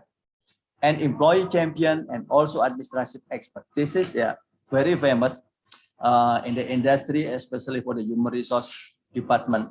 This is the role of human resource. Try to make every employee in the company to be like this. What should we do? This is the role title, strategic partner. Role description, strategic human resource management. Result, strategy execution. We try to make strategy execution. And what activity we should do? Harmonization of human resource activities and business strategy organization diagnosis. The role of the administrative expert. Try to make enterprise infrastructure and management. This is the result, building an efficient infrastructure. Activities, re-engineering of the process, shared services. The role of the change agent, and then role description, transformation and change management. And the result, creation of new organization. Activities, transformation, management, and change, ensuring ability to change. And employee champion. So we know that I am also the employee, so we hope the employee will be the employee champion. Employee contribution management, increase employee result, increase employee loyalty and capabilities. Activity is talking about the listening and answering employees. So when you be the manager like this, so your function also like listening and answering employees, providing resources to employees.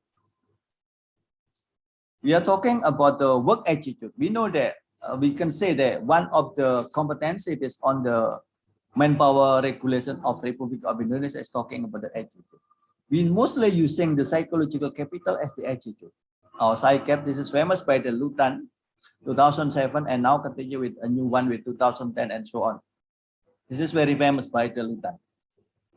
PsyCap, psychological capital, is an individual positive psychological state of development and is characterized by. So we try, based on the competency standard of the manpower of the Republic Indonesia is like this. We should have the, what you call it, talking about the attitude. Attitude mostly, famous one is talking about the created by the Lutan like self-efficacy, having confidence. So we hope that every employee has the self-confidence to succeed now and in the future, not just in the future. Now you should be succeed and also in the future. And optimism, making a positive contribution or attribution about succeeding now and in the future. So again, we talk now and in the future, not just in the future. And then hope, perceiving toward goal, we believe that we can achieve the goal. And resiliency, when faced by the problem and adversity, sustaining and bouncing back and even beyond to attain success. So it means that never give up. Never pick up. You are possible. Even you will be beyond to attain the success. Talking about this is talking about the secret, how the secret to win the war for talent. So we know that now we are in the position now, not just me. So I believe that everyone now feel that now there is the war for talent. I can still continue the war for talent. One continual improvement. We try to make again and again, never give up improvement. So never give up improvement, continuous improvement. And then priorities, training over recruitment. So after we train for the company, if we have the employee, okay, we should training, again, training and training and training. Although during now the pandemic, 19 training still continue, but of course the call will be a little smaller than previous one. And focus on candidate experience. Remember that in the company mostly we will focus to the candidate experience. So what is your experience and we will develop, not based on the candidate certificate. So remember what this. So what is your experience actually? Because we know that sometimes the certificate of people from the university, supposing they have the certificate of let's say for the technical, but sometimes they also working in the in the technical in Indonesia. This is very common in the industry. That's why we try to develop the candidate experience. Okay, I think that's all, Ibu Ani. So this is my presentation here. So thank you for the time you have given to me. Okay, welcome Pak Joko. Interesting presentation about World War of Talent. Indeed, yeah, in this globalization era and when everything is going online, you know, we cannot have physical meetings. So of course, what we can display is our talent online. Okay, thank you for sharing. And because the restraint of time, we cannot have the Q&A session, but we would like to display the certificate for you. Okay, this is the first certificate. Yes, this is with Erasmus logo. This is the certificate for keynote speaker in our seminar today. And the second certificate will be for your role as the steering committee and advisory board for the seminar. Again, thank you. It's a pleasure to have you here in the seminar with us. Okay, thank you, Ibu Adi. Okay, ladies and gentlemen, moving on to our last two speakers. We have here, we will fly so far from Indonesia, from Narodama University with Bapak Joko. We will fly to Pakistan. I would like to invite here our colleague, Professor Abdul Sattar from, let me see, you know, I have my note here. Okay, from Quest Nawab Shah, Pakistan. Is he here? Prof. Sattar, are you with us?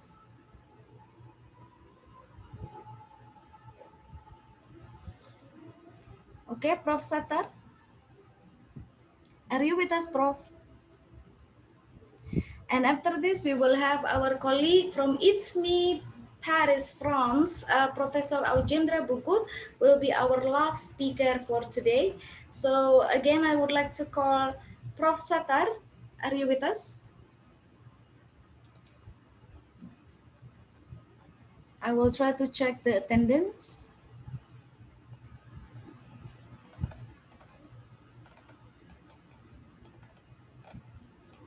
Okay, I don't think Prof. Sattar is here. Is Prof. Sattar here?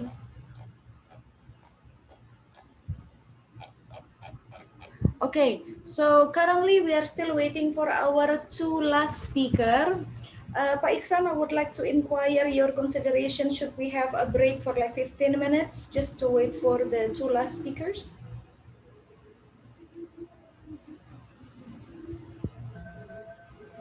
Okay, we can break for Isha.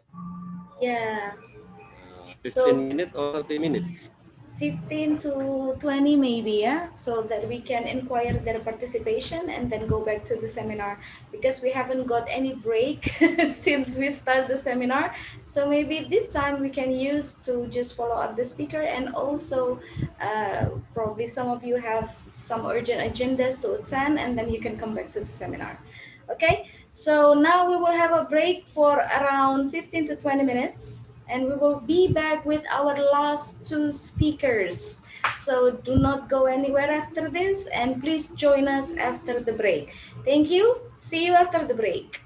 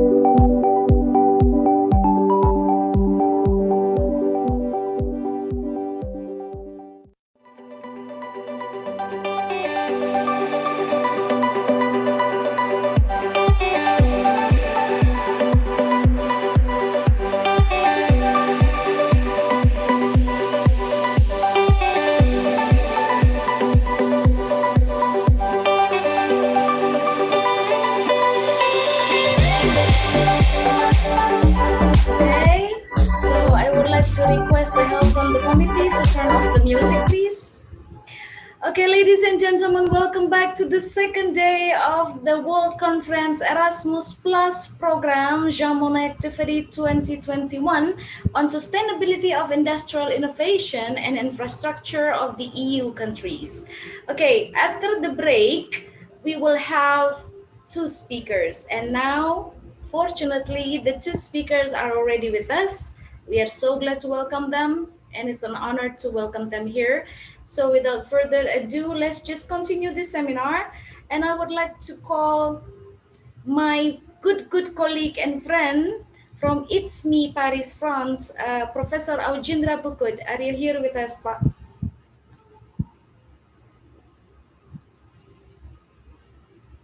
Prof. Aujindra?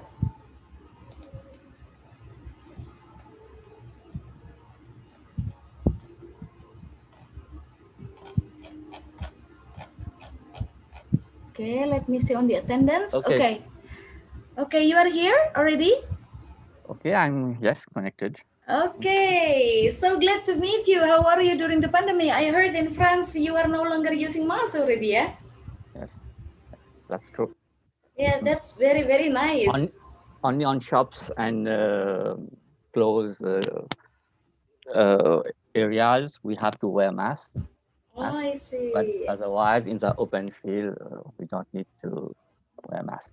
It's very nice. We are looking forward to have the same future as France. I hope so. Okay, ladies and gentlemen, also thank you for standing with us, for bearing with us until now, since 2 p.m. today, and now it's already 7 p.m. Amazing. Okay, Prof, enjoy your presentation. The stage is yours.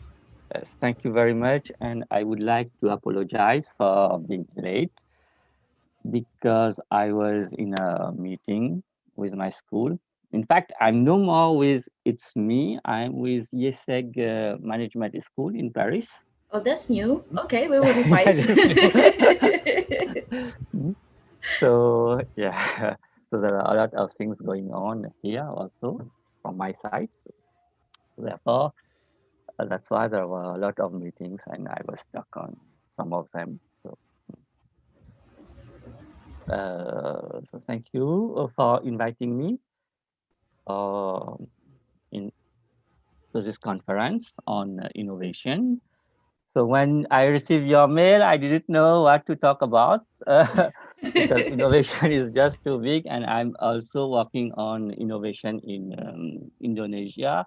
So therefore, I said I will not talk about innovation in micro enterprises in Indonesia, but in a very different topics on innovation, but based on a new concept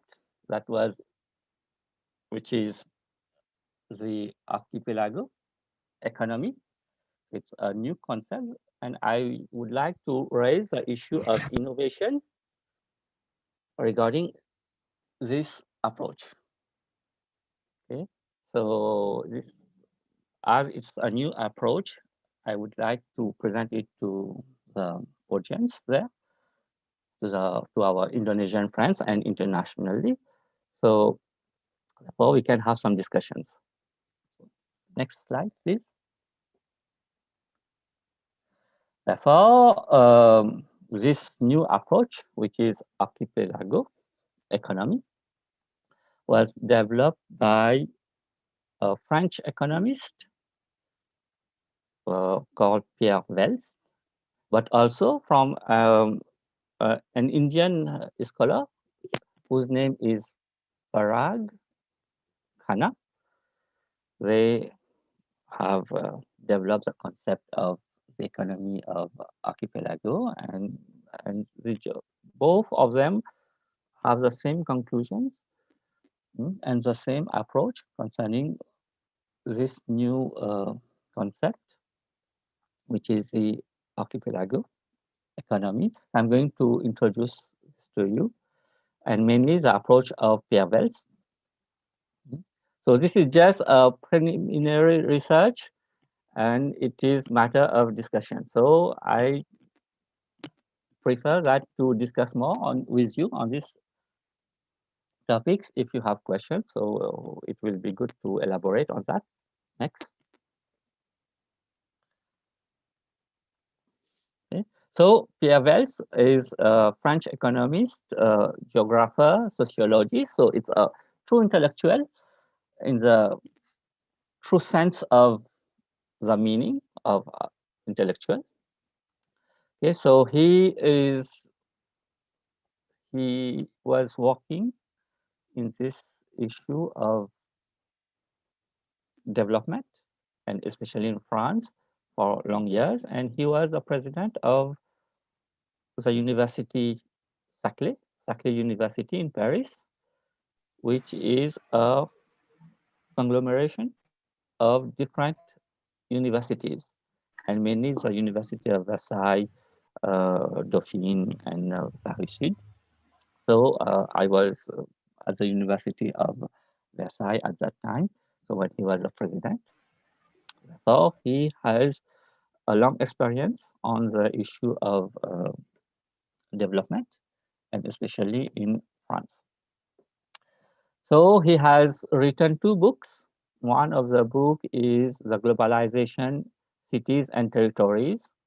And the second, he has written many books, but I am focusing mainly on the 2 books, Globalization, Cities and Territories. And the second one is the Hyper-Industrial Society. And in these 2 books, he develops his concept of archipelago economy. Okay. Next slide.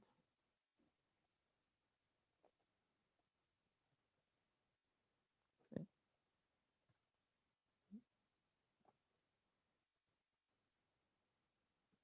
Next. Okay. So according to Pierre Wells, we live in a very hyper-industrial society.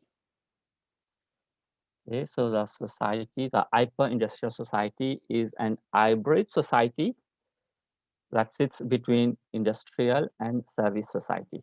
So he says that nowadays we are living in a hybrid economy society, and this society is becoming more and more industrial, but also there is the development of the service economy.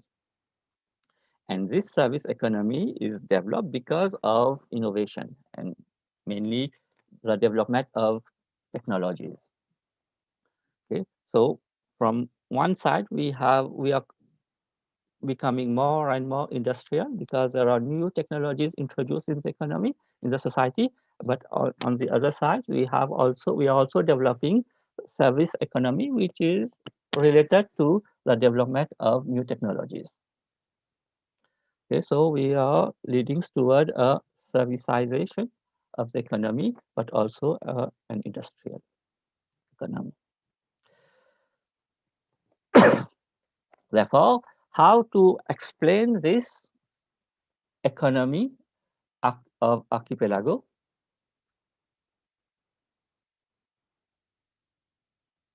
He said that companies are increasingly built into networks, and each the link in a chain of intermediaries and constituting a new geography and economic system. So say that each organization, institutions are intermediaries in the chain of production. Okay, and all these intermediaries are trying to develop new technologies. Therefore, this approach of archipelago economy allows us to analyze the phenomenon of cooperation that I'm going to present. Okay, and it's a matter of discussion. So we are going to discuss on the issue of cooperation. So the archipelago economy seeks to show that in a globalized world, cities are interlinked. to each other, and these cities become giants, housing more than 10 million inhabitants. Okay, so one of the phenomenon of the archipelago economy is the development or the creation of megacities. So populations are concentrated in the megacities, as well as companies and as well as institutions like multinational firms, hospitals, universities, etc. Therefore, the creation of megacities has some advantages and inconveniences. And we are mainly going to discuss on the consequences of the megacities. So there are several forms of innovation that megacities implies. So one of the innovation is the governance. So there is an issue of governance of megacities and the state. How to govern megacities, to manage, and the state. Megacities are richer than nation state, some nation states, and are the main vectors of wealth creation and employment. Okay. I can give you, for example, example of megacities.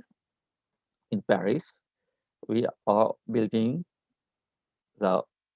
there's a project of Big Paris, which will comprise Paris and the periphery cities to build a new megacity, which can compete with London, New York, Mexico, Mumbai, Jakarta, the Chinese megacities, etc. Okay, so the creation of megacities implies innovation in governance of megacities, implies also innovations in the way of managing companies, and especially those who have adopted new technologies or creating new technologies.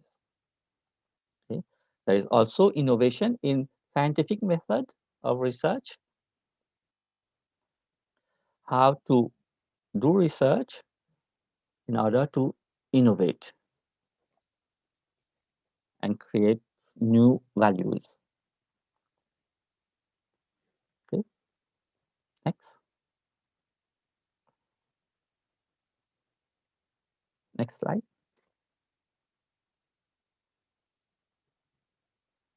Okay. Therefore, we say that it's possible to create new to create megacities nowadays and to innovate, because megacities are interconnected. Okay. Megacities are interconnected thanks to the development of infrastructures such as motorways, airports, maritime, the network of telecommunication and information. So thanks to the technology of telecommunication and information, it is possible to interconnect megacities. So one of the advantage of the megacity, of the constitution of the megacities, is the harmonization of productivity between megacities. Okay. Therefore, we say that the megacities are interconnected. So within a country, but also between countries. And these interconnection of megacities form what he calls the archipelago. Okay. And between the megacities, productivity is quasi equal. Okay? Therefore, he says that the productivity in Sao Paulo, in Mumbai, New York, London, Paris, Jakarta is quasi the same, equal. Okay? So the harmonization of productivity is made possible because technology is transferred from one place to another. So multinational firms which have established their in other countries, in developing countries, for example, in Mumbai or Jakarta, they transfer their technology in these cities, and therefore the transfer of technology requires high educated employees, and it level the productivity of these cities. So, and he also explains that megacities attract FDIs. Okay, so one of the aim of creating megacities is to attract FDI. So all the megacities are in competition in attracting FDIs. Okay. Next.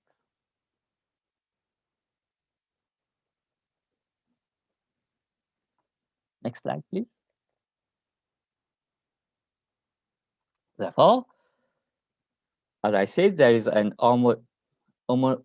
homogenization of productivity between megacities, but there is also inequalities within the nation states. So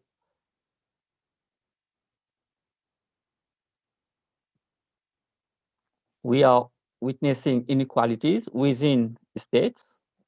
With, for example, in France, there is inequality between the megacities and the countryside. We are witnessing this phenomenon because the megacities have concentrating all the resources. Okay? So we are witnessing a phenomenon of concentration of resources in the megacities, which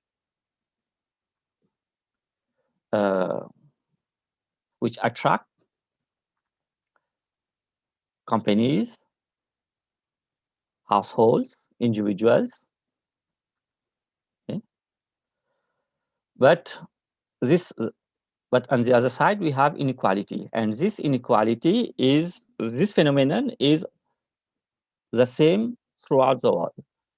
Wherever we are, whether we are in Indonesia, in France, in UK, we have the same phenomenon. Okay.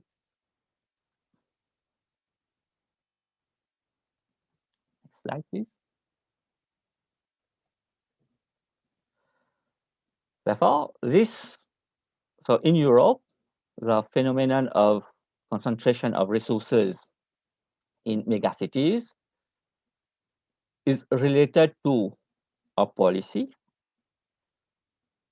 which is the reduction of public deficit. So one of the criteria to be part of the Eurozone is to reduce the public spendings to 60% of the GDP. Okay, and the public deficit to 3% of the GDP. So in order to respect these criteria, which are the criteria of Maastricht, the countries who want to be part of the Eurozone have to reduce the spendings, the public spendings, and the public deficits.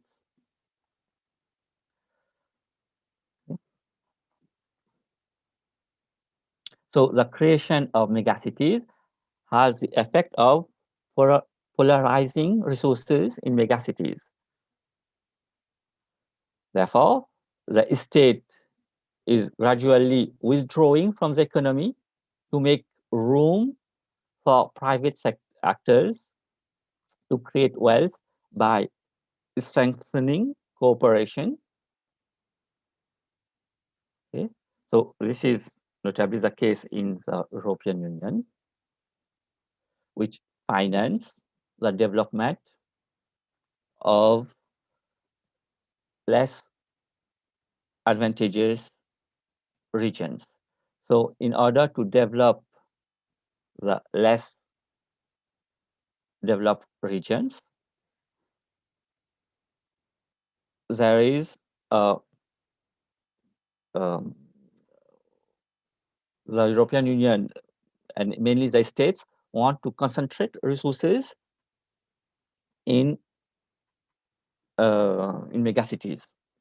So all the facilities like hospitals, housing, etc., education are provided in megacities.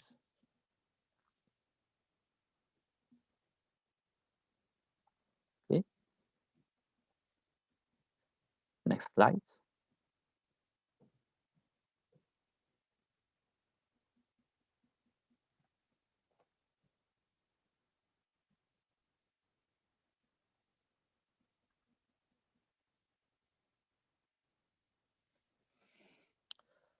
So there are different forms of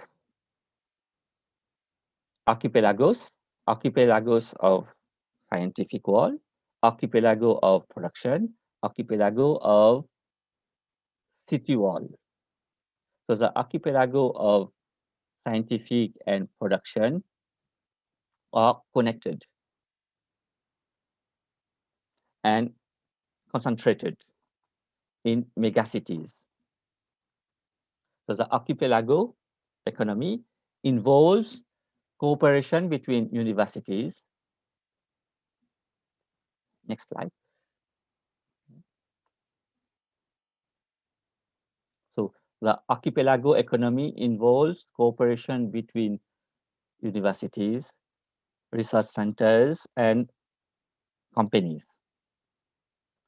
Research centers need businesses for funding the research, and businesses need universities and research centers to conduct research and development, to develop new products and innovate in new technologies.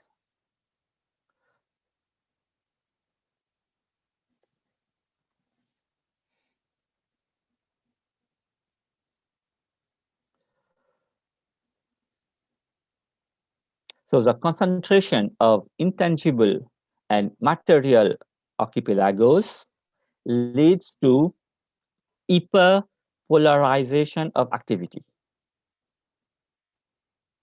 Okay, so there is an hyperpolarization of activity, and productivity is spread equally between megacities. Okay, so the diffusion, the spread of technology is horizontal and allows to equalize productivity between megacities, megazones of polarization. So there are concentration of pole of competence and value creation.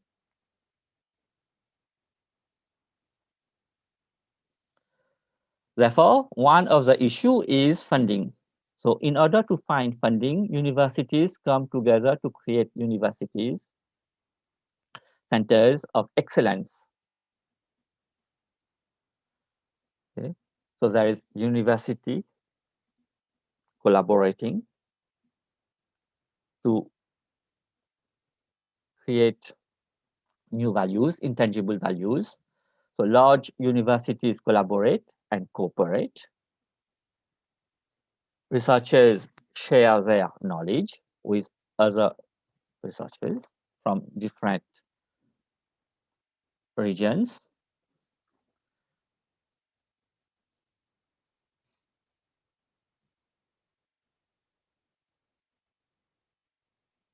Okay, so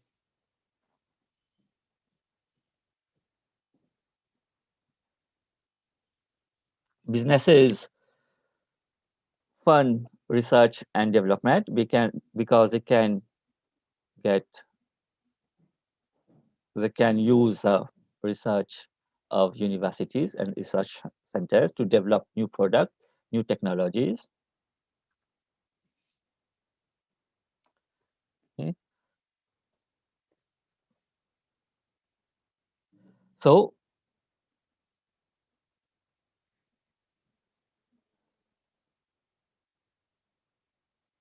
next slide, please.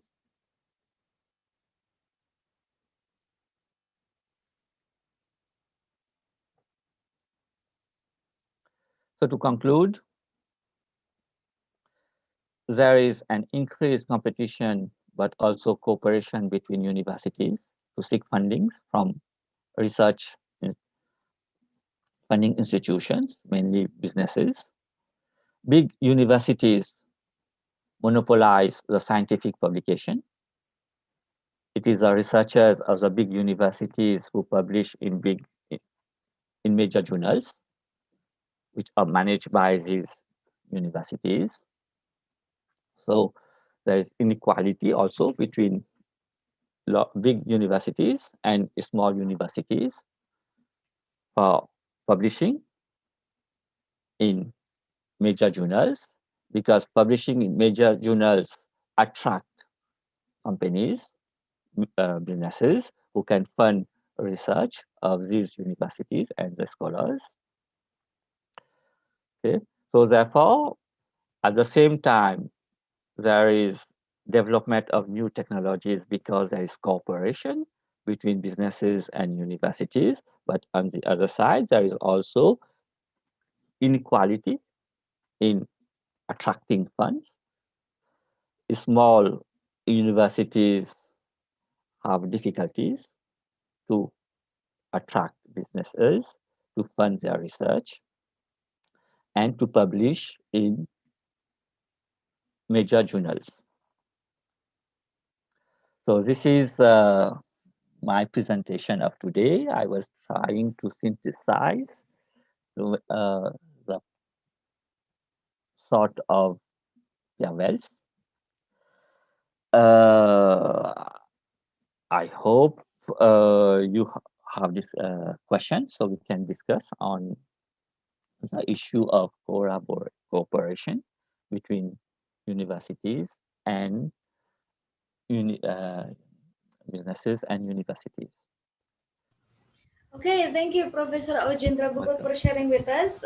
Maybe just one question, because it's actually connected to sustainability. I do believe that partnership between megacities and also within universities, although we have this issue of inequality in both, however, it also accelerates the innovation, and also because there is transfer of technology and knowledge.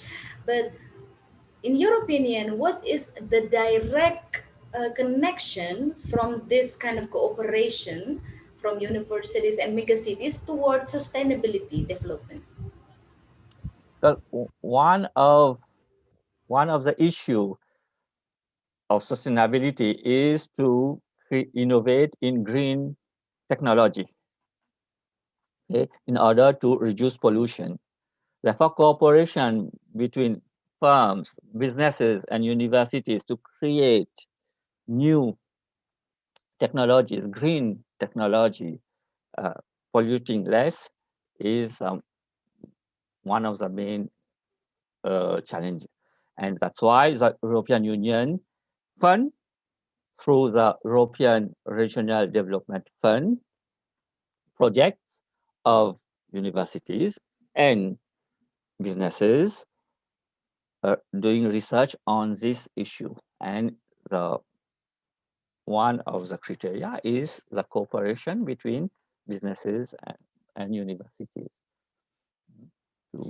So indirectly, we are playing this role to kind of become the small motor for the bigger motor. Yeah, so we are spinning, yeah, for the bigger spin.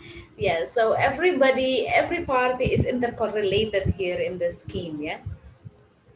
That's why I thought this approach is very interesting, because it's relate different institutions, different issues such as sustainable development issue, and we are all facing this issue. And mainly in one of the main issue in Europe is to have to develop to move toward the sustainable development society. Therefore, the aim of the fundings is to reach this sustainable development society. Okay, thank you, Prof. Eugindra Bugut, for sharing with us. It has been so long. I don't know, maybe 5 or 6 years we haven't met, yeah? I think so. Yeah, we are looking forward to be able to have you again in Indonesia, in Narotama University, and also in our partners university to share knowledge.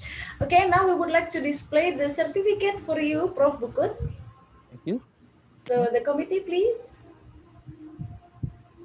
Okay, this is the first certificate for your role as the steering committee and advisory board for this seminar. Thank you. Thank you. And the second certificate will be for your role as the keynote speaker in the World Conference Erasmus Plus program Jean Monnet Activity 2021. Thank you very much for sharing with us today to have your time among your busy schedule. So, yes, okay. Thank you very much. Thank you very much. For inviting me. Thank you. Thank you. So, ladies and gentlemen, this is going to be our last speaker of today. It has been so wonderful to be with you all in the first day and second day of our Erasmus seminar. And I would like to invite Professor Abdul Sattar. Okay, you are so iconic, Prof, because of your beard, Prof. No one is like you. Okay, so Prof, please kindly open your microphone because your microphone is still off. Assalamualaikum. Waalaikumsalam, Prof. Okay, the stage is yours. Enjoy the presentation. Thank you, everyone, and Narotama University to invite me as a keynote speaker in a very valuable international conference that is about the sustainable development of the world, actually, not a particular country, but sustainable development of the society that in all over the world. So everyone has presented well. Whatever the time was given to me to join your conference at the start, I became very happy to hear a very experienced and very good researchers who have really done a lot of work in sustainable development. I just here to let you know whatever is required in the developing countries, actually. Because something when we are going to talk something that looks very good, but practically when we are going to do in the developing countries like Pakistan, India, Indonesia, Africa, Bangladesh, we have a lot of problems, actually. Problems were not the financial only, but we are still facing, we are growing.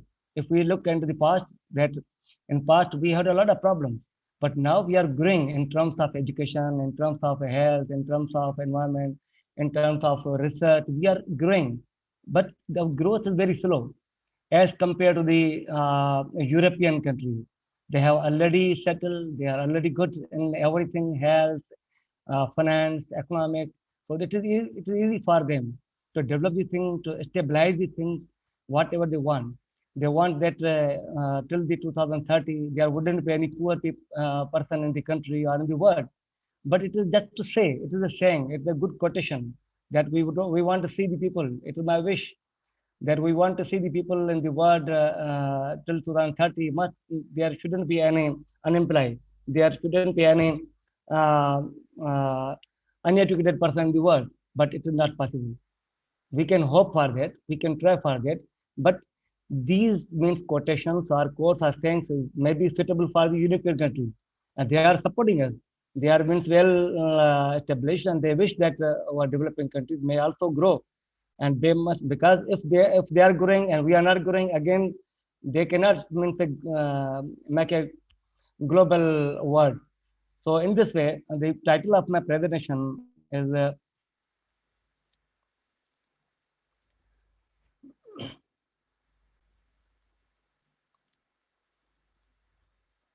yes, it is that the sustainable society for developing countries under the unbalanced political, social, and economical authorities, and that is actually the truth that I want to share here in this international conference, because many people have shown their research that in which country and other countries they are growing, they are working well in IT and computer and telecommunication and various areas in the environmental engineering. They are working well and growing.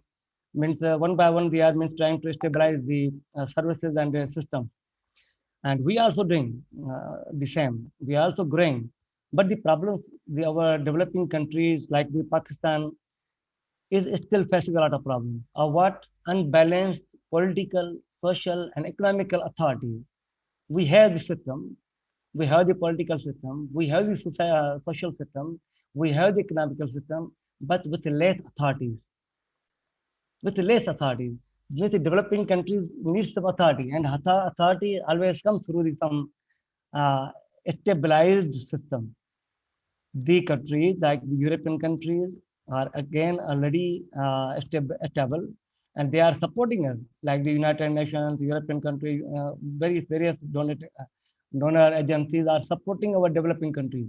But still, due to the various actual real problems, like the political problems, educational problems, and most means heavy hard problem, that is the population problem. In mostly our developing countries, if we don't have anything else, we are just growing our population. We are unable to control the population. And actually, when there is a growth in the population, continuous growth, like Pakistan, India, and maybe another country, again we are unable to means stabilize the society. We are unable to sustain develop the sustainable society, because day by day the population is increasing and our resources are decreasing, and we cannot means provide as and good environmental means situation for the country or city. If we see at our past, I'm telling you after this a few slides, that before going ahead, the world is aimed to create a sustainable society. People around the world have begun working toward the common goal of creating a sustainable society. A sustainable society is one in which we don't damage the environment and overuse the resources, and are therefore able to live a beautiful and bountiful earth the future generation can continue inhabiting. Yes, can be, it is possible.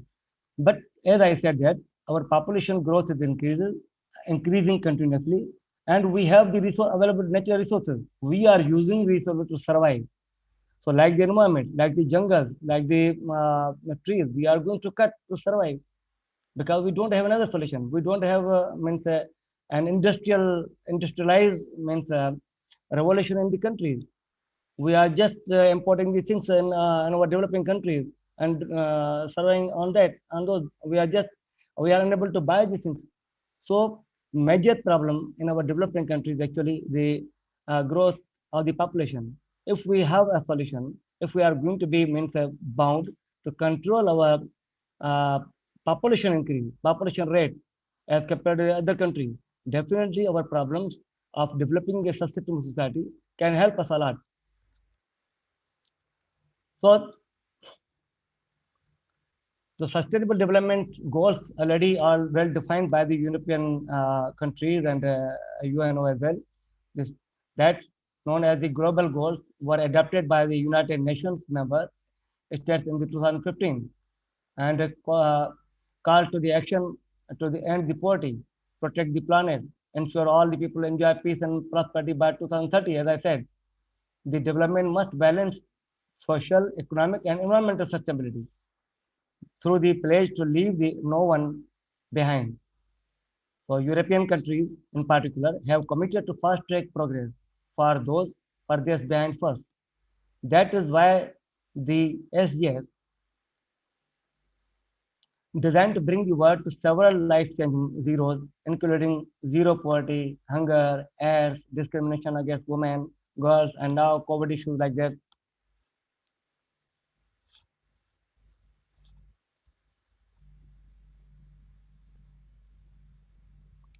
So everyone is needed to reach these ambitious targets, and creativity, know-how, technology, financial resources from all of the society is necessary to achieve these sustainable development goals in every content. So lessons in the sustainability. In this era of globalization, we seem to have left behind the solutions that worked many centuries ago. Sustainability, a word that carries such importance today. It is integrated with three pillars of economic, social, and ecological development under the banners of sustainable development. If we see the past, as I said, the centuries ago, so the climate change likely caused migration, dismissed of the ancient Indus Valley civilization of the 5,000 years ago. Is a well-known place that is the Mohenjo-daro as an ancient Indus Valley civilization city built around 2600 BC that was abandoned. More than 5,000 years ago, the Harappa culture thrived in the Indus River Valley of what is now modern Pakistan and northwest India, where they built sophisticated cities, invented several systems of the world, best service system of the world, but predated ancient rooms and engaged in long-distance trade as well. But due to the environmental conditions, due to the failures, these developed cities, well-developed cities, which were built 5,000 years ago, were dismissed. And they were disintegrated into smaller villages. And after that, they are just surviving to grow and stabilize such wonderful culture and the trade with the industry. But with that, with the international global level. But at this stage, as the population increasing, definitely problems are increasing. So we are unable to develop the cities like the Mohenjo-daro. Still we have in Pakistan and our province like Sindh. So sustainable issues in Pakistan currently, environmental issues include air pollution because of the high rate of the population, water pollution, noise pollution, climate changes, pesticide issues, soil erosion, natural disasters, and flooding. These are the natural issues with the country. But many issues again depend on the rate of population growth. If we are going to control the population, then it is not a dream just to have our sustainable society. So sustainable society for developing countries, while many factors play an important role in developing good governance, has always been recognized to be critical tool for advancing sustainable development. That is the political, that I said, unbalanced political authority. And it is also considered a crucial element to be incorporated in development strategy. Good governance promotes accountability, transparency, efficiency, and rule of law. And these all are based on the balanced political system, balanced social system, balanced economical system, and with authority. If we don't have these all are balanced, these all are just quotations, just what to say.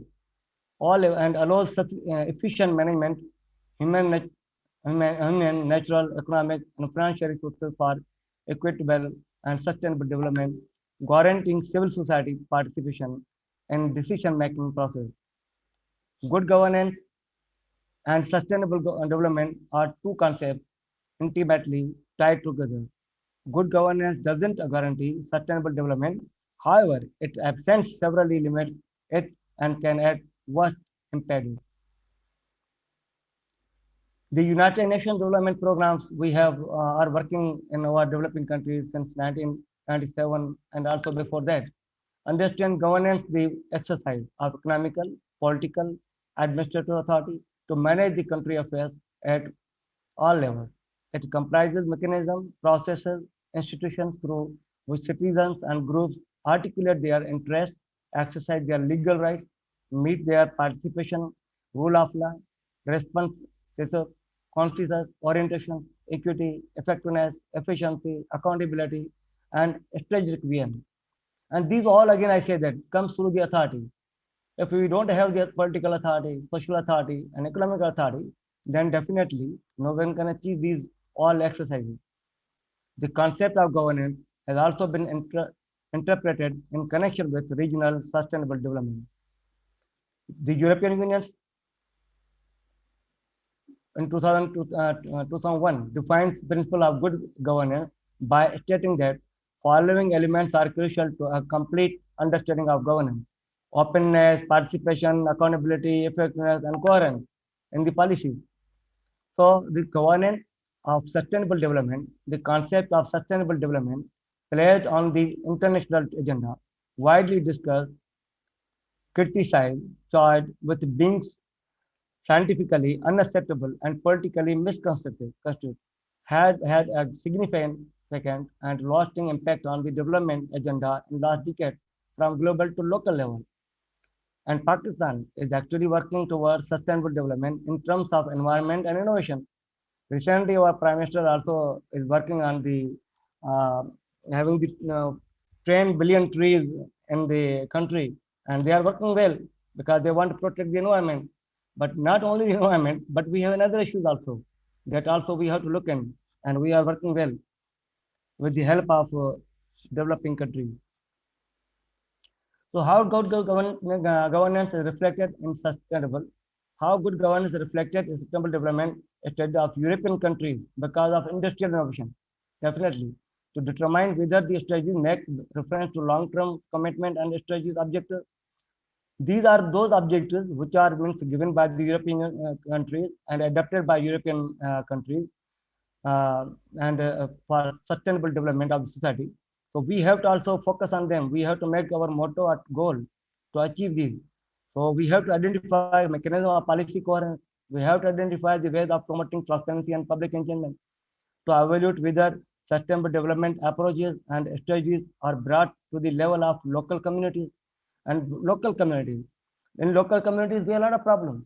We balance a lot of our population is from the rural areas where we have the limited resources to have the knowledge, to have the education, have the health and other awareness programs in the local community level.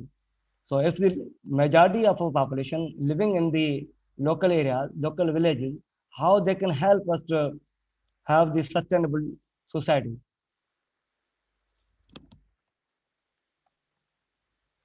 So as a strategy approach of governance reflection in the SDS refers to the presence of a common long-term vision for sustainable development and strategic objectives formulated in accordance with the SMART rule.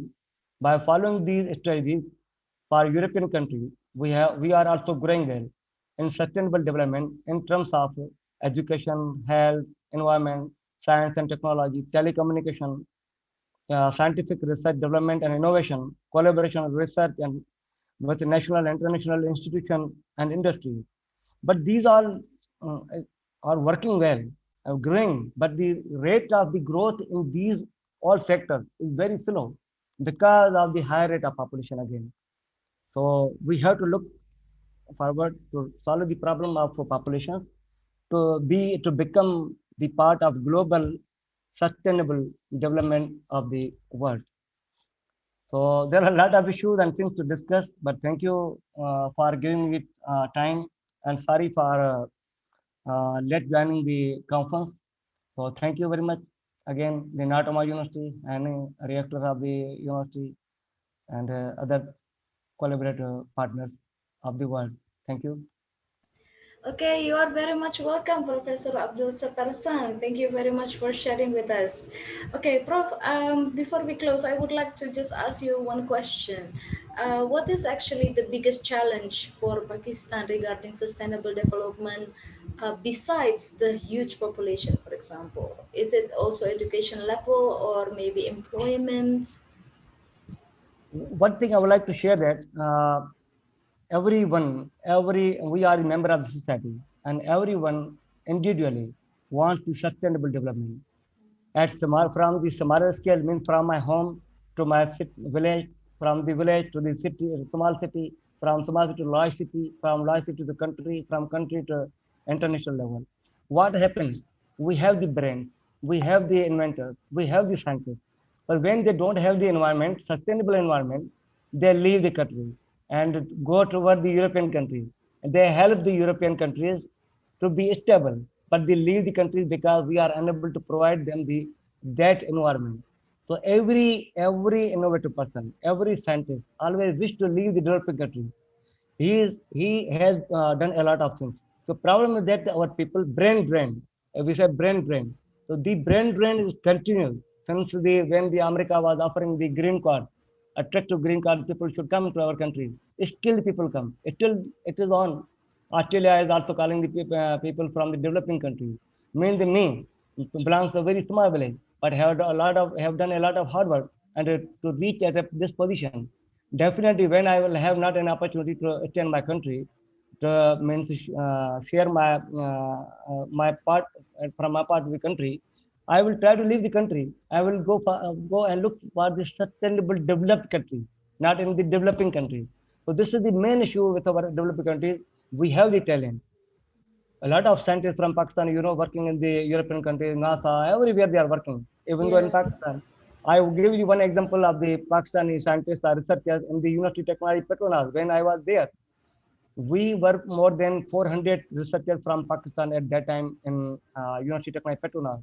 At that time, University of Technology Petronas in the world ranking came from 400 to 110. It was a big achievement because of the researchers from Pakistan. Yeah. So this is the main problem of developing countries, that our brain drain is still on because of the unbalanced political, economical, and social authority. That was the title of my presentation. I wanted to talk about. Yeah, so we are looking forward that in the future the country itself can accommodate such talents, yeah, Prof, yeah, so that Inshallah. they don't have to go abroad so far and contribute that much to another nation, not their own nation.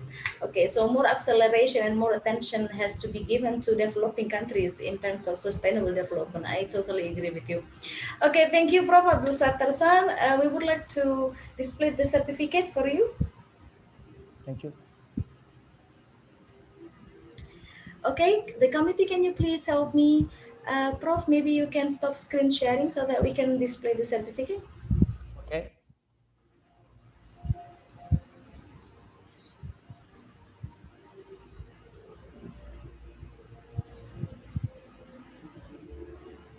Sudah? Okay. So this is the first certificate for Professor Abdul Sattar San. Okay, you need some time to do the screen sharing. Okay, this is for your role as the keynote speaker for today's conference, Erasmus Plus Program Monnet Activity 2020. Thank you very much for sharing with us. And the second is for the role as steering committee and advisory board for this conference. Again, it's a pleasure to have you, Prof. Sattar, and please join us again in our next conference. Thank you so much. Inshallah, thank you. Thank you. Thank you so much. Yeah.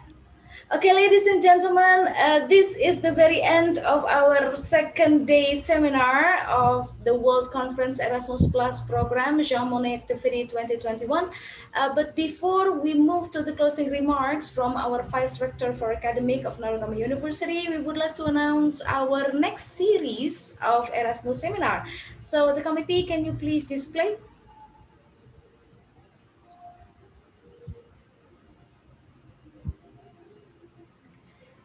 Okay, we still have 5 series of seminar in the scheme of Erasmus. We have 5 series in which Narottama University will become the host, and the other seminar will be Rudan University, yeah? Okay, so this is the nearest, August 18th to 19th, 2021. We will have the seminar in sustainable education and human capital support in EU countries. And then next, we will have also the next seminar in Erasmus. Maybe to slide down, okay, scroll down.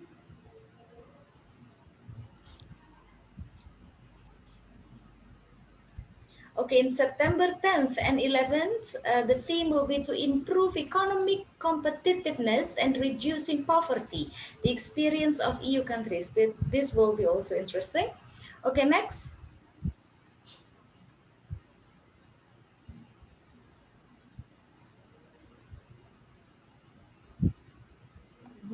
Scroll down. Okay, on October 8th and 9th, 2021, we will have another conference focusing in information and communication technologies in the infrastructure and transport of the EU countries. Okay, okay, the fourth now.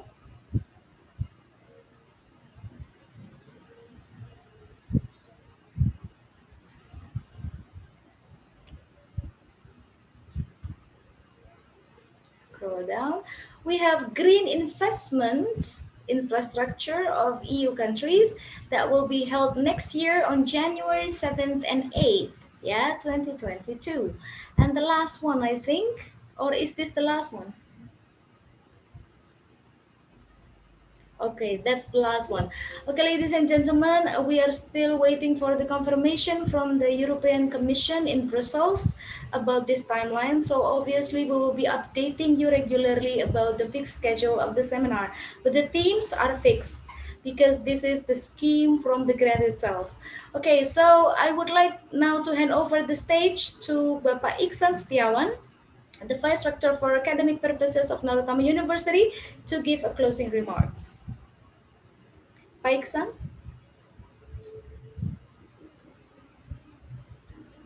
Pak Iksan, are you with us? Okay, thank you very much, Ma'am Ani. Assalamualaikum warahmatullahi wabarakatuh. Good evening.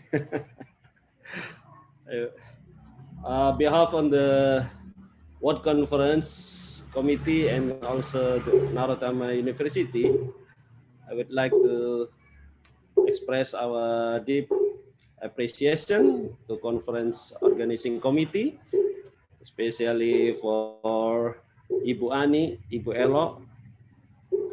Today's conference, the World Conference Erasmus Program Monnet Activity 2021, Sustainability of Industrial Innovation and Infrastructure of the EU countries finish.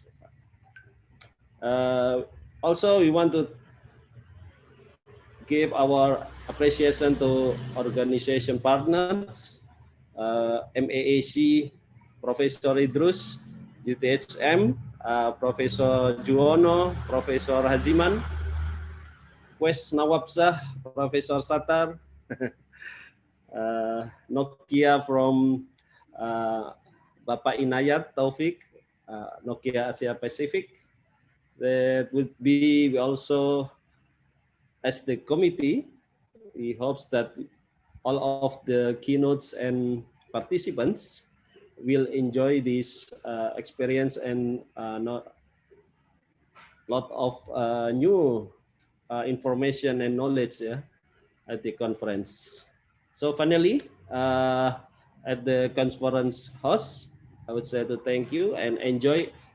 We hope we can enjoy and continue to our next Erasmus World Conference program Monnet Activity 2021 at Agustus, September, October, and January.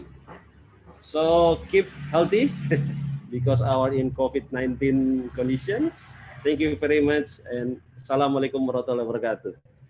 Waalaikumsalam warahmatullahi wabarakatuh. Thank you, Pak Iksan. Okay, ladies and gentlemen, this is the very end of our World Conference Erasmus Plus program, Monnet Activity 2021 on sustainability of industrial innovation and infrastructure of the EU countries.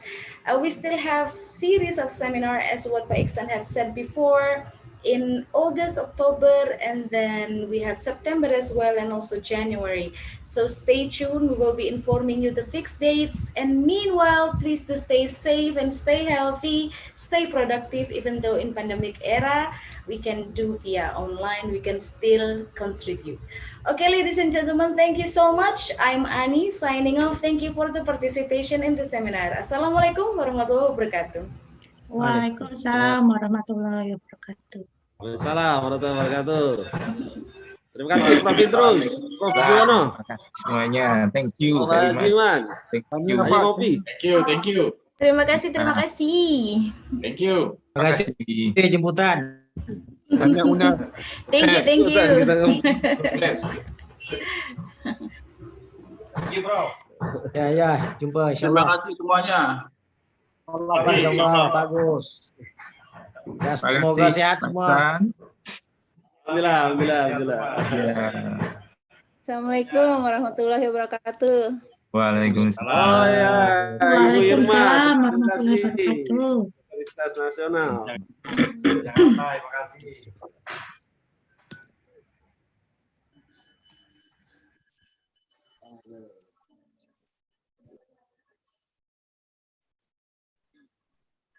Hai, Prof. Hai.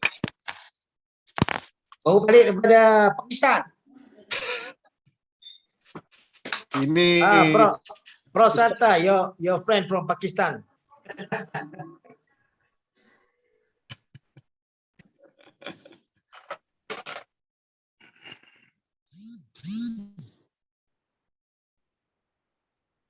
Baru Actually, masuk after apa, the COVID, Man? Assalamualaikum. How are you? Actually, after the COVID, the universities are open now. We are physically coming to universities all the time, full busy. Oh. I was called by the Vice Chancellor office to have something to discuss.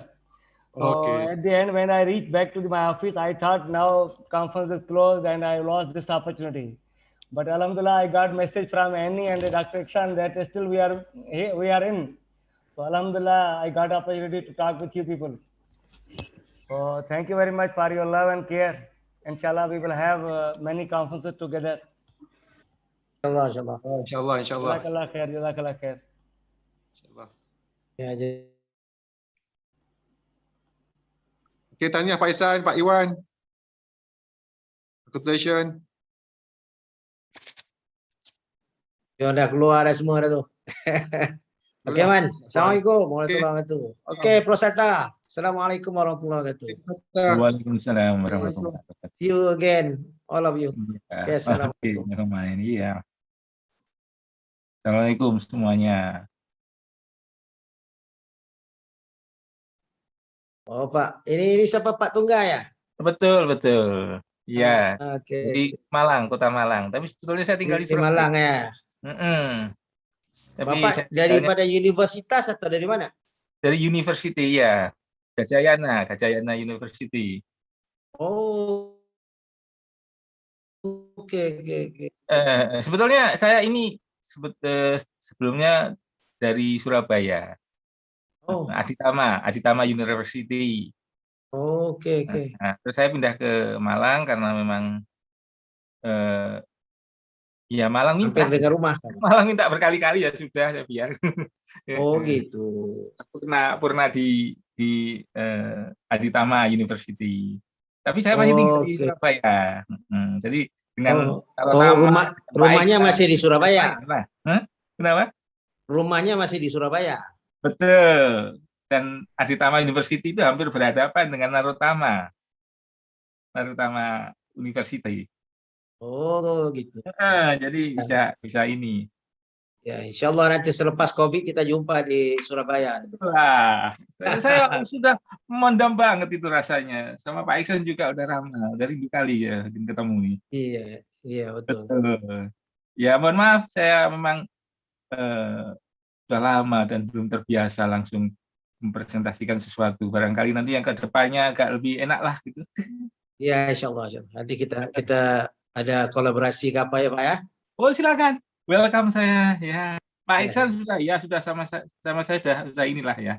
Nah, apalagi Oke, tadi insya saya dengar hanya sekilas Pak Hermanto, ya Pak Dani Hermanto tadi nyampaikan sesuatu juga. Sekilas, hanya cuma sekilas saya dengarkan. Soalnya saya bentrok dengan acara daring ngajar gitu. Jadi ya sekilas ngajar.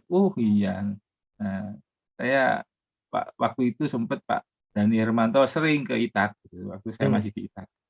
Ya, sekarang kan beliau di Coverty kalau nggak dari Derby kemudian pindah di mana Coverty kalau nggak salah.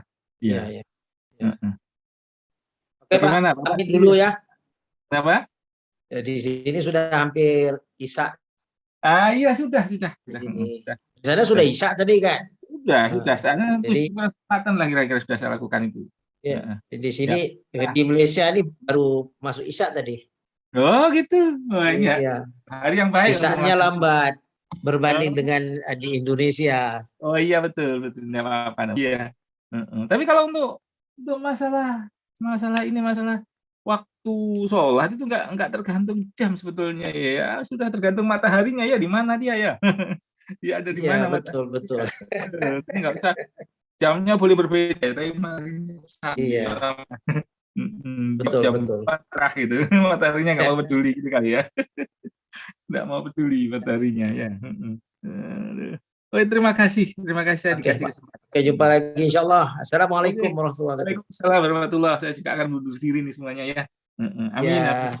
Salam untuk teman-teman. Amin. Ya, insyaallah. Amin. Hmm.